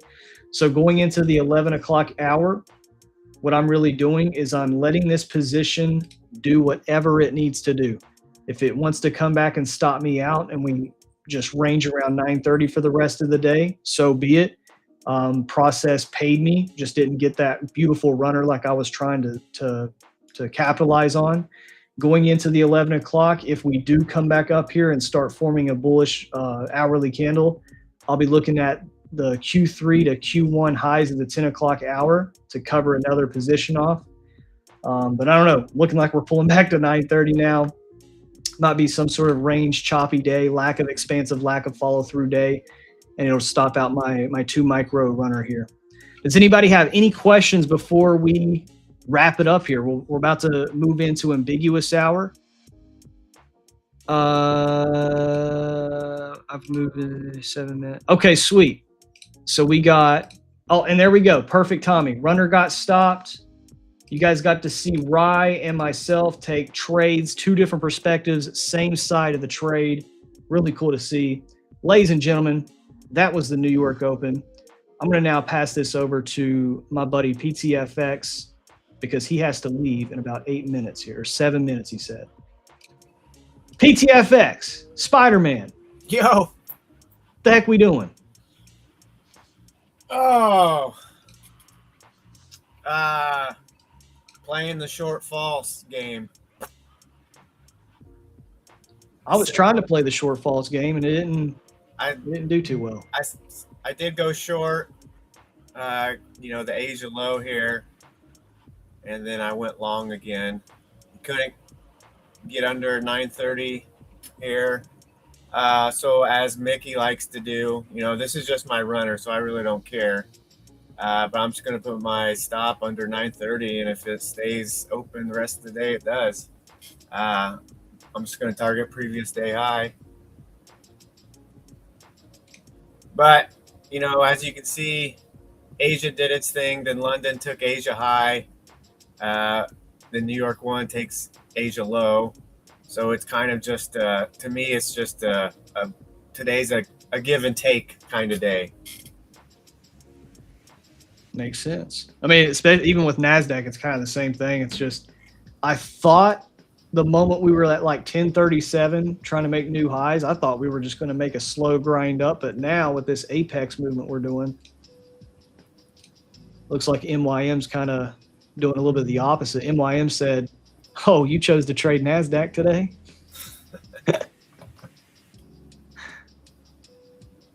So now you got this London order block here. That's your last line of resistance. Midnight open, New York 1. We're above weekly open now. If we get a 15-minute close above weekly open, and one of the stats I've been working on is that the weekly open. So if Mondays we get a dip below the weekly open and then reclaim it, there's some stats on if it's going to be a green week or a red week that I'm building. That's kind of cool.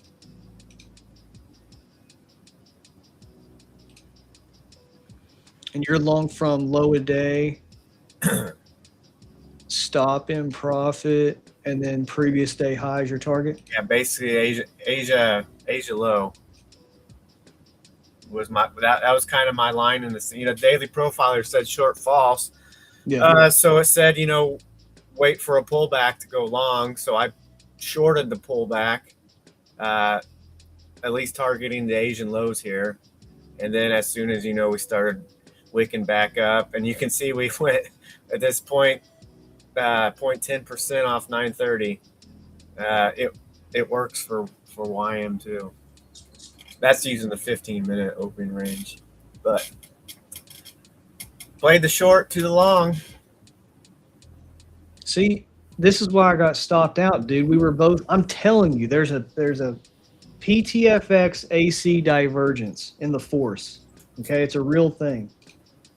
Because I got stopped, we were both long, and MYM's the winner.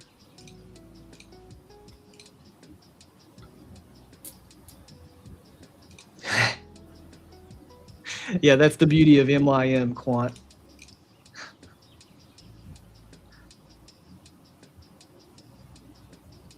Does anybody have any questions for Mr. PTFX here? he does the same stats, uses the same process or tools that we do.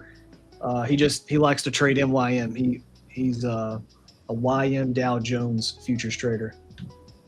Yeah, I've been posting my war games and the end of day, how my war games finished the day, on Twitter. One thing that's kind of cool is, you can do your war game, but now then it's like I have additional info at the end of the day. Okay, did my war game hold up? Were the areas that I was wrong? And then so this is I've never been one to journal, so this is my way of journaling. And I think that will help me. Yeah, I really been liking your write-ups. You wanna see something inspired from the format of your write-up? Yeah. Check this out.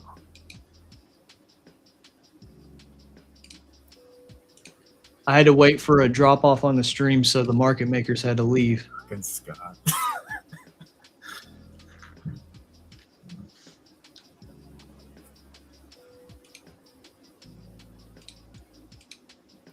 All right, can you see this? Yes.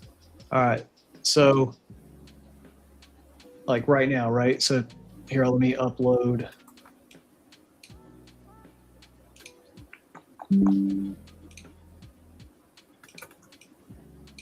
me upload some data to it here. So the whole idea, this might be plus or minus what yours is doing. I don't know. Dude, if I can actually figure out how to work TradingView here. KPN, just PTFX. Something. It'll get you there. What is it? My Twitter handle. My X handle.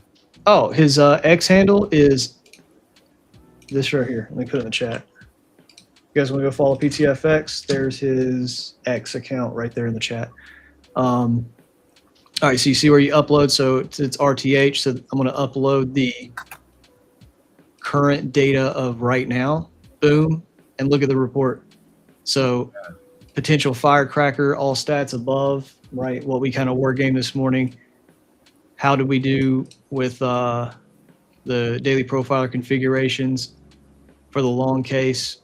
Which one has more edge, longs or shorts? You can see right here, primary longs because it has more edge.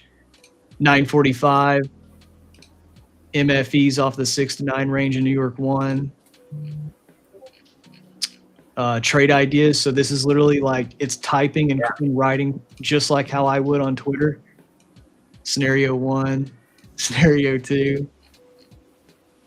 It shows the current market structure of the day in comparison with the days that match today. What it looks like here. Look at that. High day, low day. The previous days that match today as well from a structure standpoint, and where the 930 and P12 levels were.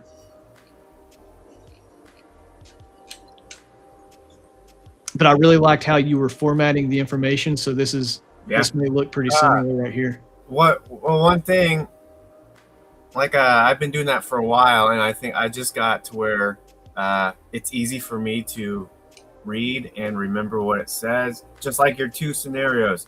So New York 1 went short. There was a 60-some% probability of going false. Okay, so based on the data, where are we going to go false?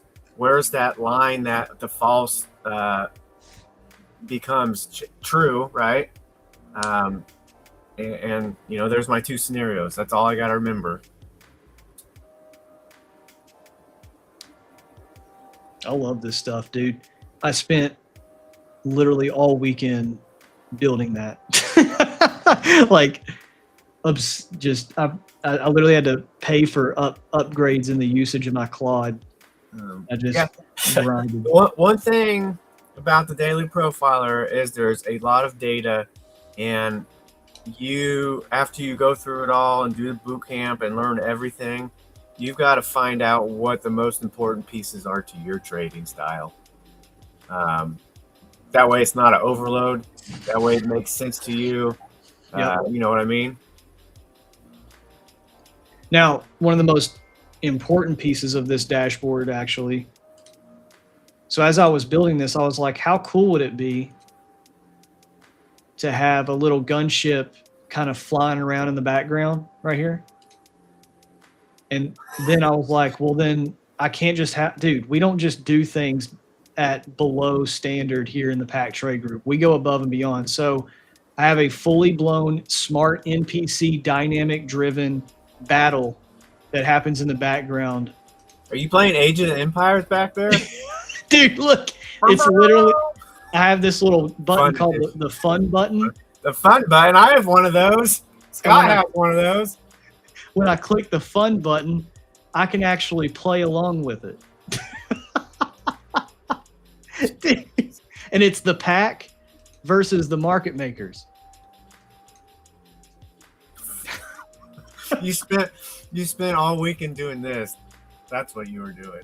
Well, I did spend probably an absurd amount of time, but dude, it randomly generates different. So like if I refresh, it'll be a completely different layout. The MP, dude, there's probably just as much code in how this battle passively plays out dynamically as there is the database that's actually doing war game analysis. So look at this. If I want to add reinforcements, if I want to play along here, I can click that. Dude, I have a track record. It keeps track of the statistics of all the battles.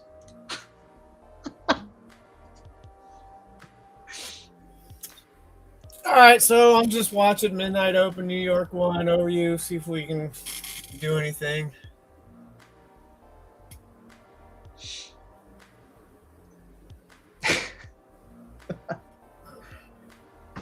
I'm flat for the rest of the day. Yeah, I'm just gonna let this go. It's either gonna hit TP or I'm gonna lose a couple bucks. Well, I'm not gonna lose money. It's just gonna come back. If we can close above 9:30, weekly open, all the important stuff. But yeah, all right. What's your words of wisdom as you leave here? It's money. Don't blow your whole wad on a Monday. There you go. If you had a rough day, just forget about it. Go outside. Don't even touch grass. Go touch some dirt. Go through the grass. Like my wife always tells me, if you're gonna act like a turd, go lay in the yard. Yeah, you're slept in the yard? No.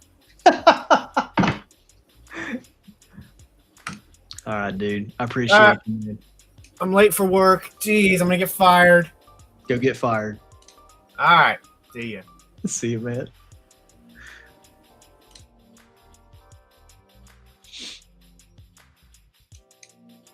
All right, ladies and gentlemen. Listen, guys, we had fun. We had some good times. We had some even better times. We didn't really have any bad times. I had a really good day today. It was really good to execute process, show you guys what it really does look like to keep following a repeatable workflow and trade with other people that have different perspectives. I think there was such a ton of good, really good, just learning opportunities out of this stream.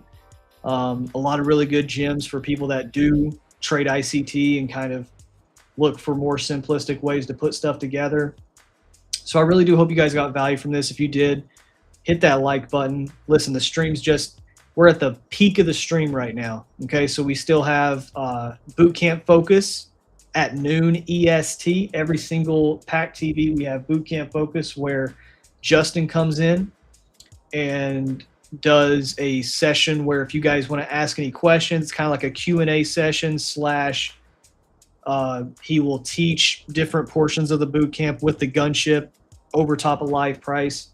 So it's kind of just your way to annoy Justun any way you want of what the boot camp's about, and then seeing it applied over top of live price. So I'll stick around for a couple more minutes here. If you guys have anything, does anybody have anything at all? Is this something coming soon to the Daily Profiler? Honestly, I don't know. I've been building for this company, man. I've been building for the pack, been putting together the boot camp we've just been building for this company for so long. I was telling Mickey, I literally just built this because, one, I wanted to make my war game better, more passive, free me up a little bit more time. So that way I can keep a log and keep track of everything a little bit more efficiently than doing a lot of stuff manually. But then the other aspect, I just wanted to have some fun, man. I've been working on the gunship. I've been working on indicators for you guys for going on 3 years now. I wanted to build something to where I was just like, let me just have fun. Hence why not only did I make this for wargaming, I literally made a funny little simulation here of fighting. So I just had fun with it. So I don't know. It may be something down the line the pack gets access to or something. I don't know. We'll see. I still want to make sure it obviously is good. My main focus is getting the gunship Ninja Trader script out to the pack. That's the primary number one. But we'll see. We'll see, one thing at a time.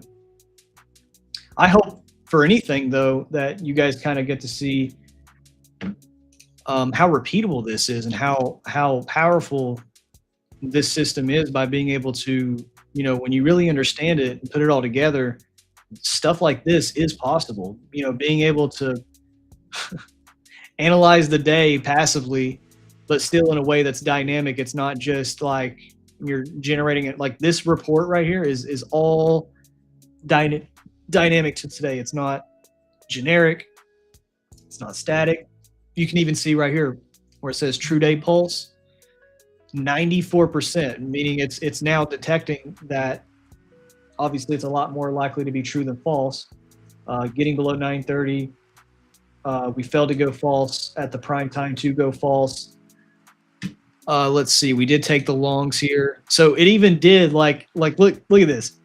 This literally did what I did live. It came down here and said, scenario 1, market open puts in a new instat low, a 1 minute candle closure above the 930, extended cash flow longs to the stack above. What did we literally just do today? We did just that. And then it even gives you like, look at this.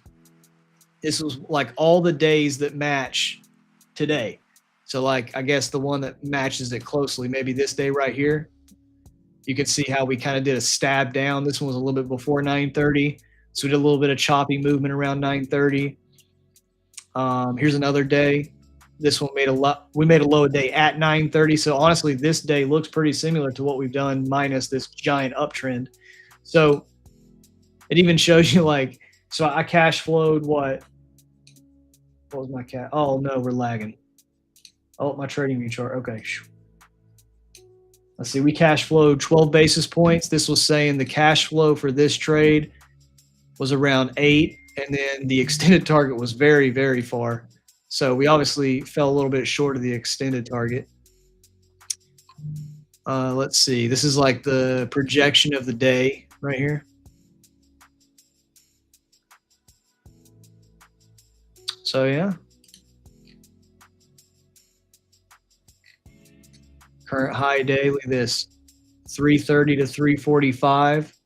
Current high day, we got it right at 340, 346, 345. Look at that. High day, 3 to 345. There's a big middle finger right here.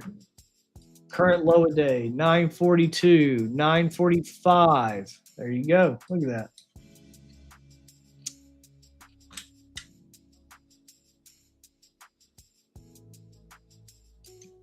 I like it.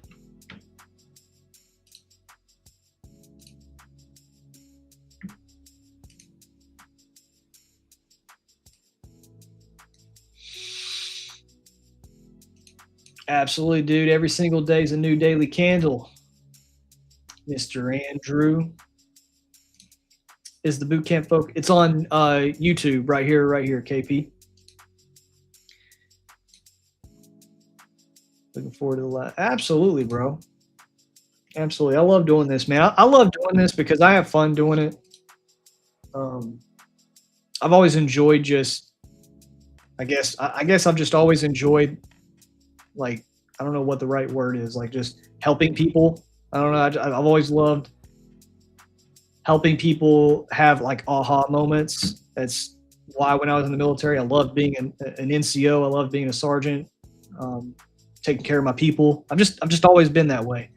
So in trading, I kind of get to do both. I kind of get to make money doing what I love, and then doing what we do here. I kind of also get to help people. I get to actually provide a positive impact. So yeah, I really love what we do, man. I do. The reason I work so much isn't even because I view it as work. I genuinely view what I do as just a fun thing that I get to do for the rest of my life. And the Pack Trade Group side is just, if you happen to be in the pack, all the tools and things that we use is just things that I've built and used myself, you know, that kind of help me.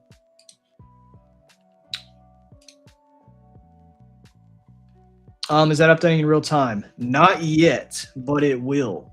But I can upload the data at any, like right now, I could literally give it the current data right now, and then it would update. So I can upload it anytime. So like right now, I could give it, and it would detect at 11:15 what we're doing. Hurry up! I want to ask Justun if this is recorded. Yeah. Somebody really did that one day. They came on YouTube and they were like, "Is this being recorded?" And we were just like, "Are you serious right now? Are we serious?" All right, guys. It is 11:15. I am exhausted. I am mentally drained, and I still have the rest of the day here. All right. So hope you all have a wonderful day. Boot camp focus is in 45 minutes from now. Noon EST. I'm gonna put on the gunship. Yeah, that's what I'm gonna do. I'm gonna put on the gunship. Do you guys like watching the live battle here? Do you guys want to see the pack versus market makers, or do you want to see the gunship, or do you want to see both? I think I could have both playing. Let me see here.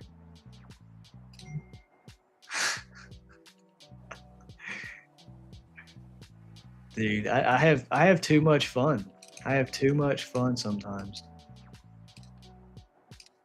Y'all let me know. What do you want to see? Let me get the gunship chart set up here. All right, we're moving into 11 o'clock, so we're going to turn on the gunship 11 o'clock break. If you guys want to see different instruments, let me know, please. I try to put a good variety up here. So like right here, I got oil because I know a lot of people trade oil.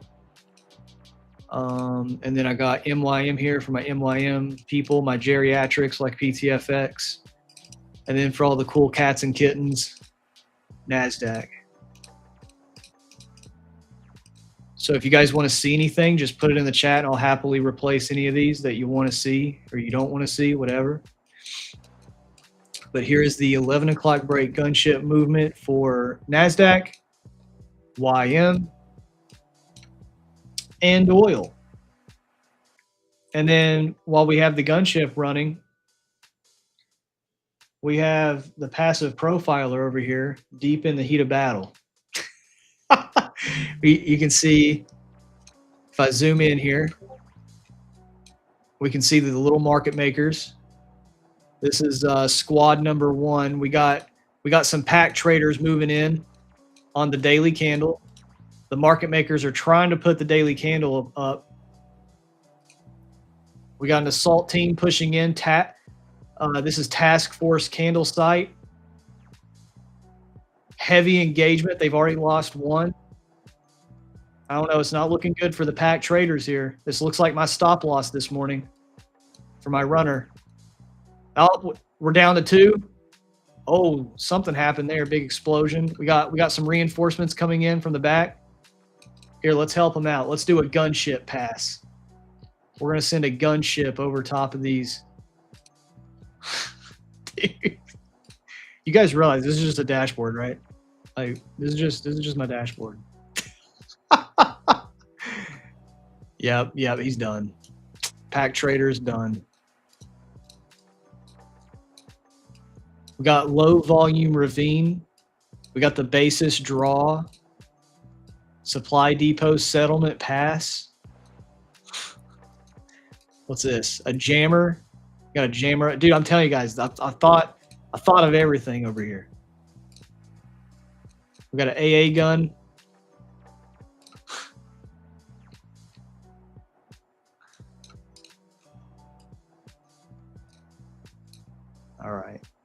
All right, I'm out. I hope you guys have a wonderful, wonderful rest of your guys' afternoons, evenings, mornings, wherever the heck you're watching from.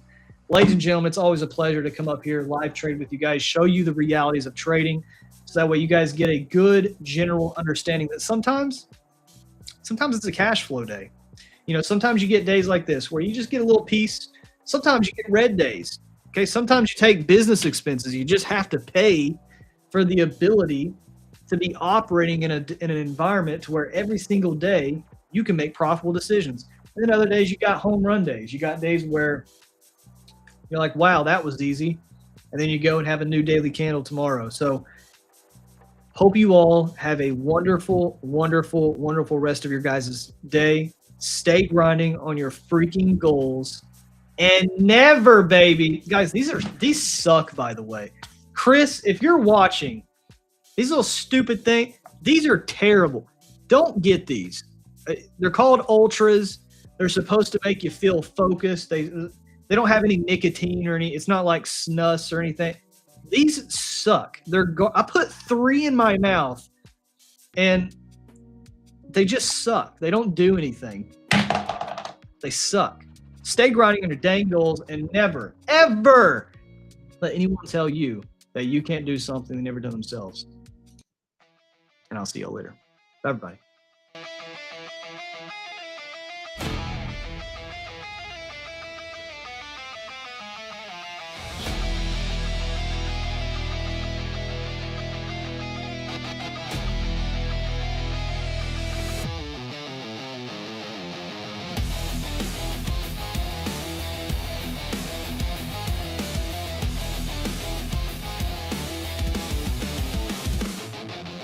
They say the world's a scary place.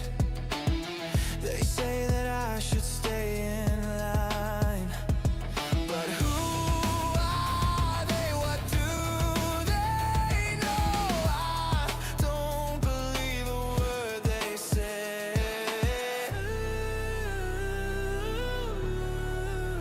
I don't know.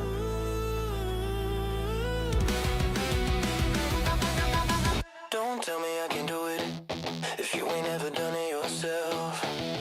Don't tell me that I'm losing. You don't know what it's like in hell. I told you not to do it, but you went and did it yourself. Don't tell me I can do it if you ain't ever done it yourself. Don't tell me I can do it if you ain't ever done it yourself. Don't tell me that I'm losing. You don't know what it's like in hell. I told you not to do it, but you went and did it yourself. Don't tell me I can do it if you ain't ever done it yourself.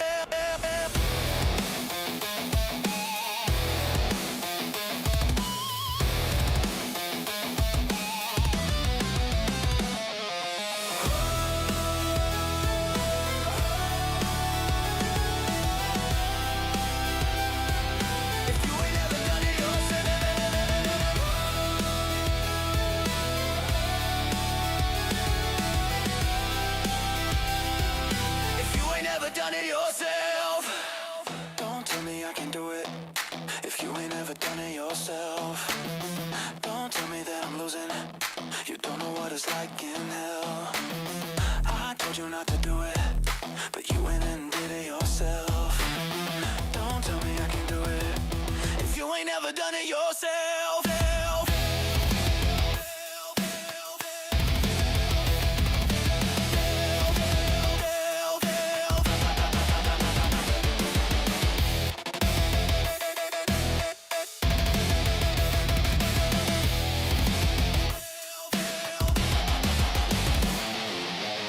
Don't tell me I can do it, if you ain't ever done it yourself. Don't tell me that I'm losing, you don't know what it's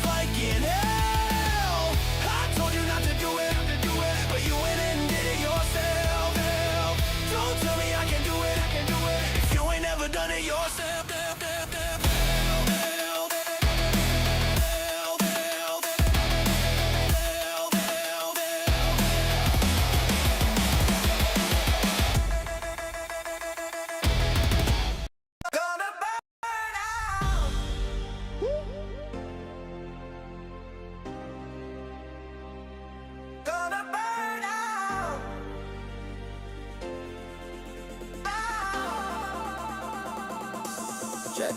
Spitting with a vengeance, no repentance, and it's for my descendants. Don't be out here in these trenches, cause these trenches turn to ditches, and these ditches turn to prisons, and you lose your independence. But I can't lie, I'm stupendous. Running wild and sipping Guinness in the cup with all the misfits. I just made a few of them some millionaires. I had to burn a few of them, they didn't care. I had to earn a few of them some clientele. But still we broke the bank, so don't you dare. Tryna knock me on my path, it gets foul, no rap. Knew this life was hard, so I'm taking no steps. While I'm light years ahead of you, and I fear no death. But I'm far from invincible, if not hold that, hold that, hold that, hold that, hold that.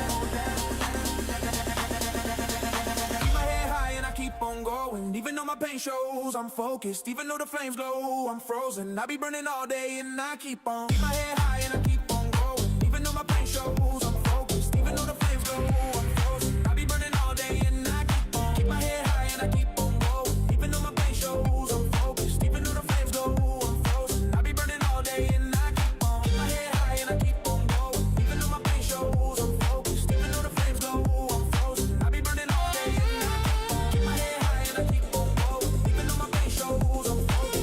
day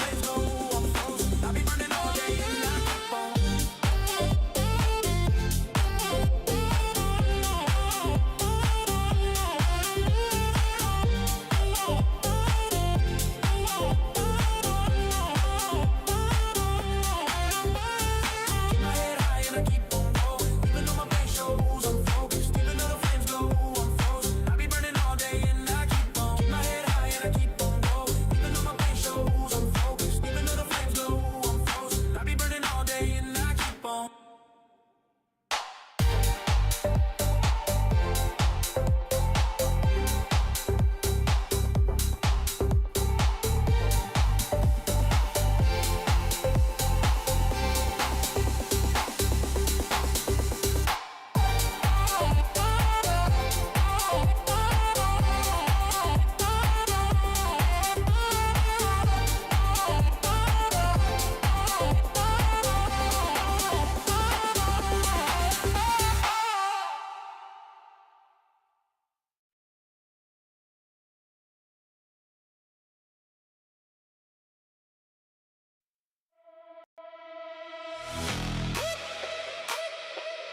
She has something in mind, but the plan didn't go as designed. Couldn't waste no time. She had to figure it out on the fly. So she picked up the phone, then she started to put her on, and the rest is all, it's all just history now. So what you gon' do now? I do it all. I'm counting up my wins. I'm counting up my wins. I do it all. I do it all. I'm counting up my wins.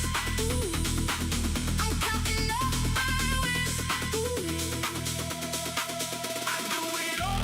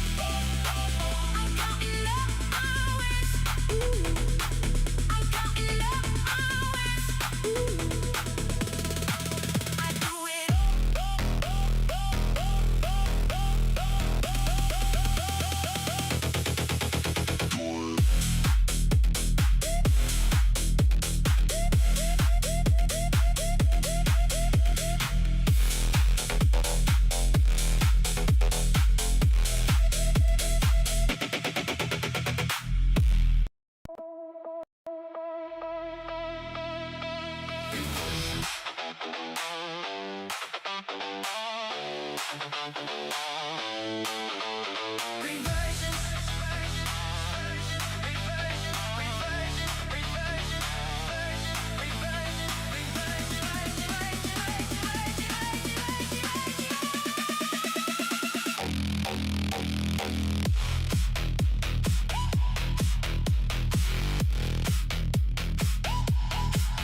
from the ashes, rise, I'm a beast.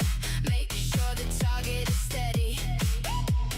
Watch as I'm clawing and snapping my teeth. Think you can handle me, baby? Ooh, the meanest of reversions. Don't blink, 'cause you'll miss it. Oh, so you better listen.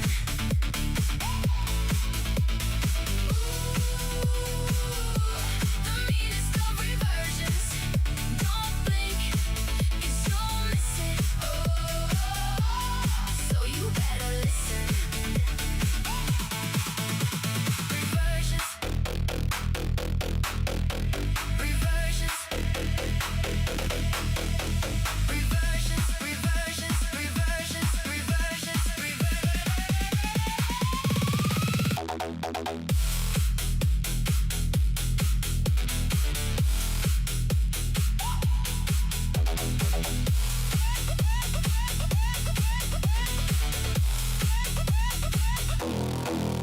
Heard the alarms go off in your head, just trying to keep me in bed. I'm so electric, you're turning me red. Oh, I think I'm ready to snap now.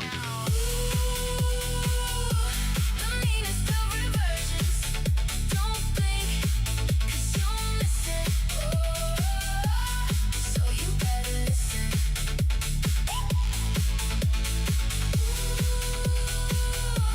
The meanest of reversions. Don't blink, 'cause you'll miss it.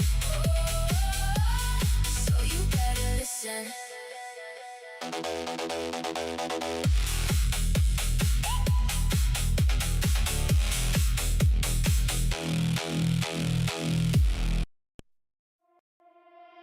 Count your stack, make it back, make it the trend. Is your friend, follow it till the end. What do you have to spend if you wanna contend?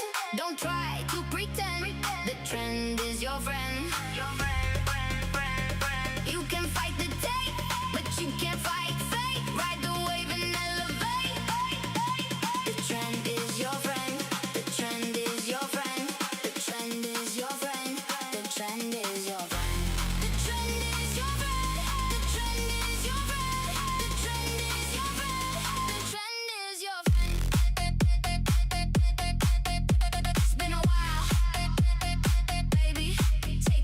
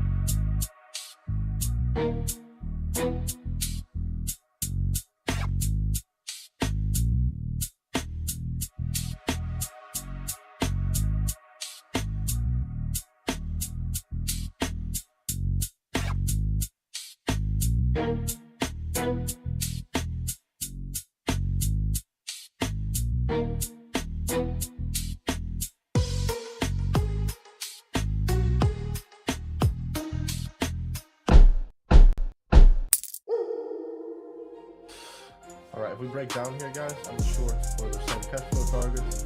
I appreciate you for being here. I'm sure right now target hit. This is what we call a magic hour. All right, I'm taking this. The upside ahead, the momentum to the upside ahead, everything aligning, live price and historical data, right? Aligning. Right there.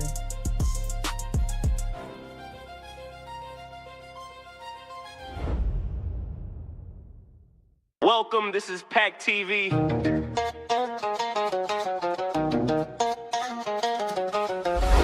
Sit back, relax, and watch how we day trade with statistics. PackTV, God given, so I gotta make it happen. I'm on mission, not like them, I'm different. That bag come with a pension. Talk about that business, like I'm hard all in the pain. Shining hard, don't need no chain. All this drip, it feel like rain. Everything on me, got it on my name. They don't got it like this, they don't talk it like this. I was built for this. That TV not like guns, take it away.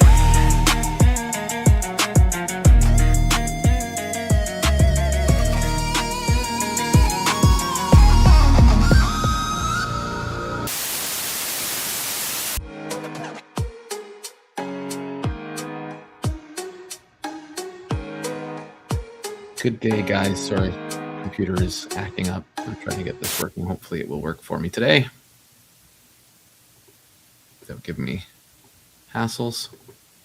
Let me get my screen sharing going. Well, welcome. Sorry, I've been away for a week, and then yeah, now back. Looking forward to getting back into the swing of things hardcore. And we're going to share the screen. And I should have posted, but I wasn't sure I was even going to get on here because it was giving me some major hassles. And we'll see. So I gotta. And I might have lost already. Yep. Fuck.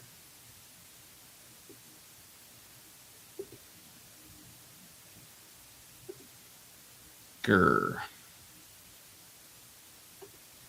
It's telling me I need RAM.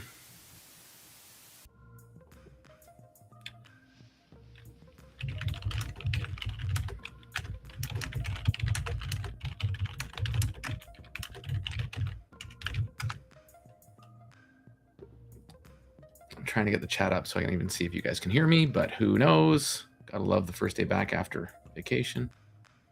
Everything goes to hell in a handbasket. I don't know why my screen share is not happening. I can't click on anything on here, guys, so I apologize. This may be a very short focus session.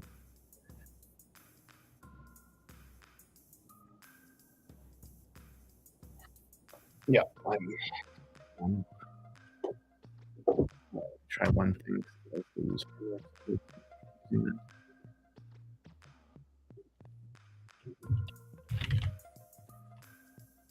Hopefully you guys are hearing me. Not that I'm adding much value right now. Let's go into settings. Performance.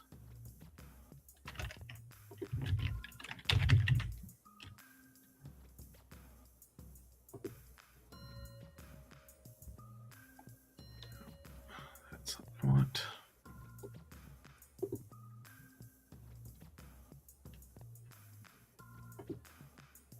Performance. Don't have appearance.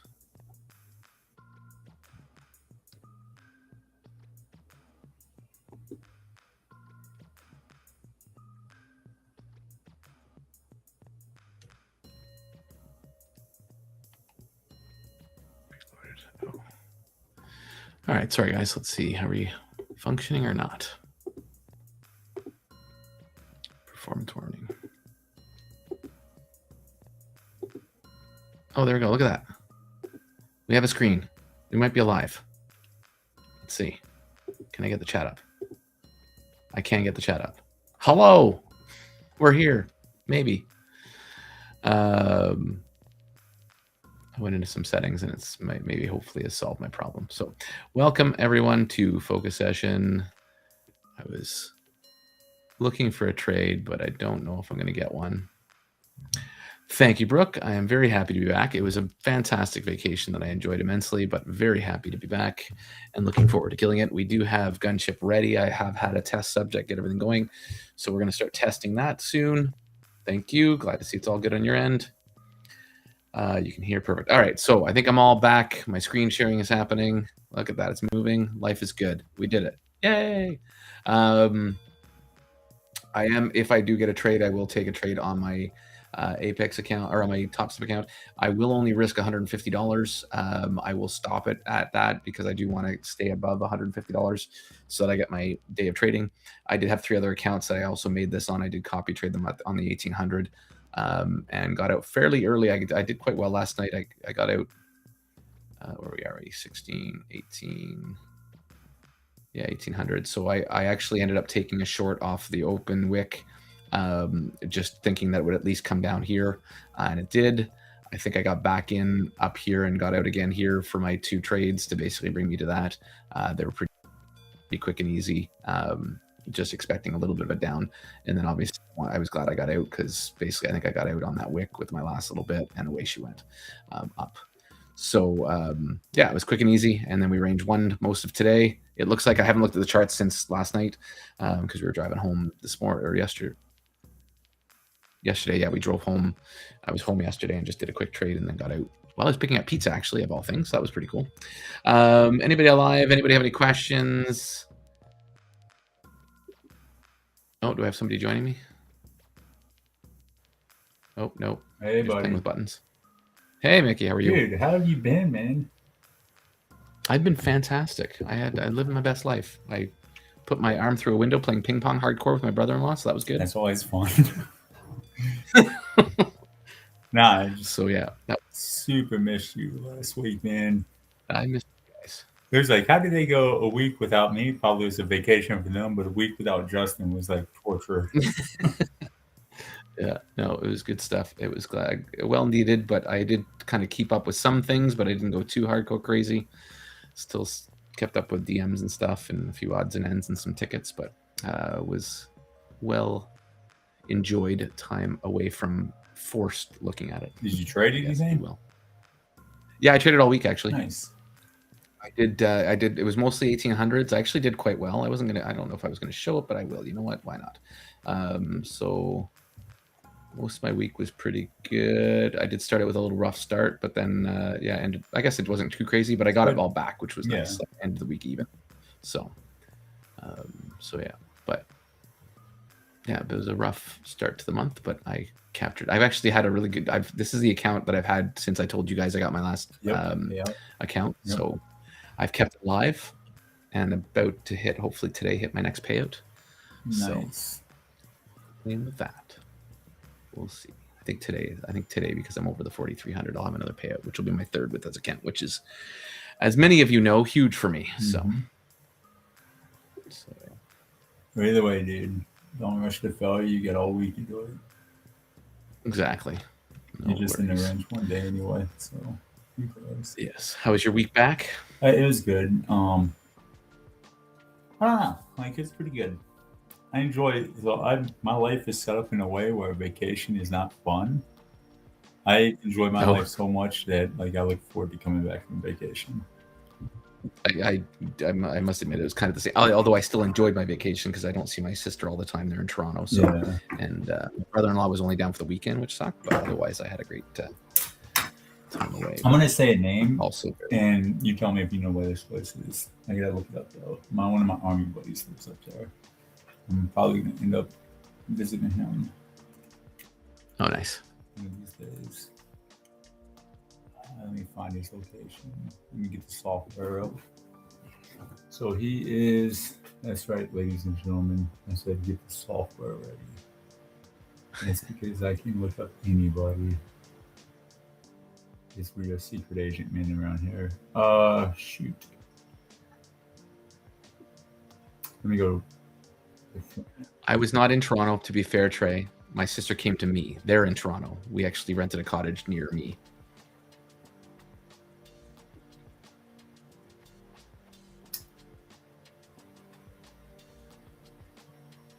$4K was my target. Got to 1,500, but lost it all.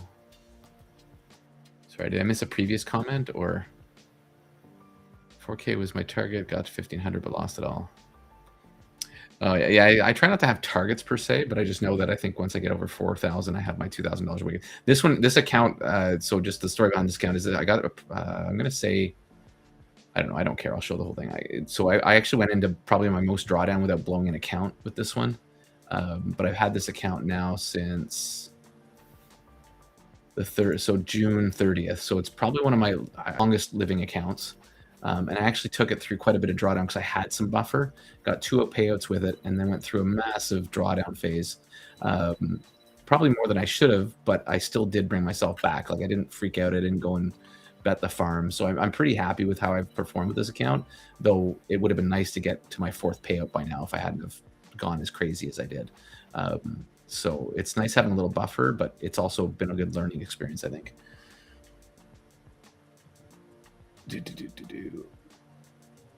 So it's near East Aurora, Aurora. Aurora? Yeah. How far away is that from you? That's New York, obviously. Yeah, it's New York. Yeah, it's northern New York, I think. So it's actually not that bad for me, I think. But he lives on Canadian in a town like 50 minutes from here. In Canada. I get his actual location. So are you coming up here to see him? Eventually. Oh yeah, nice. Bike come see you and then go see him. I was gonna say if it's Aurora, Ontario, I'm pretty sure that's not crazy. What's the closest airport to you? How far is that? I'm sure it's like near Toronto. I'm like mind blanking right now. Yeah, it's right north of Toronto. Duh. Yeah, so you're like, that'd be 4 hours away, 5 hours away. And near my sister, actually, oddly enough. But yeah. Wait. The closest airport to you is 5 hours away? No. Aurora's a 5-hour drive. Oh, okay. We have an airport 20 minutes away. Oh, cool. So, cool. Yeah, well, you don't have to come up here, but if you let me know when you're there, I can head on down and see my sister and stuff. Yeah, Daredevil, I've been super close to there. I knew I recognized Aurora, but I just never had that as a destination, so I'd forgotten quite where it was. There we go. We'll see Trey chats too.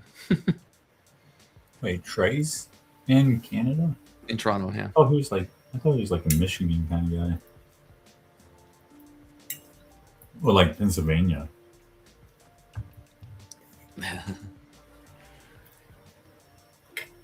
How'd your kids like the vacation? Oh, they had a blast. My youngest is 7, so just turned 7, so we had her birthday down there, and nice. Yeah, she had a blast. My oldest was in and out because they had a market and stuff to do, but they came most of the time. 4 hours drive east of Toronto, Daredevil.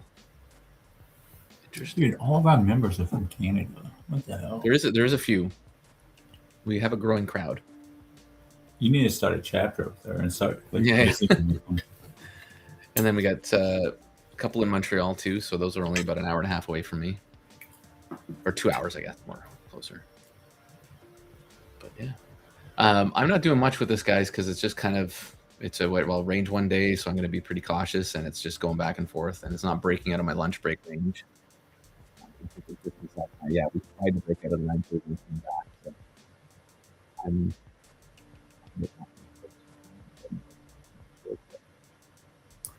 Oh, your mic's messing up. 4 hours. Oh, is it? I don't know. My computer's acting funny, so 4 hours east of Toronto. Okay, cool.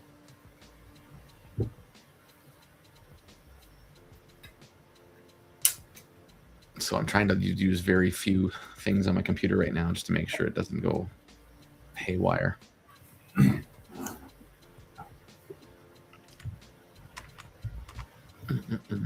Where's our old $5 actually? I don't want to be careful because Yeah, if it started screwing up when I pulled up this guy, then maybe that's part of the problem. But that's.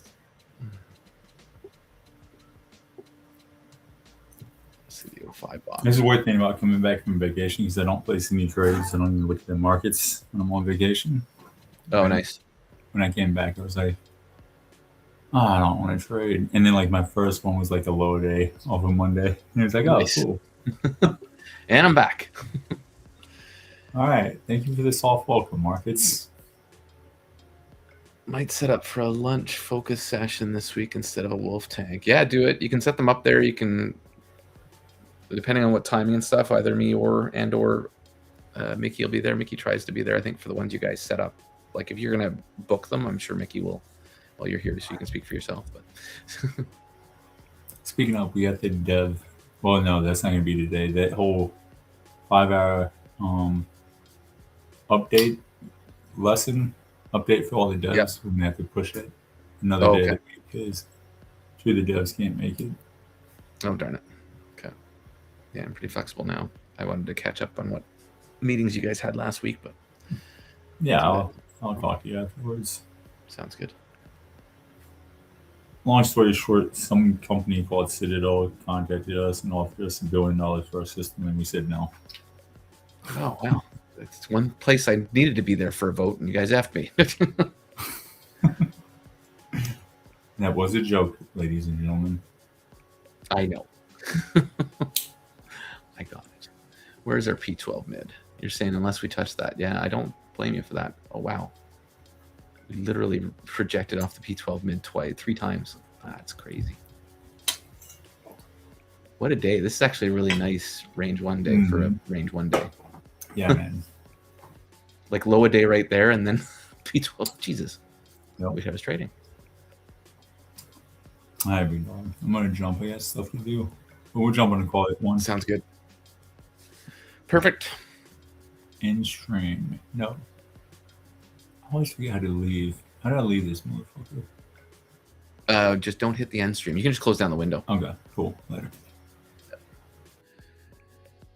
Andrew, good question. So how does your system differ from Mickey and Austin? Looks like you're taking about 10 to 12 trades. I wouldn't say I take 10 to 20. I think you probably saw the screen. There were days where I took a little bit more. I try and honestly take 1 to 3. Austin doesn't necessarily take 1 to 3. He takes 1 to 3 on his lives, but there are days where he'll take other trades throughout the day. But the live ones that he shows are about that. I try and get my cash flow at the 1800 so that I can just work all day long. And then I'll usually, if I don't take a trade during the 1800, or if I'm not successful and I don't blow my whole risk for the day, I will then take a trade usually at magic hour. And then I'll hopefully be done for the day. If I have to, I will take a market open trade.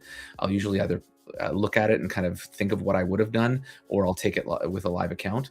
But I'll usually do it fairly low risk.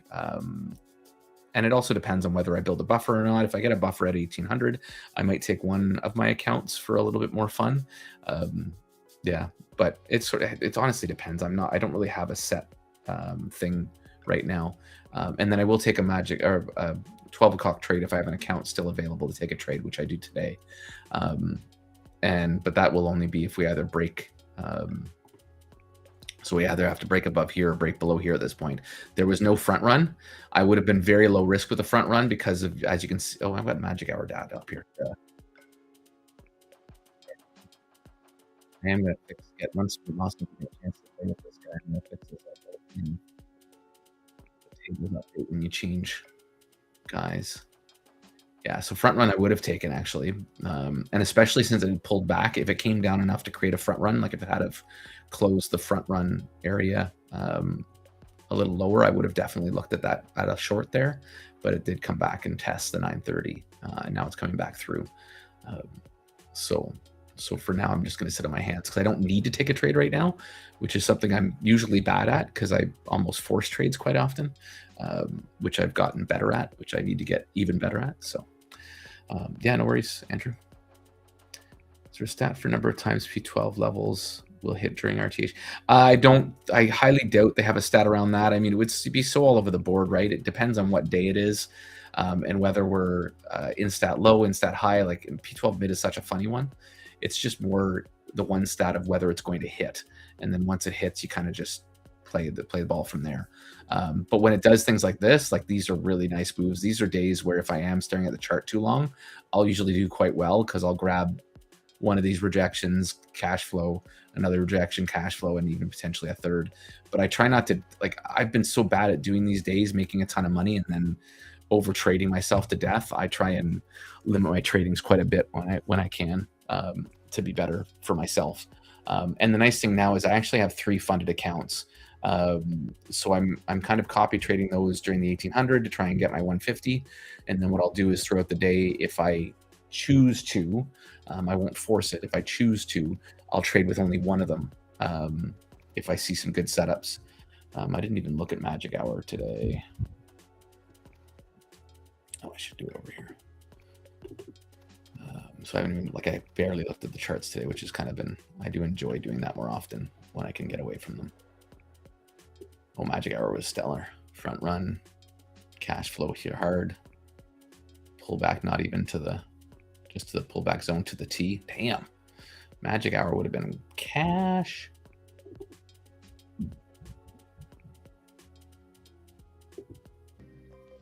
It was rough today. Yeah, I mean, again, different strokes for different folks, right? Like, I found oftentimes my good days were the days that other people's days weren't good. But and unfortunately, though, it's just I usually would over trade it away, which is one of my Achilles heels that I've been working on. But now that I'm slow playing this account, and now that I have 3 accounts, the really cool thing, yeah, market open was, but that was low a day, so I would have been really cautious of that front run for sure. For me lately, it's been a lot of, because I built up that buffer on that one account and took it through some drawdown, and now that I've got up to 3 accounts that I'm running, I've become a lot more patient than I have been in the past. I'm not rushing as much as I usually do, and I'm also not over trading as much as I usually do because I have 3 accounts now, all at the point of payout. So I've got a payout on one of my second accounts, which is huge for me. I've never gotten a payout on a second account without blowing my first account. And my third account is, I think, 3K up. So once I get it to 4K, it'll be a payout on that account. So that will be the first time, hopefully, that I've gotten 3 accounts to pay out without blowing one of them. So it's been a really good run, similar to my February run. But now I want to make sure this lasts a lot longer than my February run did. So I'm pretty happy, pretty excited, but it's still room to grow, still learning to do. So. Oh, you're trading MYM? I wonder how that looked. Sorry, I'm getting the. Thank you, Wes. Happy to be back. I know we chatted a few times while I was away, but I appreciated it. I still like being in the know. Oh, MYM was all over that's a nasty looking. Actually, I want to look at it over here.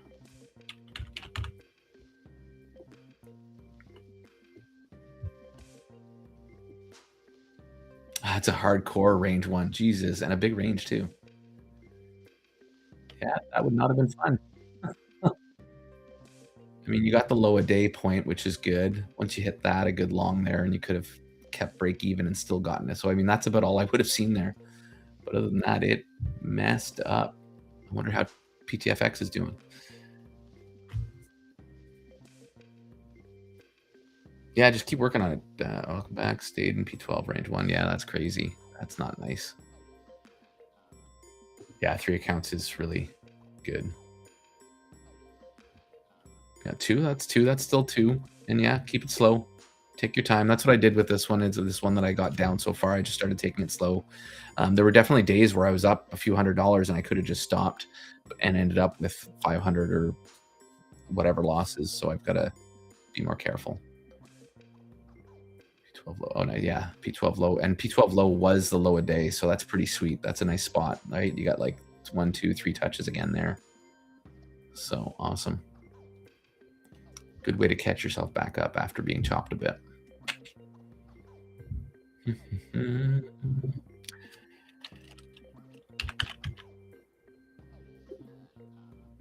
Back over here. Back over here. Let's see if we got anything happening. Still range, and happy I stayed out of that. Just say that with more emotion. I try not to get too emotional, Drez. I leave that to you. I appreciate your energy, though.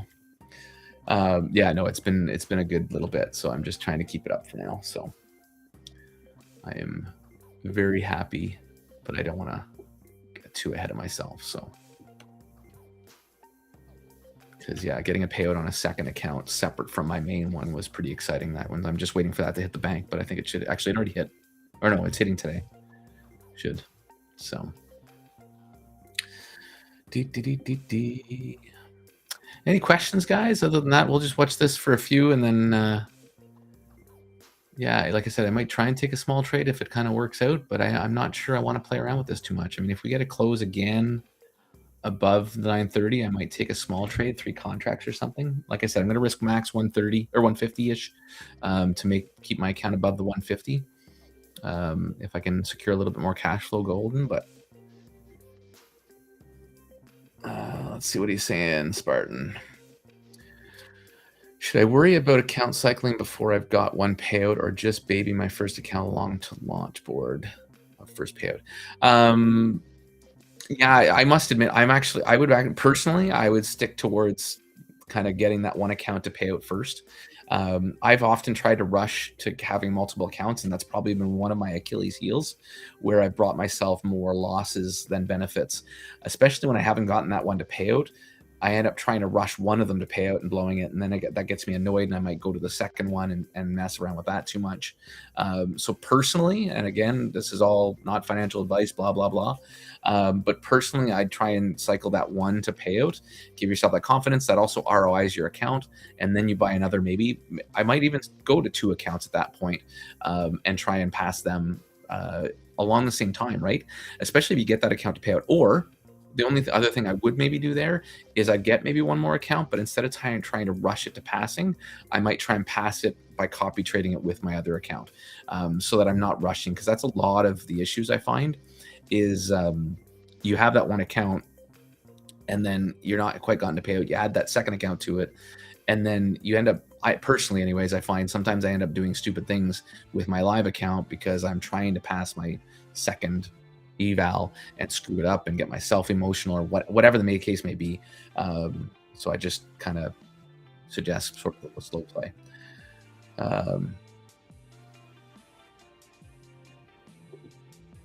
I know about survival math. Is there a calculation for just blow or go to save time? Are you talking about on evals?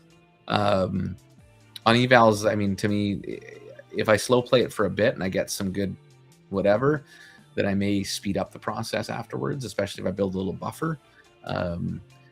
But my goal now is to try to avoid getting to the point of blow or go, because again, been there far too often and got myself into too bad a shape. Unfunded, no. I mean, to me, one of my biggest things is trying to avoid getting to blow point at all. And I think I did one time with that account. Okay, I might take a long here. I'll wait for this next minute close. And see if it closes inside, but I'm going to be pretty tight with it and pretty quick with it to cash flow. I'm going to move this over. I will pull my execution in a minute, but we'll see what happens here. So yeah, I personally would try and avoid blowing a funded at all costs. It's not advice, Daredevil. Because it's a lot harder to get to a funded account than it is to get an eval to pass, right? You can take more risk with an eval to pass. And the other thing I found again is my problems have happened because I've sized up too quick sometimes. I've gotten quote unquote confident on a trade and maybe gotten a little bit overzealous. Okay, I might take an entrance here. Yep, I'm in.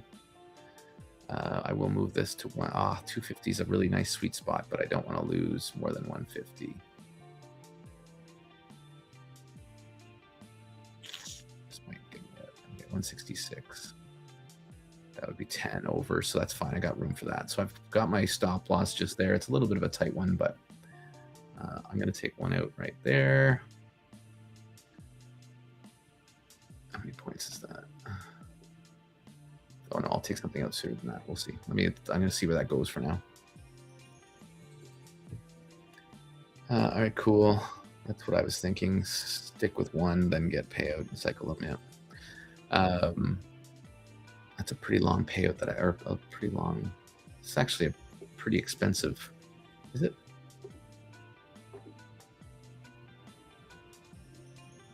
Oh, it's not. I've zoomed in too much. That's why. Okay.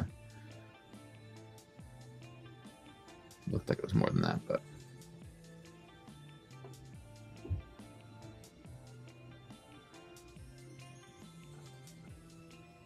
0.1's way out here. Okay. We'll see. We'll see.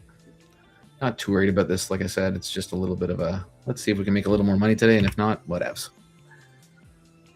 So my stop loss is just, what is it, 812? It's just below this little cluster here. So it's not the greatest stop loss, but it's below the half. It's right about there.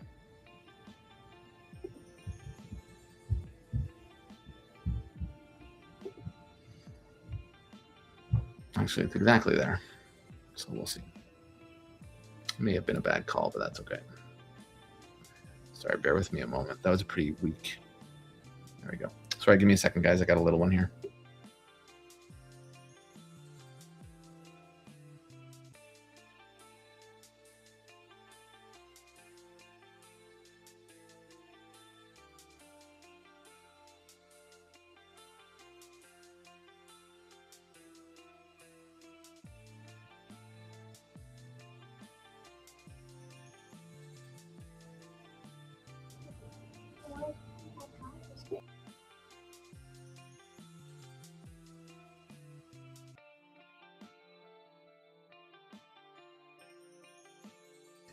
Sorry, guys. All right, cool. That was what I was thinking. Thank you for the. I'm getting not bad at passing, but a bit of luck. And that's, yeah, Daredevil. This is definitely something I can relate to. I've definitely found that was the case, and that's why I've kind of tried to slow myself down. And I've tried to. I'm still not great at it. Oh, there we go. I hit stop loss there. That's too bad. Not a big deal, but just too bad in the sense that that was like a straight to stop loss and no follow through. But it's a range one day, right? So I had to be careful. Yeah, and that's why I wanted to take one and done. So I'm just going to lock this out. I do have a third account that has that same profit level on it. So if we see anything good in the next half an hour, but I can take that one. But that's about it. I don't want to mess around, like I said, of this. All right, so that's that. It's gonna freaking tap my stop loss and go, isn't it? I really would have wanted to keep my stop loss down here, but the issue is that was a little too expensive with 3 contracts, so I probably could have gone with 1 or 2 just for a fun little try with less risk and made my stop loss more here, but 2 contracts I could have made it here probably. But whatevs. Yeah, so sorry. I've definitely found like that's the problem, right? You size up more with your evals, you get a little bit more risky with them. So there's definitely days where it's like, I mean, you try not to make it luck. You try and make an educated decision on your trades, but sometimes, again, what a part of my problem is clicking the button too much, right? So I've tried to help myself by being a little bit more like that. And then, like I said, by getting my evals now where they are, once I get this payout hits the bank, I'll grab 2 more accounts, but I'm only going to copy trade them against these accounts and try and slow roll them to passing rather than trying to rush them. I'll probably still take some risks, but I want to be cautious with that and only do it when I have days where I built up a little buffer. That's my goal anyways. I'm hoping to keep myself to that and be a little more disciplined with myself. Because to get, again, now that I've got 3 accounts, you get to making $2,000 every week or 2 on those guys. That adds up pretty damn quick. So I don't want to, I just don't want to risk all that, right? Like there's no point now. I need to slow down and just get my cash flow now and keep my accounts because that's going to pay me way more. I got 10 resets on Top Step, but the accounts they work on is more expensive than the activation fee accounts. Yeah. Yeah, I do most of them with the activation built in nowadays. So it's because I am better at passing them now more religiously. So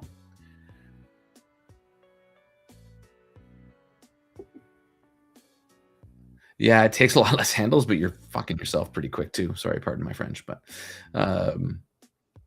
yeah, I still everything's micros with me. I maybe at some point I'll upgrade, but I don't know if I'll need to. If I get, I'm kind of more like PCFX, I guess, if you will, where I'll try and get myself to having like 20 accounts and then just kind of take my one trade with 1, 2, 3 micros and make my money, my cash flow, and be done. Because otherwise it's just, yeah, it's quick to pass or quick to build your buffer, but it's also quick to lose them. The 1800 can sometimes poke really quickly in one direction. You can kind of scale out, but I find that's my biggest problem with micro or minis. Sorry, yeah, minis is it's so hard to scale out. So if you want to try and hold a runner, you kind of can't. But you can make cash really quick, which is cool and all. But so it's fighting there on that New York 02 OU. So it's thinking about it. We'll see. I don't know, even if it does break out now. Well, it's built its range now, so maybe. We'll see. This is our range now. I was really hoping we would have taken here and taken our long, but it's taking its sweet ass time. I should have looked at the daily profile. I haven't even looked at that today, to be honest. I haven't looked at anything today. I was still on vacation mode this morning. What the? Do we have news at 12:32? Is that for real?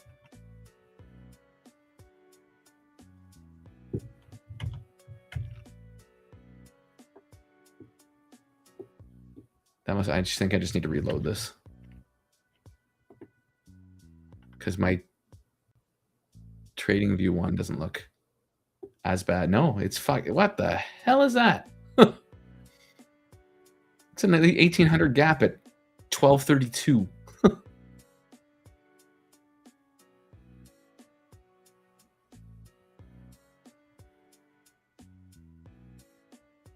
Huh. That's messed up. What's NQ look like? A little cleaner, but man, that's messed up. Just gonna try for low a day. My top step actually looks clean, oddly enough. Oh no, I'm on the 5 minute. That's why. Duh. Yeah, Jesus.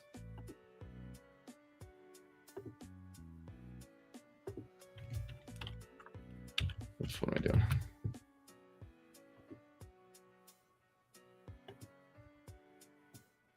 Interesting.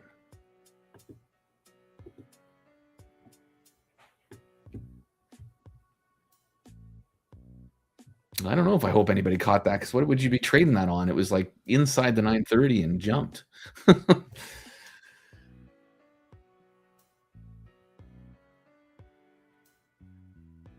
That's a hell of a move to catch based on luck. Although that's a pretty good liquidity grab. It didn't even hit the low a day again. Low was down here. It didn't break out of the... So longs look possibly pretty nice right now. If it wasn't such a big wick, I'd entertain a long, but... I've locked my one account, but I have my one more left that I could play with. But I'm not going to take a long off that, because it could be just a quick grab and it's going to come down. I don't know. I'm not going to do too much right this second. MYM to P12 low.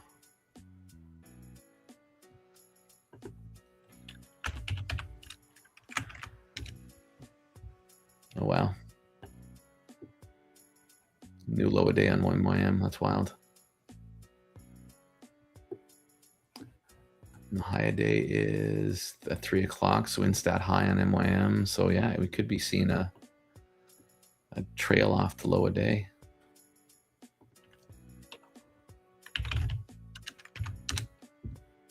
That's weird. It's so weird to look at 12 o'clock. Now I'm curious what happened. There was financial juice.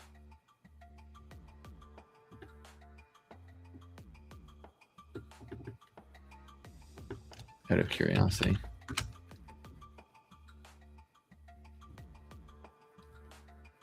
I'm likewise demanding compensation from our... Oh my God. Is asking compensation for damages done. It's 5-month minute. What a fucking guy. Tweet 1 down, tweet 2. Who knows where it'll go? Yeah. Yep. What a crock. Anyways, there we go. Oh, it's way back up again. I think I'll be sitting on my hands and just keeping my profits where they are. Because my last account, I think, is the newest one. Nope. It's the one I just did a payout on.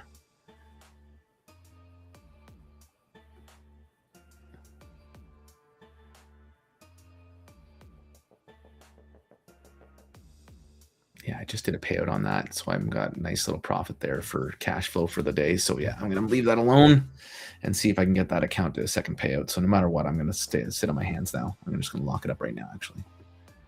Just so I don't do anything silly. Lock me out. All 3 accounts locked out. All above 150 for the day. I'm happy with that. So we got a few more minutes if there's any other questions. I appreciate the chat, guys. And yeah, some great questions there just to keep me talking. So I appreciate you guys when you do that. And we got a fun tweet to play around with. I can't. Stupid tweets like that. I think this is going down, but I don't want to bet on what the market's going to do with a tweet because it's so silly, but especially that gap. Maybe it'll close the cap and then come down. I don't know. But it's not a gap on NQ, so it's probably got nothing. I shouldn't even look at the gap, to be honest. Oops, what am I doing?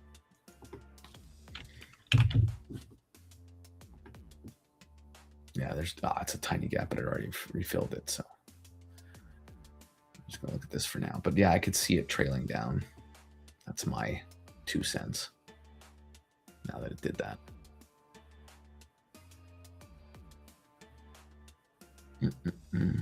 I never announced in the chat. I meant to, but I was so busy with my computer doing funny things with the live. I want to get a few more payouts, and then part of my thing is, I think, to replace the computer and turn this into a server in my house to do things with, to do some fun things with, because it'll be good for that, but it's not super old, but it's old enough. It's got a brand new video card, so I don't see it having all these problems that it has, but it is what it is. I might even turn it into my Claude server and do some other fun things with it and run Claude through it.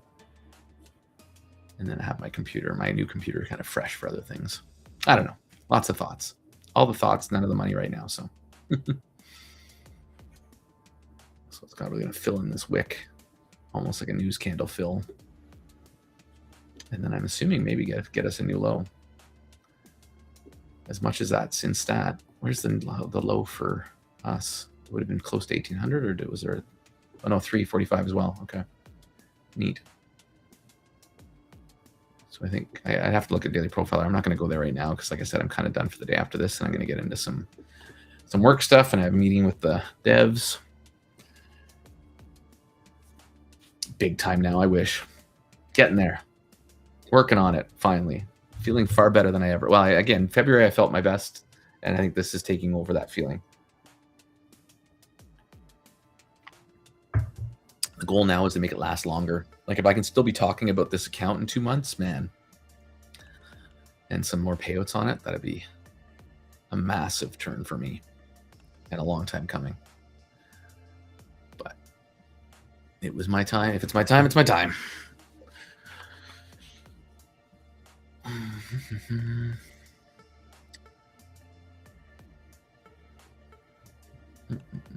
So I'll stay here for another 5-10 minutes or so.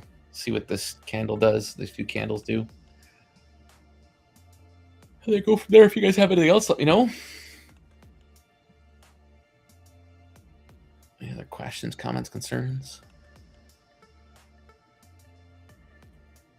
I haven't even opened up Claude today, which is I haven't used my Claude in almost a week. I used it for my phone a little bit while I was away, but very little.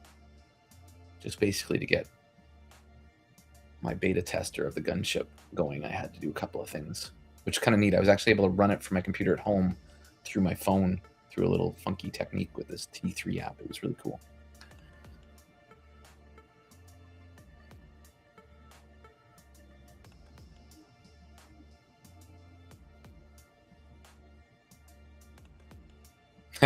I wish, Daredevil. Thank you for the kudos button.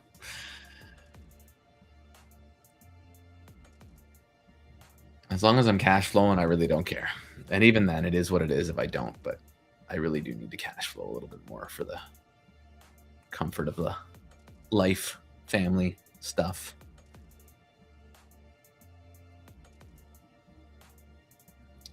Still pushing. Yeah, this would have been a decent short. With it doing that craziness and then coming back and touching that and rejecting it, that would have been a good short. But I'm happy to be sitting on my hands. Hindsight's 2022, so. Oh, there she goes. Now this Daredevil, I said it would be cool if somebody caught this. Catching this would have been, to me, just luck. But this short here would have been a good one to catch.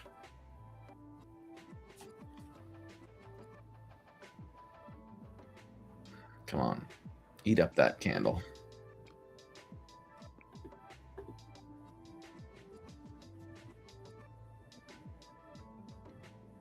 Oh, absolutely, Daredevil. Like the system's built to be against us, right? Like sooner or later you get impatient for one payout, or you go on a tilt, or like it's definitely a numbers game that is jaded towards the prop firms for sure.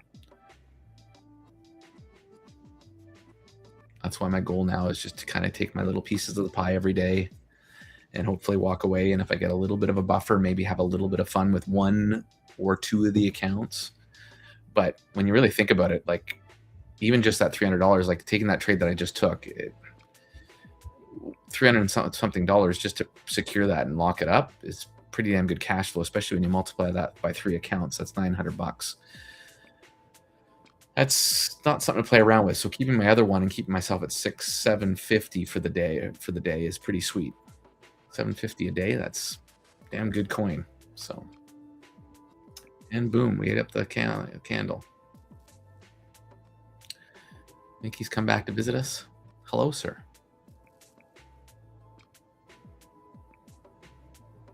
You're muted though. And there we go. We've eaten up that whole candle up. So that would have been a pretty nice short. And we're about to now do our lunch break. Potentially. Yeah, right there, Del? Yeah, so. Oh, still a little ways to go for our lunch break. Let's see if we get a lunch break and see if we hit a cash flow on it. I don't know if I'll be here long enough, but. Mickey, you're muted if you did want to chat.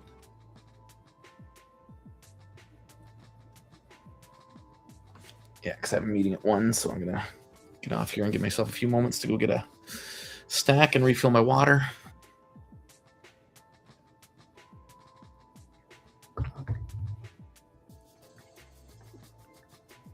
It's funny, Daryl. We have talked about that. The issue with this is obviously people being okay displaying their stats and knowing who's telling the truth or not, right? Because egos do still come into play. But it would be awesome to get to know the pack stats kind of thing.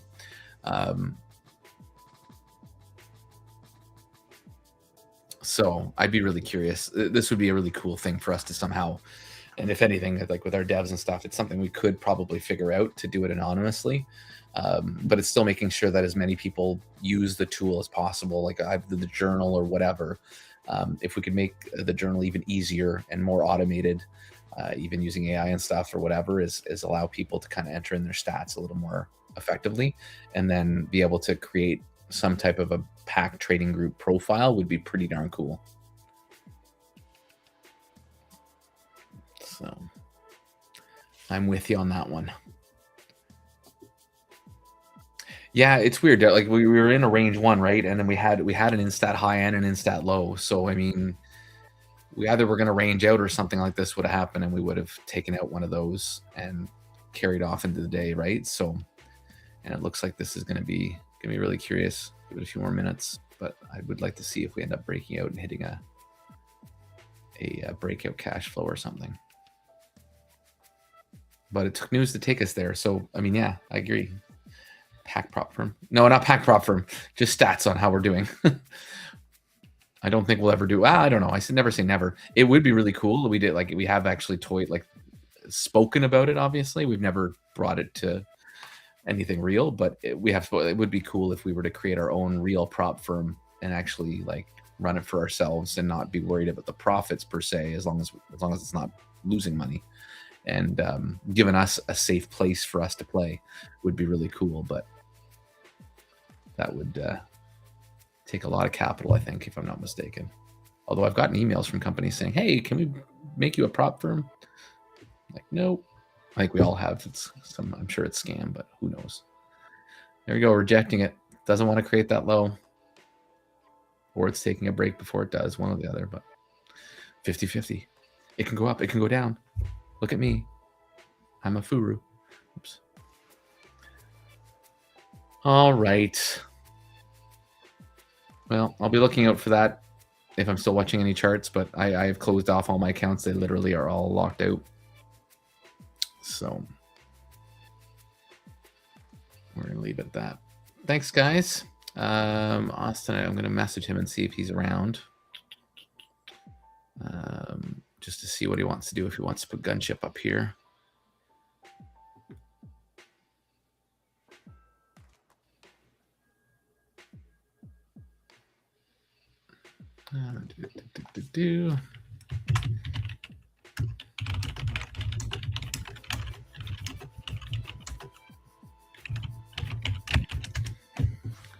All right, I'm just adding him to see if he's coming in.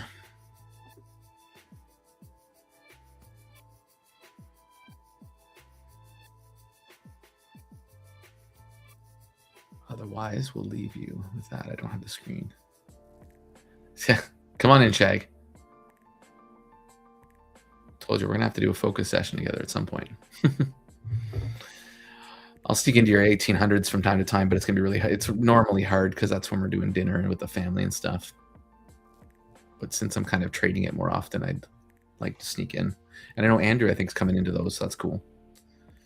I want to see what you guys are doing with the 1800 because I'd love to become a little safer. I feel like I'm doing good now with my risk management, but I could still probably pick better trades for the 1800 than I do sometimes. Oh, there is Austin, I think.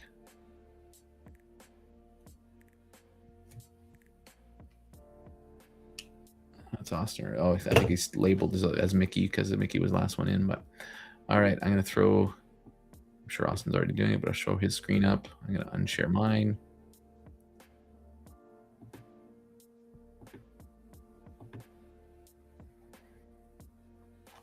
And then I will leave you guys with that. So anything else, guys, let me know. You guys know where to find me in the chat, tickets, whatever. And have yourselves a great rest of your day. Bye.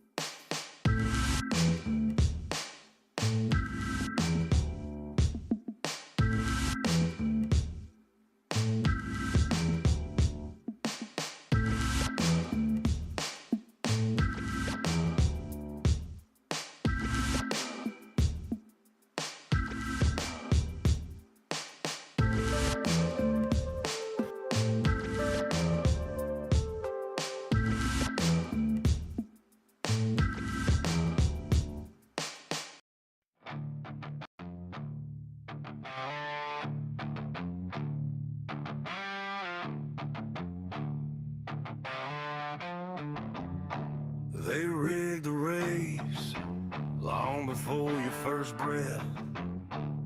Signed your name in the ledger, made a bet on your death. Puppet masters and neckties, count your hours like cash. Presidents pushing their pieces while you fade in the ash. Game theory kings in a smoke-filled room, writing out the rules to your ruin.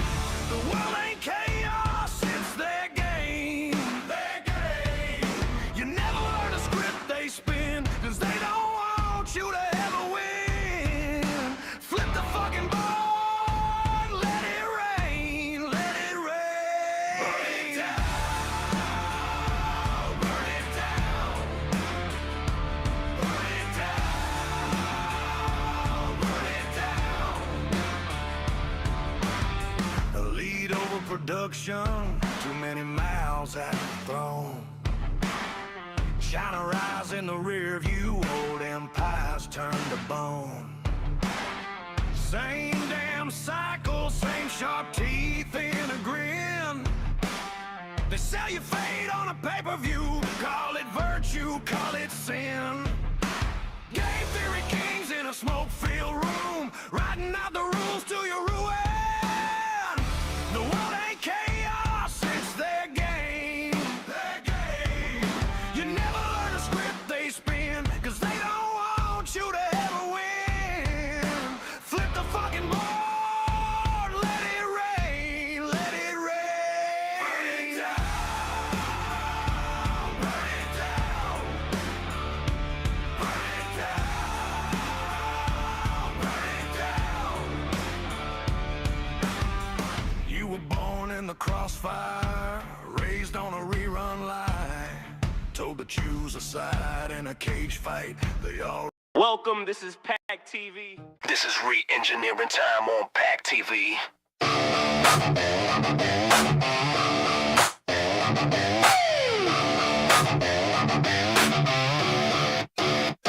Re-engineering. This is re-engineering time on PackTV. Re-engineering. And this is re-engineering time on PackTV. Re-engineering. This is re-engineering time on PackTV. Re-engineering. And this is re-engineering time on PackTV.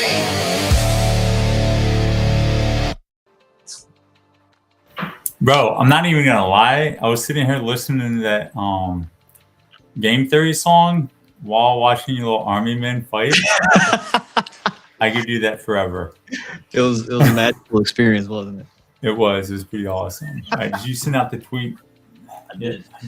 I sent a retweet that real quick. Oh, tweet. No. Send out the ping. Oh, okay. All right, so let's go. We got 14 people in here. All right, since there's only 14 people in here, I say we give out Enigma. All right, guys. Low a day. It's coming right now. All right, so we give you guys Enigma in the army game, right? It's just like the pattern in which the soldiers are running around. That's Enigma. It's actually hidden in plain sight. That's not actually sold. That's the inside liquidity of the markets being distributed. This is actually what order flow looks like, guys. I'm sorry. This is real order flow. If you can't read it, man, I don't know what to tell you. Look, map is scamming you. Yep. Look at this. Look at this little liquidity right here. They're getting into a fight. Wait, they just walked by each other and they didn't even see each other. They just start shooting at each other and said, "All right, we're just going to go over here." Yeah. All right, I see what he does is enemy base. What's the name of this base? This is Pack headquarters. Bro, ain't nobody coming in the Pack headquarters that close. This game is rigged. No way. They're securing it. We've lost, guys, to the market makers. No way. This is bullshit. What are you doing? Like, why is that dude just securing a base? Dude, look, the market makers wiped us out, bro. Look, we're done. We don't. Oh my gosh. We ain't got no like. Oh my gosh, this is horrible. I'm supposed to re-engineer after this. See, market maker victory. Operation Midnight Ledger. Oh, that's horrible. This game is rigged. I want my money back. I did watch a movie last night. That was pretty good, though. Do you know the video game Tetris? Yes. Dude, there's a video that was made by that, how that was cured. It was a really good movie, too. I haven't seen it. You should watch it. Yeah, you should watch it. It came out in 2023. It was really well done, too. I don't know how I missed it, man. All right, you ready to go? I guess we're ready. Do it with 34 people. Give them what they want. All right, let's go into today. Range one. All right, have a great day, guys. Yeah. If you didn't identify the range one, you're silly. Wait, why Friday? Why is my trading you do this kind of dumb shit? Let's try this again.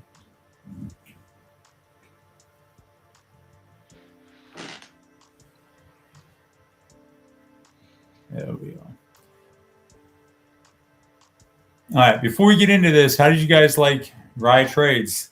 Was it good? Did y'all learn anything? Was it good? Different a good dude to come on? Yeah. You know what's crazy about it? What's that? He trades very similar to us. He does.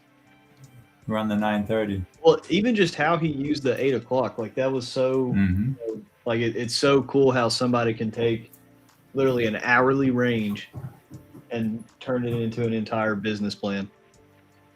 The cool thing is, well, I know and you know, and everybody who sees the statistics knows why he uses the 8 o'clock range. We know it's the highest probable one to wipe both sides. We know it's the highest possible reversal zone at 9:30, right? It's just cool, and you know that he didn't get that he got that purely by spending nights and weeks and all that, just finding it, right? And that's the coolest part about it. And the market was like, "Hey, bud, looky here," and he was like, "Oh my gosh, that's crazy." Well, when you left, I was literally showing him. I was like, "Well, it's kind of funny that you use the 8 to 9, when if you just shift it to the left by 30 minutes, we're literally doing the 7:30 to 8:30." And then I also got to show him one thing. If you guys want to go back and watch the recording, this was a really cool moment actually, where I showed him literally just the MFE values, the percentiles. I used his range, the 8 o'clock hourly high and low, and just being able to visualize those percentiles, he was able to see like, oh wow, there's a lot more meat on the bones, even from a high strike rate perspective, because with him, he has a really precise entry model, right? He's using a very tight stop loss and trying to ride a good portion of that movement. And I was showing him, okay, well, you already got a great entry technique. You can see even the 25th percentile of the break of your range. Like those are beautiful cover positions. You know what I mean? It's like, dang, man. So it was really cool to really show somebody that's also willing to just see what you guys are, what we're about to, is somebody that a lot of you guys that are watching this, a lot of people come from either the ICT world or they come from an indicator world. That's the two major audiences we have, is either indicator heavy or ICT heavy. So it's really cool to kind of show both sides of the coin today. Yep. And so with that being said, we knew that we had a contradicting market overnight, right? We knew that this was the low of the day zone that sat in right here, the 30th to the 50th of the 730 MFE box, right? We know that our high day was at 345. And so when we talked about it this morning, we knew that if we were going to get the false, right, it would be a slam dunk kind of 930 to 945 reversal for the low of the day. If we were going to get the short true, let me take off some broken so we can get some more data. Hello? Like then there's a likelihood that that 345 was going to hold, right? This does not look the same at all. Let me make sure I get my things. Nope, everything's in. Then we would have to accept more than likely that 345 low of the day. We knew to the upside, we could target P12 high.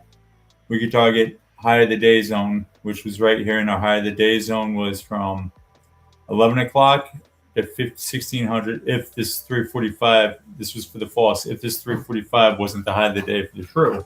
All right, we knew our 4-step continuation. We knew our 4-step reversal. All the good gravy stuff, right? So we knew our decisions were going to be made, right? All right, so now let's fast forward. Let me go to the 1 minute real quick before the 9:30 opens up. 9:30 already opened up. It just didn't load. Anyway, I'm kicking myself because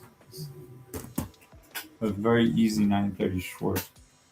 But anyway, 9:30 opens up and we get an inside bar. It comes to the high and it sucks back into the range. It comes to the high, it sucks back into the range. Then we start getting 1 minute break sells, right, outside of the range. So we got completely lack of 4-step reversal for the 9:30 trade, which we kind of were expecting anyway, because we had this MFE 70% probability right here that's coming out off that 7:30 to 8:30 range, right? We knew at that point, as it was rejecting all of this, right, we had an 8:59 low of the day, and that was an instat low of the day. Our data clearly said 9:30 to 9:45.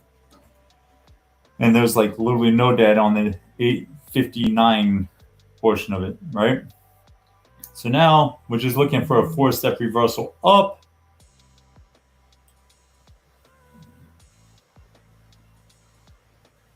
And we start getting that, right?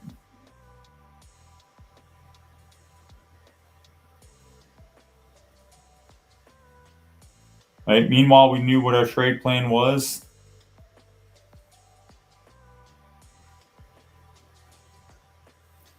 Right. If we did, anybody who took sells, they should have covered the queen 10 basis points and then been targeting the 15 to 25 percentile right here. If you take longs, cover the queen 10 basis points, and your cash flow number target was the 45 to 50th percentile. Right. Now that, all right. So one thing I do want to discuss, right? So like what I just explained to you is a very mechanical, linear way of doing things, right? And the reason we had to do that, right, is because like the hardest thing to tell traders who do not know how to automate, I mean, everything they want is every single story, every single answer to the test. But the problem is the answer to the test doesn't exist the same way every single day, right?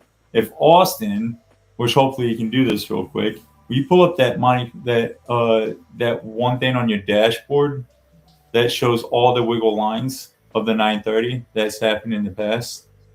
Oh, like the 930, all 930 breaks, like all the ones that had all those scenarios. I was like, dude, we did this all manually in here computers. Remember that part of the dashboard? Yeah, let's see if I can pull it up here. And the biggest thing is, like, once you see this, I want you to look at all the thousands of possibilities that could happen. And he doesn't even have but like 2 years loaded up. I don't have the NDA disclosure for everybody. Not that one, but the one with all the lines on it, like stacked on top of each Oh, this. Yeah, that right there. Now, this is not a Monte Carlo. So Monte Carlos is a simulation, a simulator that uses historical data to see where the future probabilities based off the past. These are all the 930s that we've traded every single day. And I want you just to take a look at all the different paths, right? All the paths, there's hundreds and thousands of them, right? This is raw data. Like when I say there's 25,000 different paths that the live price can do between 930 and 1500, that's why we came up with the daily classifications on a 5-minute chart. Like this is a snapshot view of that, right? So with that being said, right now, this is a good visual representation of why you can't always be mechanical, all right? There's times that you're going to have to take multiple attempts. There's times where it goes straight to TP. There's times where it can't even get 10 basis points outside of the 930 range. there's so much dynamic in this decision making that for me to be able to codify an algo during 9:30 would be crazy on the 1 minute chart. Right. So this is my time to pass it off to Austin to talk more about being dynamic and not linear with your decision making. And then we'll go back. I mean, it just goes to show. I mean, you can even visualize this. You know, if every single 9:30 break was the same or within reason, we would see more, you know, concentration of just consistent breaks above and below, right? You wouldn't see the matrix, right? A spider web of possibilities. And so just by changing, you know, where the breakout candle closes and the size of 9:30, I mean, you can see the vast differences in MFE production off the 1 minute breaks. Did it provide 10 basis points, 30 basis points? I told you guys this too right here are my MFEs that I always try to cover the queen. MAE that takes on, so the drawdown that is taken from the breakout. And so it's so crucial that when you really understand the statistics, when you measure and quantify a move, a kick that you really want to obsess over, you learn how to now take the basic measurements, the baseline measurements, and adjust them, right? Twist and turn them to the specific portion of today's daily candle. And now let me tell you a secret, right? And you guys are going to see this with the time-based range free dashboard that we release soon, right? This isn't just the 9:30, right? So this is why we tell you guys, like, if you trade pure patterns or indicator, good luck. Like, pick a fixed constant and just obsess with that move, and just make sure that you have your business hours for that move, right? And just learn the nuances. Like we sat there for years learning the nuances in front of you guys to be able to, like, when I looked at this yesterday for the first time, like, I saw exactly what my trading career trading the 9:30 looks like, because that's exactly what it looks like. It looks like a big ball of fuck. It's fuckery at its best, right? But somehow, like, I've been successful at it. And the reason I've been successful, because I did a repeatable workflow process. I've maintained my risk. Right? If Justin was up here, he would tell you anything and everything that you need to know about what my brain says and how to do it, right? And he just failed to achieve profitability. Why? Because he was over leveraging. And he'll tell you flat out, like, I was over leveraging. That's the reason it took so long to get consistently profitable, right? And like, so fixed constant, repeatable workflow, and not over leveraging. And you can do this any time of the day with realistic expectations of targeting, right? So going back to the re-engineering, dude, I can hear your little army dude shooting. It's badass. It really makes me happy. Oh, you hear that? Dude, yeah, man. It's fucking cool. Don't turn it off, man. Like, that's the best fucking army music ever. Not ceiling fan. Oh. Damn it. I was like, dude, they're getting it, man. Like, we're capturing the flag, dude. All right. So we know that's sensitive, bro. It's pretty cool, dude. So we know that we kept sucking back into the range off the upside. And now once we break lower, we saw that we can't suck back into the range. So now it's the same song and dance around the 10 basis points. We know we're looking for upside movement, right? So now, before 9:45, do we get that upside movement? Now we have this 10 basis points anchored to see the same. See the same thing, right? We know that we can't call it a long true yet, going 9:30 and 9:45, because we didn't breach the 40 basis points off the 6.9. We didn't breach the 50th percentile MFE from the 7 to 8:30 break. We haven't even breached the low of the day zone. The only 4-step continuation we have right now to go off of is the lack of 4-step reversal on the previous hour 50 is this orange line right there, and 9:30 high is right there. So we know we're getting lack of false, but yet we're also getting lack of true. All right. And so today, when I briefed the P12 analysis, right, what did we do around this P12 mid during Q1? And what does that tell me about what kind of day I'm going to get? Somebody in the boot camp who's moving and grooving on the quarters, and I mean, not the quarters, the Q1 and the P12 analysis, what kind of signature is this, and what more times than not, what kind of daily classification do I get when Q1 of the quarter sits there and swipes both the P12 mid and then it fails to go to the P12 low or high in Q1? You might know.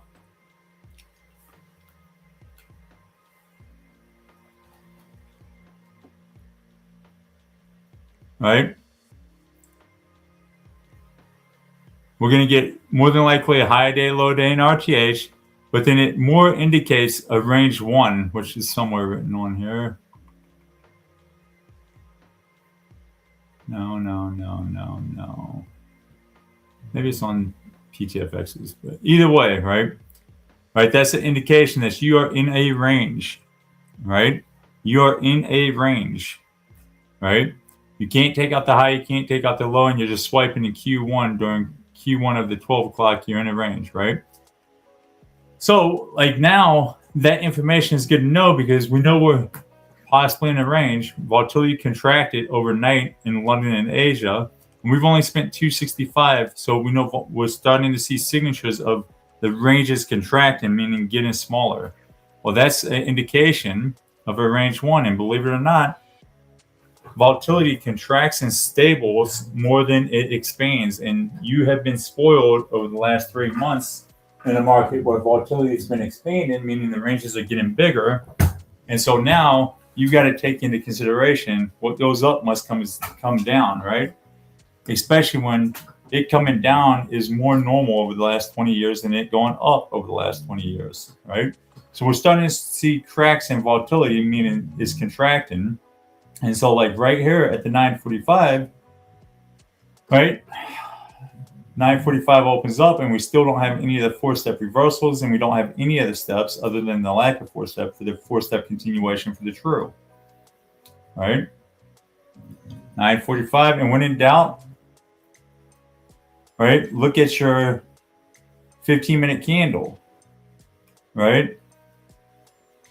It's just a 15-minute doji. Look how much wick is on this bottom part. Look how much wick is on the top part. And we've got a body, but there's more wick than body from 930 to 945. If that wasn't something that you look at every day, then look at the gunship, right? Both of the downside and the upside have an 80% probability where these white boxes are. We can't even get to those. So something is not like the other. Meaning, right, on most days, by 945, you've hit one of these 25 percentiles, right? One of these, whether it's to the down or the up. Today, we haven't hit either one, right? So multiple clues today that, hey, dude, volatility is contracting, right? All right, 945 opens up. We start closing above it. We're starting to get signatures of a 4-step reversal. We only have one of the 4 steps, so above 9 o'clock 50. Stop digging. Biscuit. Stop digging. I'll play the harmonica as you let me find it. Stop digging in that bed. Not the harmonica. Dude, I scare these dogs. They bark at it and all kinds of shit. Like, she sits there and digs her bed, and I have to buy her a bed every month, and it like drives me crazy. Because they just want to tear all the fluff out. And like, I think that's their way of like decorating. But it's not my views of decorating. Does your dog do that shit? Dude, he just destroys any toy he gets. He just, dude, it's gone in a day. Like, that's why we don't have nice toys, because my dogs do the same thing. They will just sit there and chew it apart. Like I never feed them or something. These dogs are fat for a reason. All right, so same song and dance, right? So I got like in this, right? Yeah, I took this one little long right here. I got stopped out. Austin was flat because we both identified like the trade was to the upside. But this is where like not rushing and sticking to the level of your systems really comes into play, right? Like who wants to deal with this kind of price behavior? And you can see this is one of the benefits. We talk about it all the time. There's 3 entry types. There's the front runners, which is essentially me right here getting stopped out.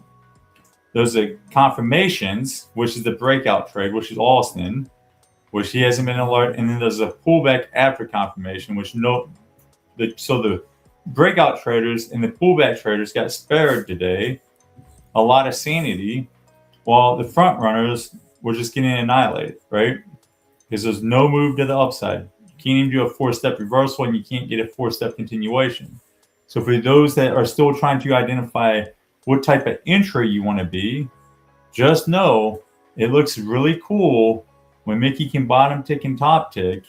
Yeah, that's all great. That's fun, right? But there are more days like this where it's like, what the hell, right? So this is one of the cons, and I'm not one of these dudes to sit here and say my shit don't stink. My shit definitely smells, right? But and I'm going to point it out right here, right now, right?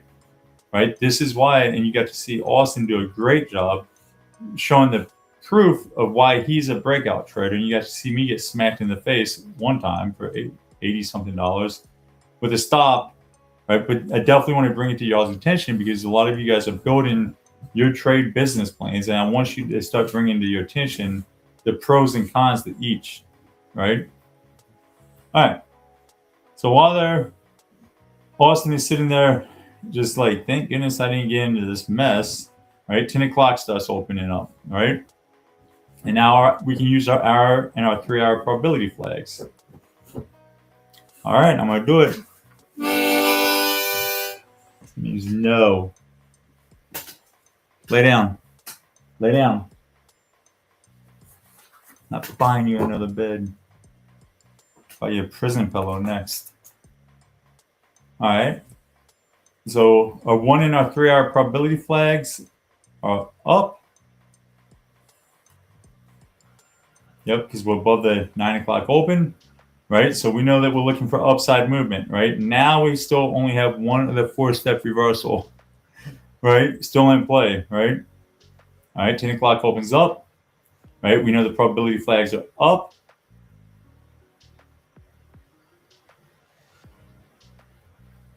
Unless we breach this opening, then they can flip down. And for all of you guys who, like, I guess drive crazy when I draw lines like this, look, I'll do you a favor. There, I hit shift. I hope you're happy. Now that looks crooked as shit to me. Oh, we got straight Mick in 2026. That sounds so good. All right. So we know that probability flags are up. We just got to get above the 930, right? We know previous hour 50 and the opening price are right here to focus on. We know below that, well, we're just developing the 05 box, right?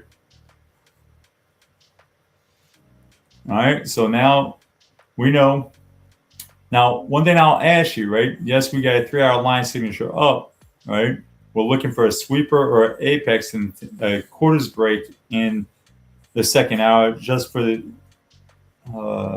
apex alert, right?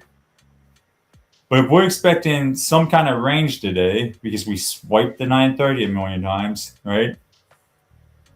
What's a signature that we can use to confirm that we can, other than a sweeper or a quarters break, but what's another signature that we can use at 10 o'clock? Right? And if you're on the free side, here's some free chicken for you, right? What is a free signature that we can use if 10 o'clock wants to do this to kind of confirm a range one even more?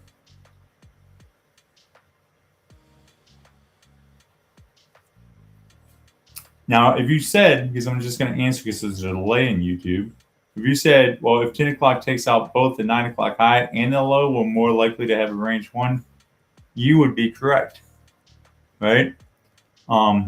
Yeah. And then, like, obviously the obvious signature is Ryan. That's cool. Rejected 10 basis points, suck back in and swipe some more. Yes. All right, we know we're waiting for Q2 to do its thing. Q2 takes out the Q1's high, so we expect Q1 high, Q4 low. Maybe we'll turn this thing false. And we did. Wait, we did? Oh my goodness. No, we didn't. No, we didn't. No, we didn't. 730 high is right here. I was like, I've traded this day all wrong, dude. All right.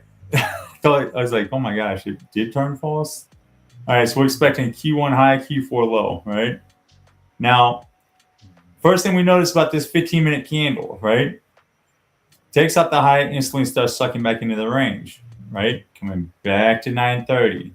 Now this can still be a DMP day or it can be a range 1. This is the hour that identify which one is going to be, right? So if it takes out Q1's low,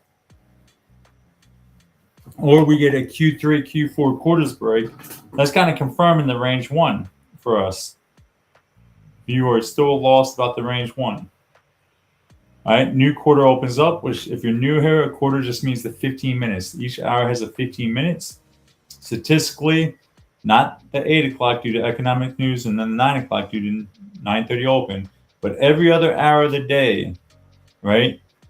You put a statistical high or low in the first quarter, right? And once you break out of that, it's more likely to go in that direction for the rest of that hour, right? And if you break a 15-minute structure, it's more likely to be a hourly doji candle, right? And then lines versus apex, I'm not going to explain that. Just jump on my Twitter page and go find the video where I did it, and you can get a bottom line up front snapshot of what that is. All right, so we know that the quarter to break is right here under Q2 low, right? But that's not the highest probability. The highest probability is Q1 low, Q4 high. All right, Q3 opens up. Now we move our doji alert right here underneath Q3. So each 15-minute candle, we say the first 15-minute candle of the hour is Q1, the second is Q2, the third is Q3, and the fourth is Q4. All right, moving on. And we break. So this is an apex alert.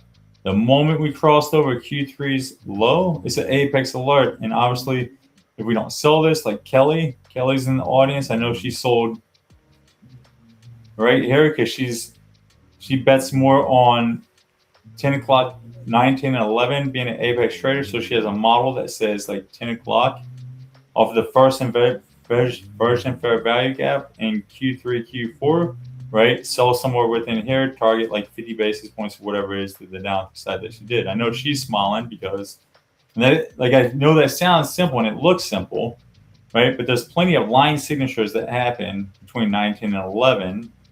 And there's plenty of apex signatures that give you that trade plan. So you've got to go through and do the MAE, the MFE, find the fixed constant, all that good stuff for targeting like she's done. And you'll be able to build a great little trade model for the times that 10 o'clock does end up apexing, where I'm waiting for the quarters break and she's entering up here and looking like a straight up foo. Good job, Kelly. Hey, from the 3-line modular outlook on this 10 a.m. hour close, Q2 and Q3 breaks. But this 10 H2 can roll to H1. No, it can't roll because we have an apex alert. So this can't be an H1 coming off of an apex signature. The rolling, so the next hour would be considered H1, Nicholas. Right? So this resets your rolling. Right? So we're just talking about static. Hit me up in the Discord.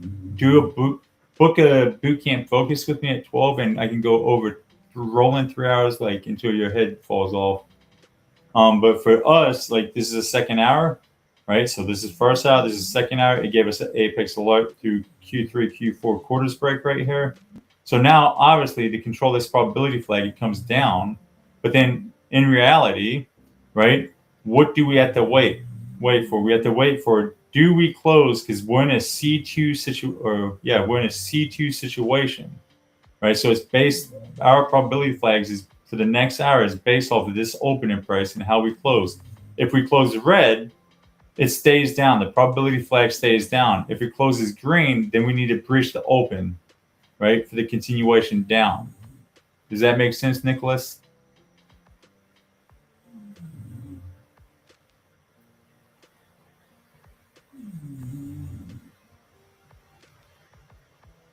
You want to jump up on here? Okay. Because I'll send you a restream link. I know you're in like week 1 of the boot camp, so the fact that you're asking those kind of questions means that you put some fucking time and effort into your work, and I don't mind entertaining any questions that you have because you're taking this as a profession, right? Unlike the entitled generation who's like, gimme, gimme, gimme, I don't want to work. Give me the roads to riches that does not exist. All right, so we closed red for the hour. So our probability flags down. There's your apex alert, right? And we're still in a range 1 signature day, right? Now, in range 1s, it's way more important to identify the color of the daily candle than it is anything else, right? So here's why, right? We already know that overnight that the higher probability candle science was to take out the high. We did that overnight. The highest probable area to go to was this red box. We did that overnight. So now we find us in this peculiar situation that we are in. We got the range 1 classification signature between 9:30 and 10, and we got the follow through on 10. So we know we're in range 1. So what we have to do is we have to pick a fucking side, right? We know the daily candle is gonna be smaller than the rest because it's a smaller daily candle, right? We know that more than likely, because we're getting the short true scenario playing out, that the high of the day is more than likely in. So now we've identified we're in a range 1 signature, right? During 9:30 to 10 o'clock, you're allowed to sell the market and buy the market. But at this point, you should have a good understanding at 11 o'clock in the day, unless it's a very, very uncommon, complex day, where your high of the day is, where your low of the day is. And right now, what we are seeing, that we have an instat low of the day, and we have a conditional probable high of the day. And there's it's pointing to a red daily candle, right? If you need to, right, you can do something like this. And I used to do this when I started, right? Where's Globex Open? Globex Open is right here. All right, you draw a big, big girthy line on your chart, right? Color it of a noxious color, whatever color of your choice, right? Let's do bright pink, right? And then as you're navigating this range 1 day, you know that above this line makes it a green daily candle. Below this line makes it a red daily candle. We know that it is more likely to hold this high than this low. Why? Because this high is farther away than the low. Although we know that this low is statistically sound, but we're stuck in a range 1. So for me today, which was the wrong choice because I didn't do this exercise, I bought dips back into the 9:30, right? Because I put more weight on this low of the day. Or you could have said hey, the high of the day is the higher probable high of the day, right? And you could have sold rips back to the 9:30. So wait for it to go out of the 9:30 range, take trades back to it, cash flow targets, or wait for the bottom of the range and then take cash flow trades back above it, right? But you got two things that matter here. And I know I don't really ever talk about this in this sense, but this is your Globex Open, and you never have to worry about it that much during this time of the day, right? And either way would have been fine. Just pick a direction, right? Are you going to sell the rips or buy the dips in this range 1 day, and just stick with it? On more obvious range 1 days, where overnight likes to rip or dip, right, away from that Globex Open, and you're stuck in a range 1, then you can sync it up with that daily candle a lot easier. It's going to be a green daily candle. We have an 1800 low a day, and we're 400 handles above it, but we're stuck in this range. Those are the times where you need to buy dips, never sell rips, right? Because remember, what's the one guarantee behind a range, right? At some point, you will break out of that range. So you put in probabilities on your side of what side of that range is you buy. But the worst case to ruin is to try to buy and sell, buy and sell, buy and sell, buy and sell. It's mentally exhausting. It's just stupid, right? So today, your job was just to either pick to be a seller above the 930, buyer below the 930, right? Do you put more weight on the 930? Do you put more weight on the 345? Guess what? There's not always an answer to the test that we're going to give you, because we don't know ourselves.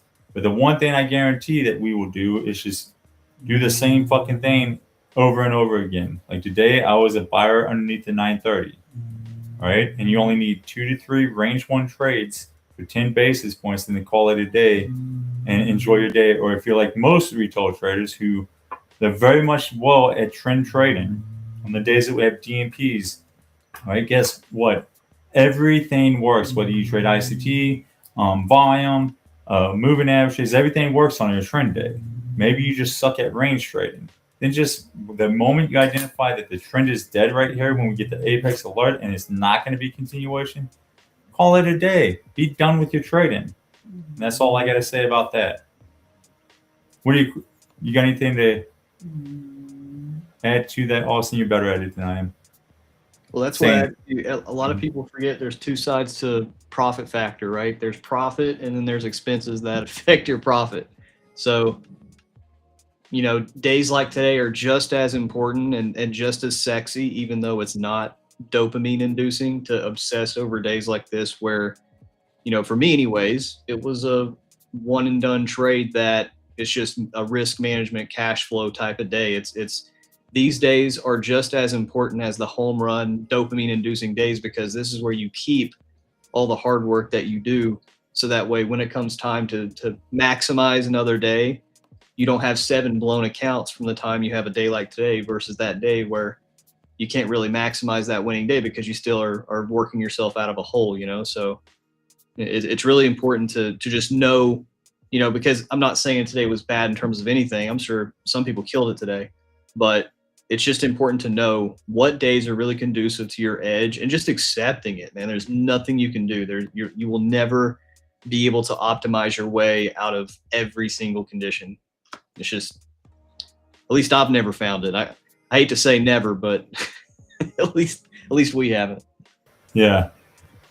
So like now, right, the clues are on the table. We cannot hit the high probable target to the upside or the downside.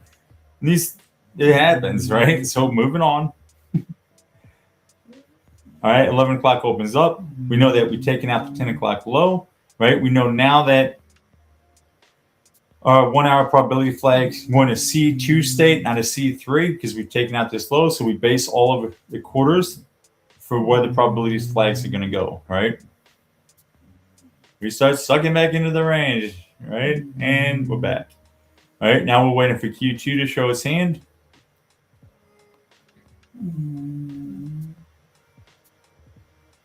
And so now we taking out the Q1 low, we got a Q1 high, and we have to anticipate a Q4 low. But Mickey, you just said one in range 1. Yes, I did. And guess what? On range 1s, DMPs, DWPs, range 2s, I do the same checklist. If it wants to snap to the upside back into the range, let it be. All right? Like, I don't care. Okay, we get an hourly doji. All right? So there's Q1 high. Q3 takes out Q2's low. The current high that matters to the doji is the Q2 high. Q4 opens up, and it takes out Q3's high. All right, so now we know, oh, cool, an hourly doji. Right? Now, Nicholas, we're not going to consider this as H1 either. Why? Because we got sloppy doji price behavior. So the next hour will be H1 if we're doing roll-in. You already got your apex. 1, 2, 3. Like, plenty of trade opportunities in there. It's so cool. Like, every freaking class, every cohort that it seems like, I always get that 1 to 2 student that's just balls deep into the material. Dude, straight out the gate.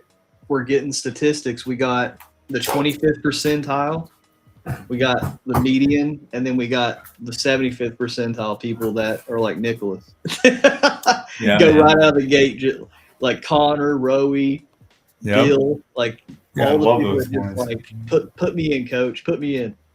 Right out of the gate, dude. It's cool. All right, so now we got a new 3 hour, right, from the statistical side or from the static side, right? So we know that the 3 hour. Let me rewind one. We know that this 1 hour probability flag is up. Golly bless. Right? Not just because we broke the quarters there, but we closed above the opening price, making this a green candle. And continuation is more likely to happen than reversals, right? The 3 hour is up as well. Why? Because we closed above the 9 o'clock opening price, making the 3 hour up, right? So we know that the hour and the 3 hour probability flags are both up. Right? And then we know, because we're in a C2 state, for first hour or 3 hour, we're going to look for 3 line signatures in the first hour and 1 line signature in the second hour and 2 apex signatures in the second hour. The 3 line signatures will be perfect line, which means we make the high, the low for the 3 hour in the first minute. Yes, I said that correct. It was so relevant that we had to make it a classification. Also 5 breaks or first 5 minute true breaks, line signatures. I don't know why I'm saying breaks. Put this at 1500. And so now we know that the hour's in a C2 state, the 3 hours still in a C3 state, right? So moving on, we start sucking back into the range, and Q2 takes out the low. So Q1 high, Q4 low with a possible sweeper, right? A possible sweeper. We took out the high, we sucked back into the range. And I'm paying attention to this previous hour 50 right here. We got Q2 taking out the low of Q1. We've got the sweeper. But remember, why do I look at the midpoint? Type in the chat. Why do I EP? You're definitely one of the exceptions. Because if we look at statistics just from the hourly, we can do the same thing with the 3 hour. Right? We can see that after the previous hour was swept, if it chooses this midpoint, it'll be going for the 30% probability over the 62% probability, right? And that's something that we do different here, is we don't teach you just to go with the higher probability, but to identify live price when it's going with the lower probability. And so the sweeper exercise I've given you is when that happens, is training your brain to understand why the lower probability is more attractive than the higher probability. And then it's your job to figure it out in every other approach. We do it with the true versus the false. We do it with the MA and the MFE of the 12 hour, but we also do it with the sweeper, right? So this is live price telling you it'd rather go for the 30 and the 16% over the 62 and the 31%. All right. So Q2 takes out Q1's low, and then we start sucking back into the range, which is range 1 in. All right. Q2's closed. We know that this is the high that matters for quarter breaks. And we just wipe it out, right? Cool beans, Shelly Bean, right? So that's the power of understanding the lower probability over the higher probability, right? New York 2 is open. We're just waiting to break out of the low to get a direction for the afternoon to put probabilities on it. And there's your Q1 high, Q4 low, right? With a perfect line signature, meaning we made the higher the low for the first hour within the first minute of the 3 hour. That's pretty crazy that, like, I don't know. Like, I don't really get behind who controls the market scene. I don't really give a fuck, which is weird coming from a dude that actually traded collateral and margin and helped with the T+1, but it's pretty freaking cool that 2 Army dudes can pick up these cool little signatures through probabilities, which is nothing more than a back test, and pick up signatures like that for a multi-trillion-dollar market. Still blows my mind every day. All right, moving on. Right, now it's the second hour. Now we have 2 signatures that we need to pay attention to, right? We either get the perfect 3 hour line signature off of this 1 minute to the downside, or we're going to get a footprint rejection to the upside, line signature up, or we're going to get an apex through the form of a sweeper or a Q3, Q4 quarters break, right? So hour opens up, we mess around inside of this footprint, which is no more than a wick for you guys that are new with us. And 05, we start breaking to the upside, right? We know when a C3 spot, probability flags are down. We have to breach this open in price right here for them to flip back up. Q2 takes out Q1's high. We're above the previous hour mid, so this is a line signature, a 3 hour line signature up. So we've got a line signature down, a perfect line signature down, and a footprint line signature up. Right? Right now, the live price is telling us that this is the more validating one. Right? And you're still in the range 1 and you have not broken out of New York 2. Right? All right. So now, right, Q3 opens up and here's your Q2 low. And so now this is no longer valid. It's still that line signature down. All right.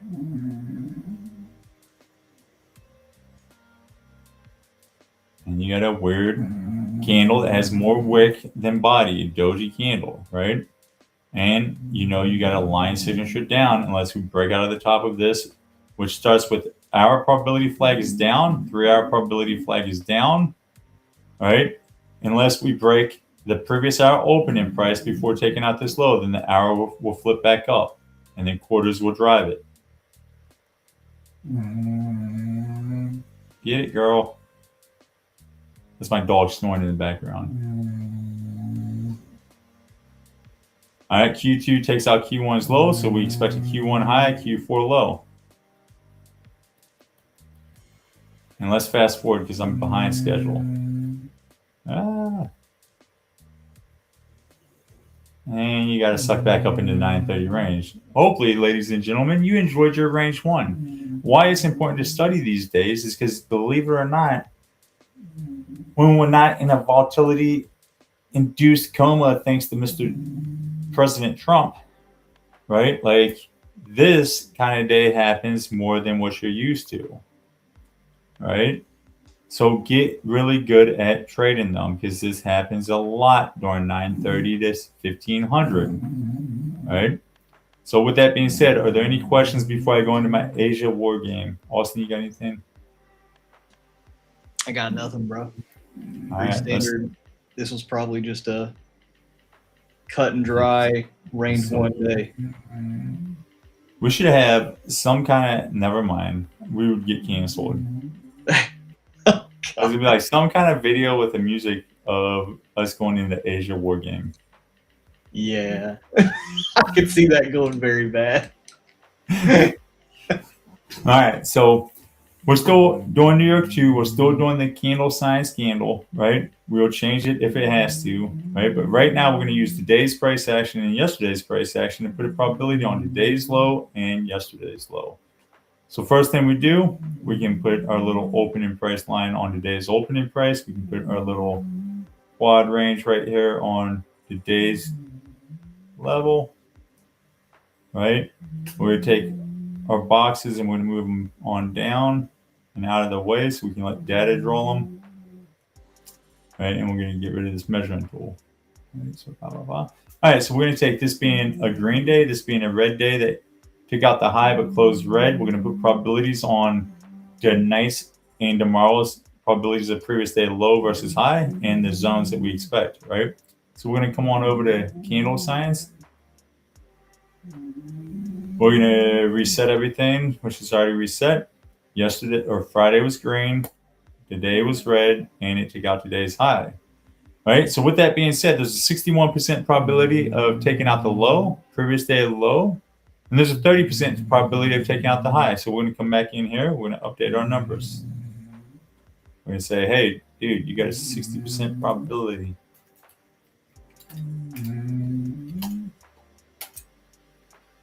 We're going to say, hey, dude, you got a 30%.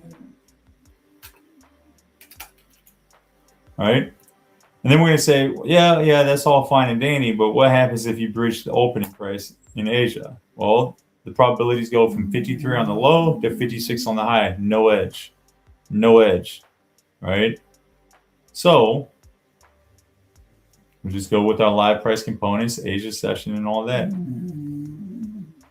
So this was like 54, and this is 53.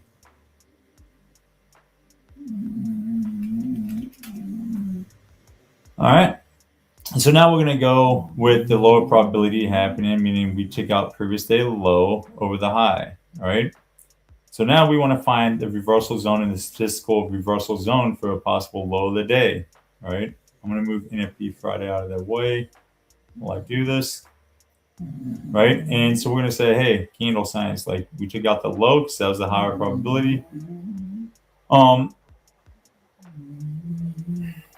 Wrong one. There we go. All right. So this represents previous day low, this yellow line. And we know that this signature has happened 520 times. Right? We know that our 30th percentile zone which is a 70% probability, is 20 basis points off the previous day low. All right, so we're going to draw 20 basis points.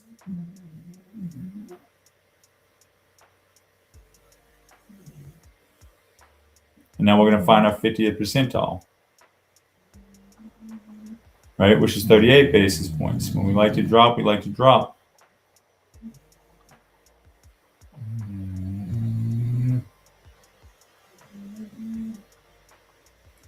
Right, then our 70th percentile, meaning that 30% of the time out of that 520 days, right, 70% of them reversed before 61 basis points, 30% of them kept going.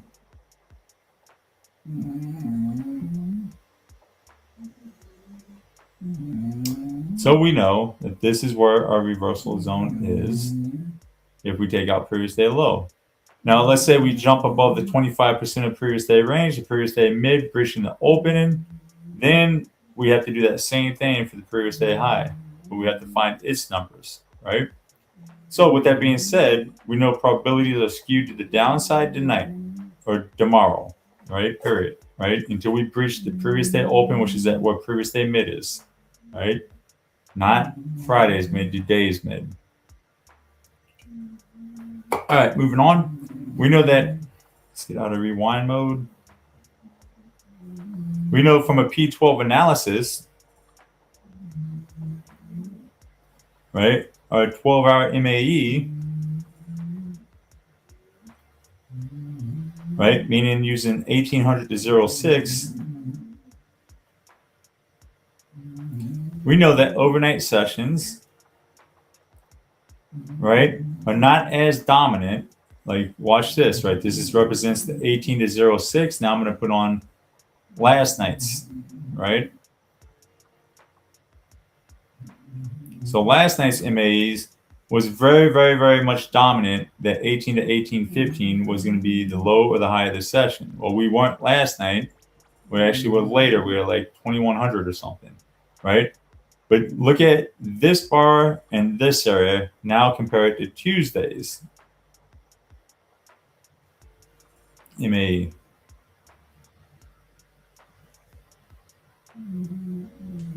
Where did it go? There it is.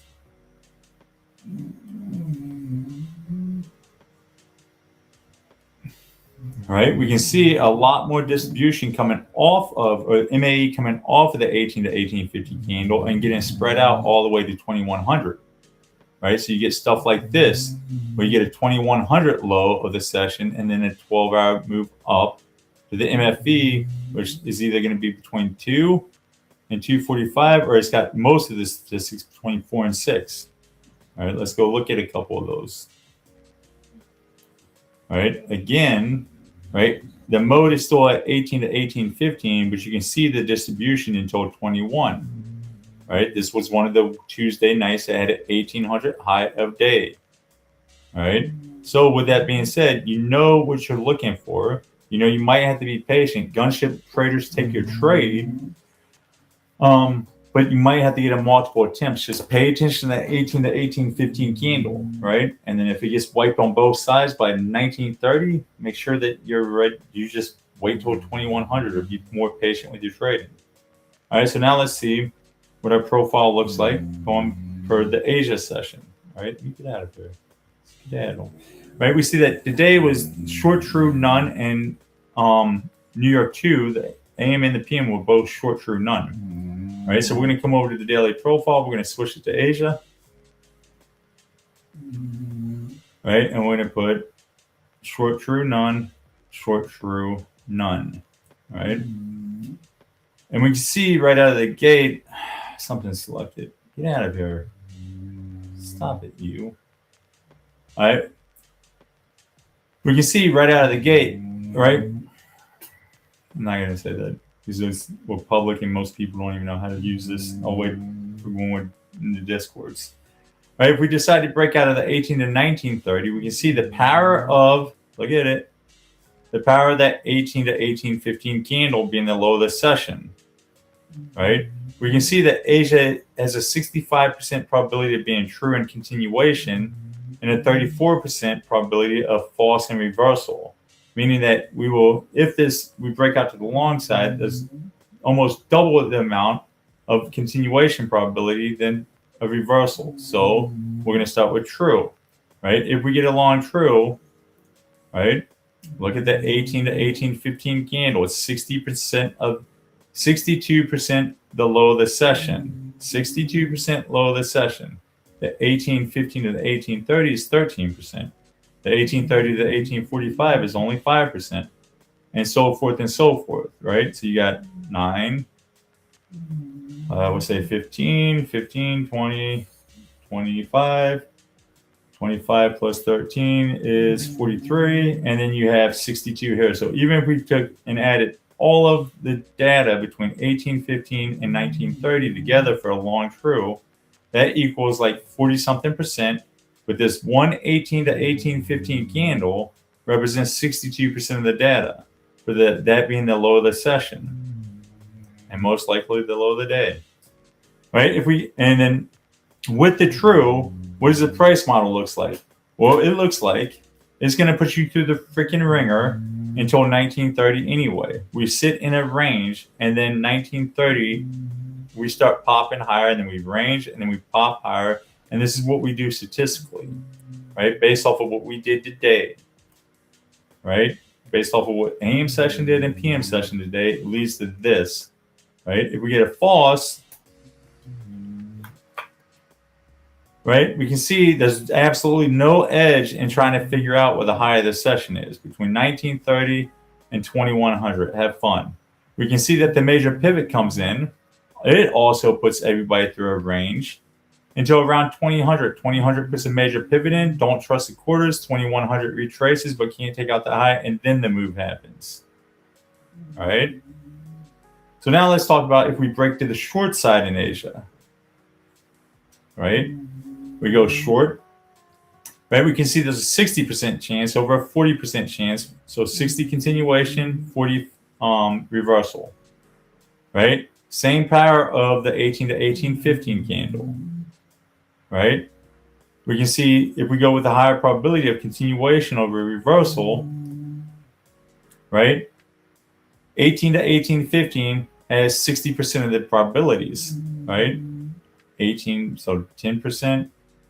20%, 25%, 28%, 35%. So 60% is at the 18 to 1850 for being the session high, and then around 40% is between 1815 and 1930, right? So we know if we come over here and we look at the price model, it's a lot cleaner, right? A hell of a lot cleaner.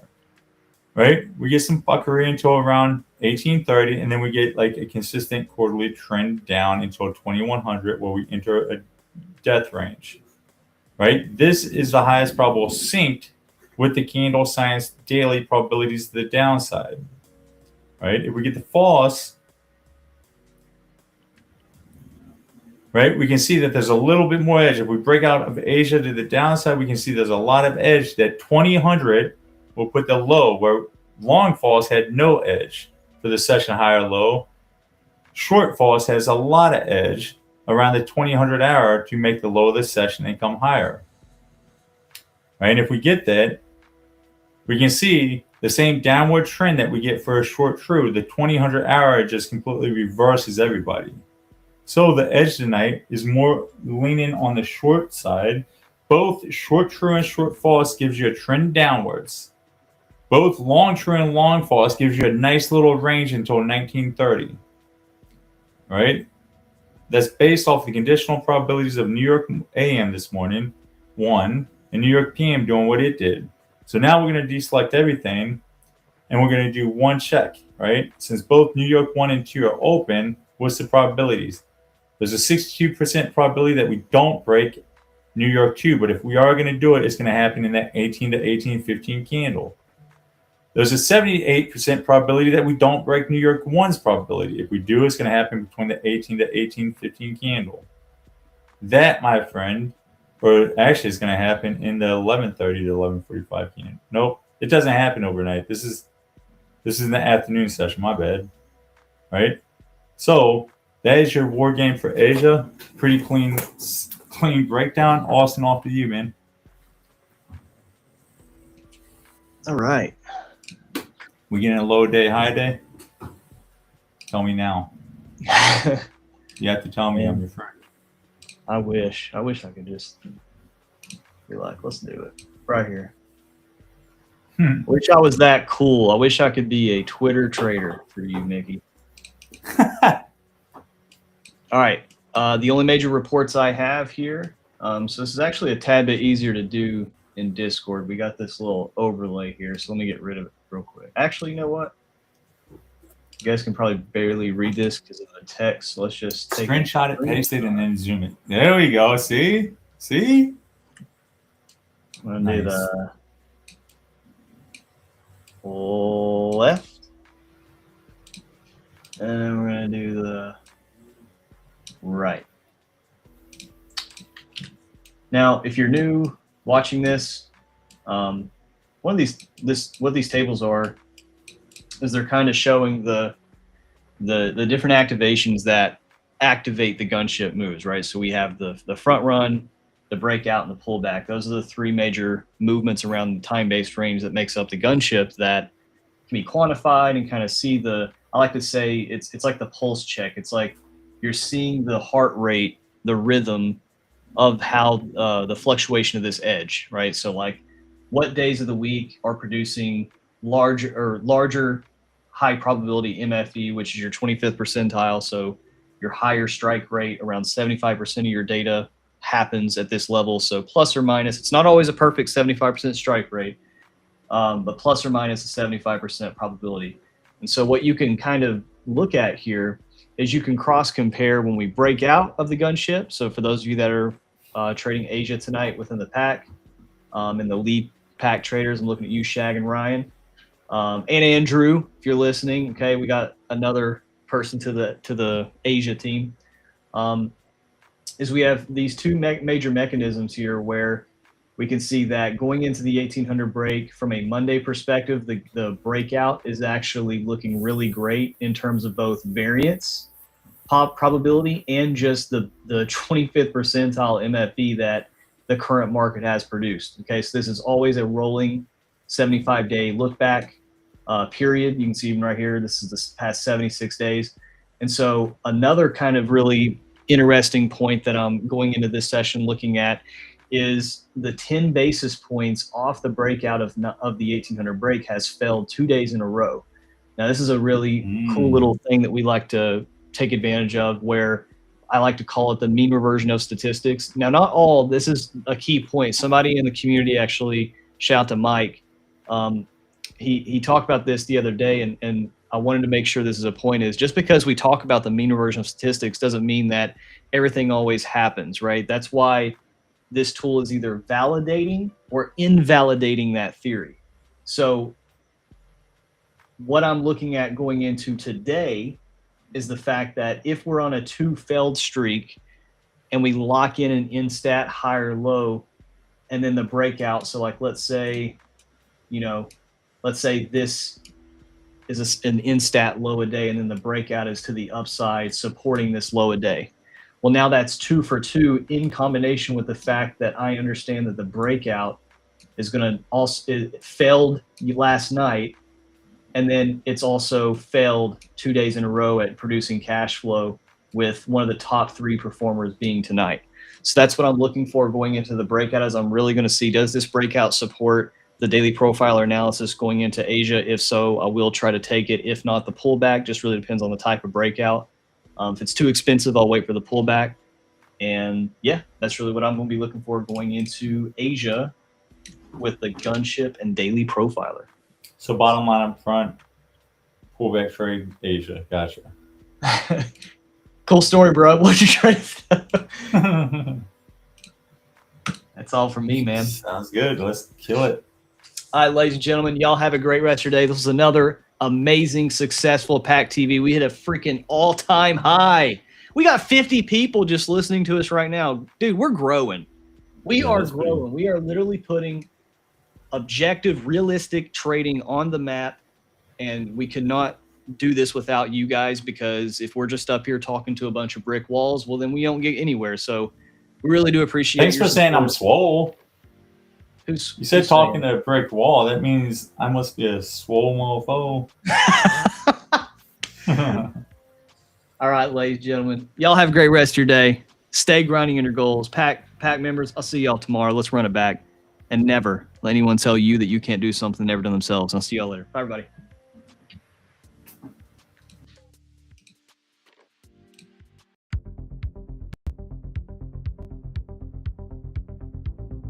Are you stuck doing market shenanigans? Stop trading on feelings.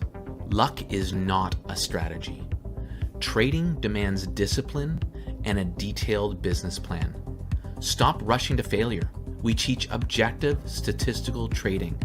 We turn market noise into quantifiable facts with our bleeding edge tools at thedailyprofiler.com.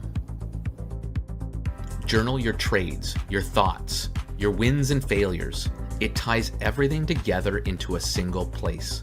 Your journaling software isn't just a diary, it's your personal risk manager, locking down your risk parameters daily and weekly. Let the platform show you the advanced statistical analysis of your decisions and their outcomes with a professional grading system, including backtest valuations, generating deep insight, and showing you exactly where you have to focus on. Master the Daily Profiler. It instantly defines the market environment. Utilize the 4 steps for perfect reversal alignment. You gain instant clarity with our indicators. See the exact levels, 05 boxes, hourly, quarterly, and 3-hour logic. We provide the foundation for your success. Forget guessing candle fortunes. Our candle science uses previous open, high, low, close patterns to predict the next bar's probability. This means we're replacing subjective chart storytelling with objective statistics only. Knowledge means nothing without execution. That is where the pack steps in. Join an elite community focused on collaboration. Get guidance from experienced squad leaders. True mastery requires live market repetition. Our job is to move you from familiar to proficient to mastery. Stop guessing what happens next.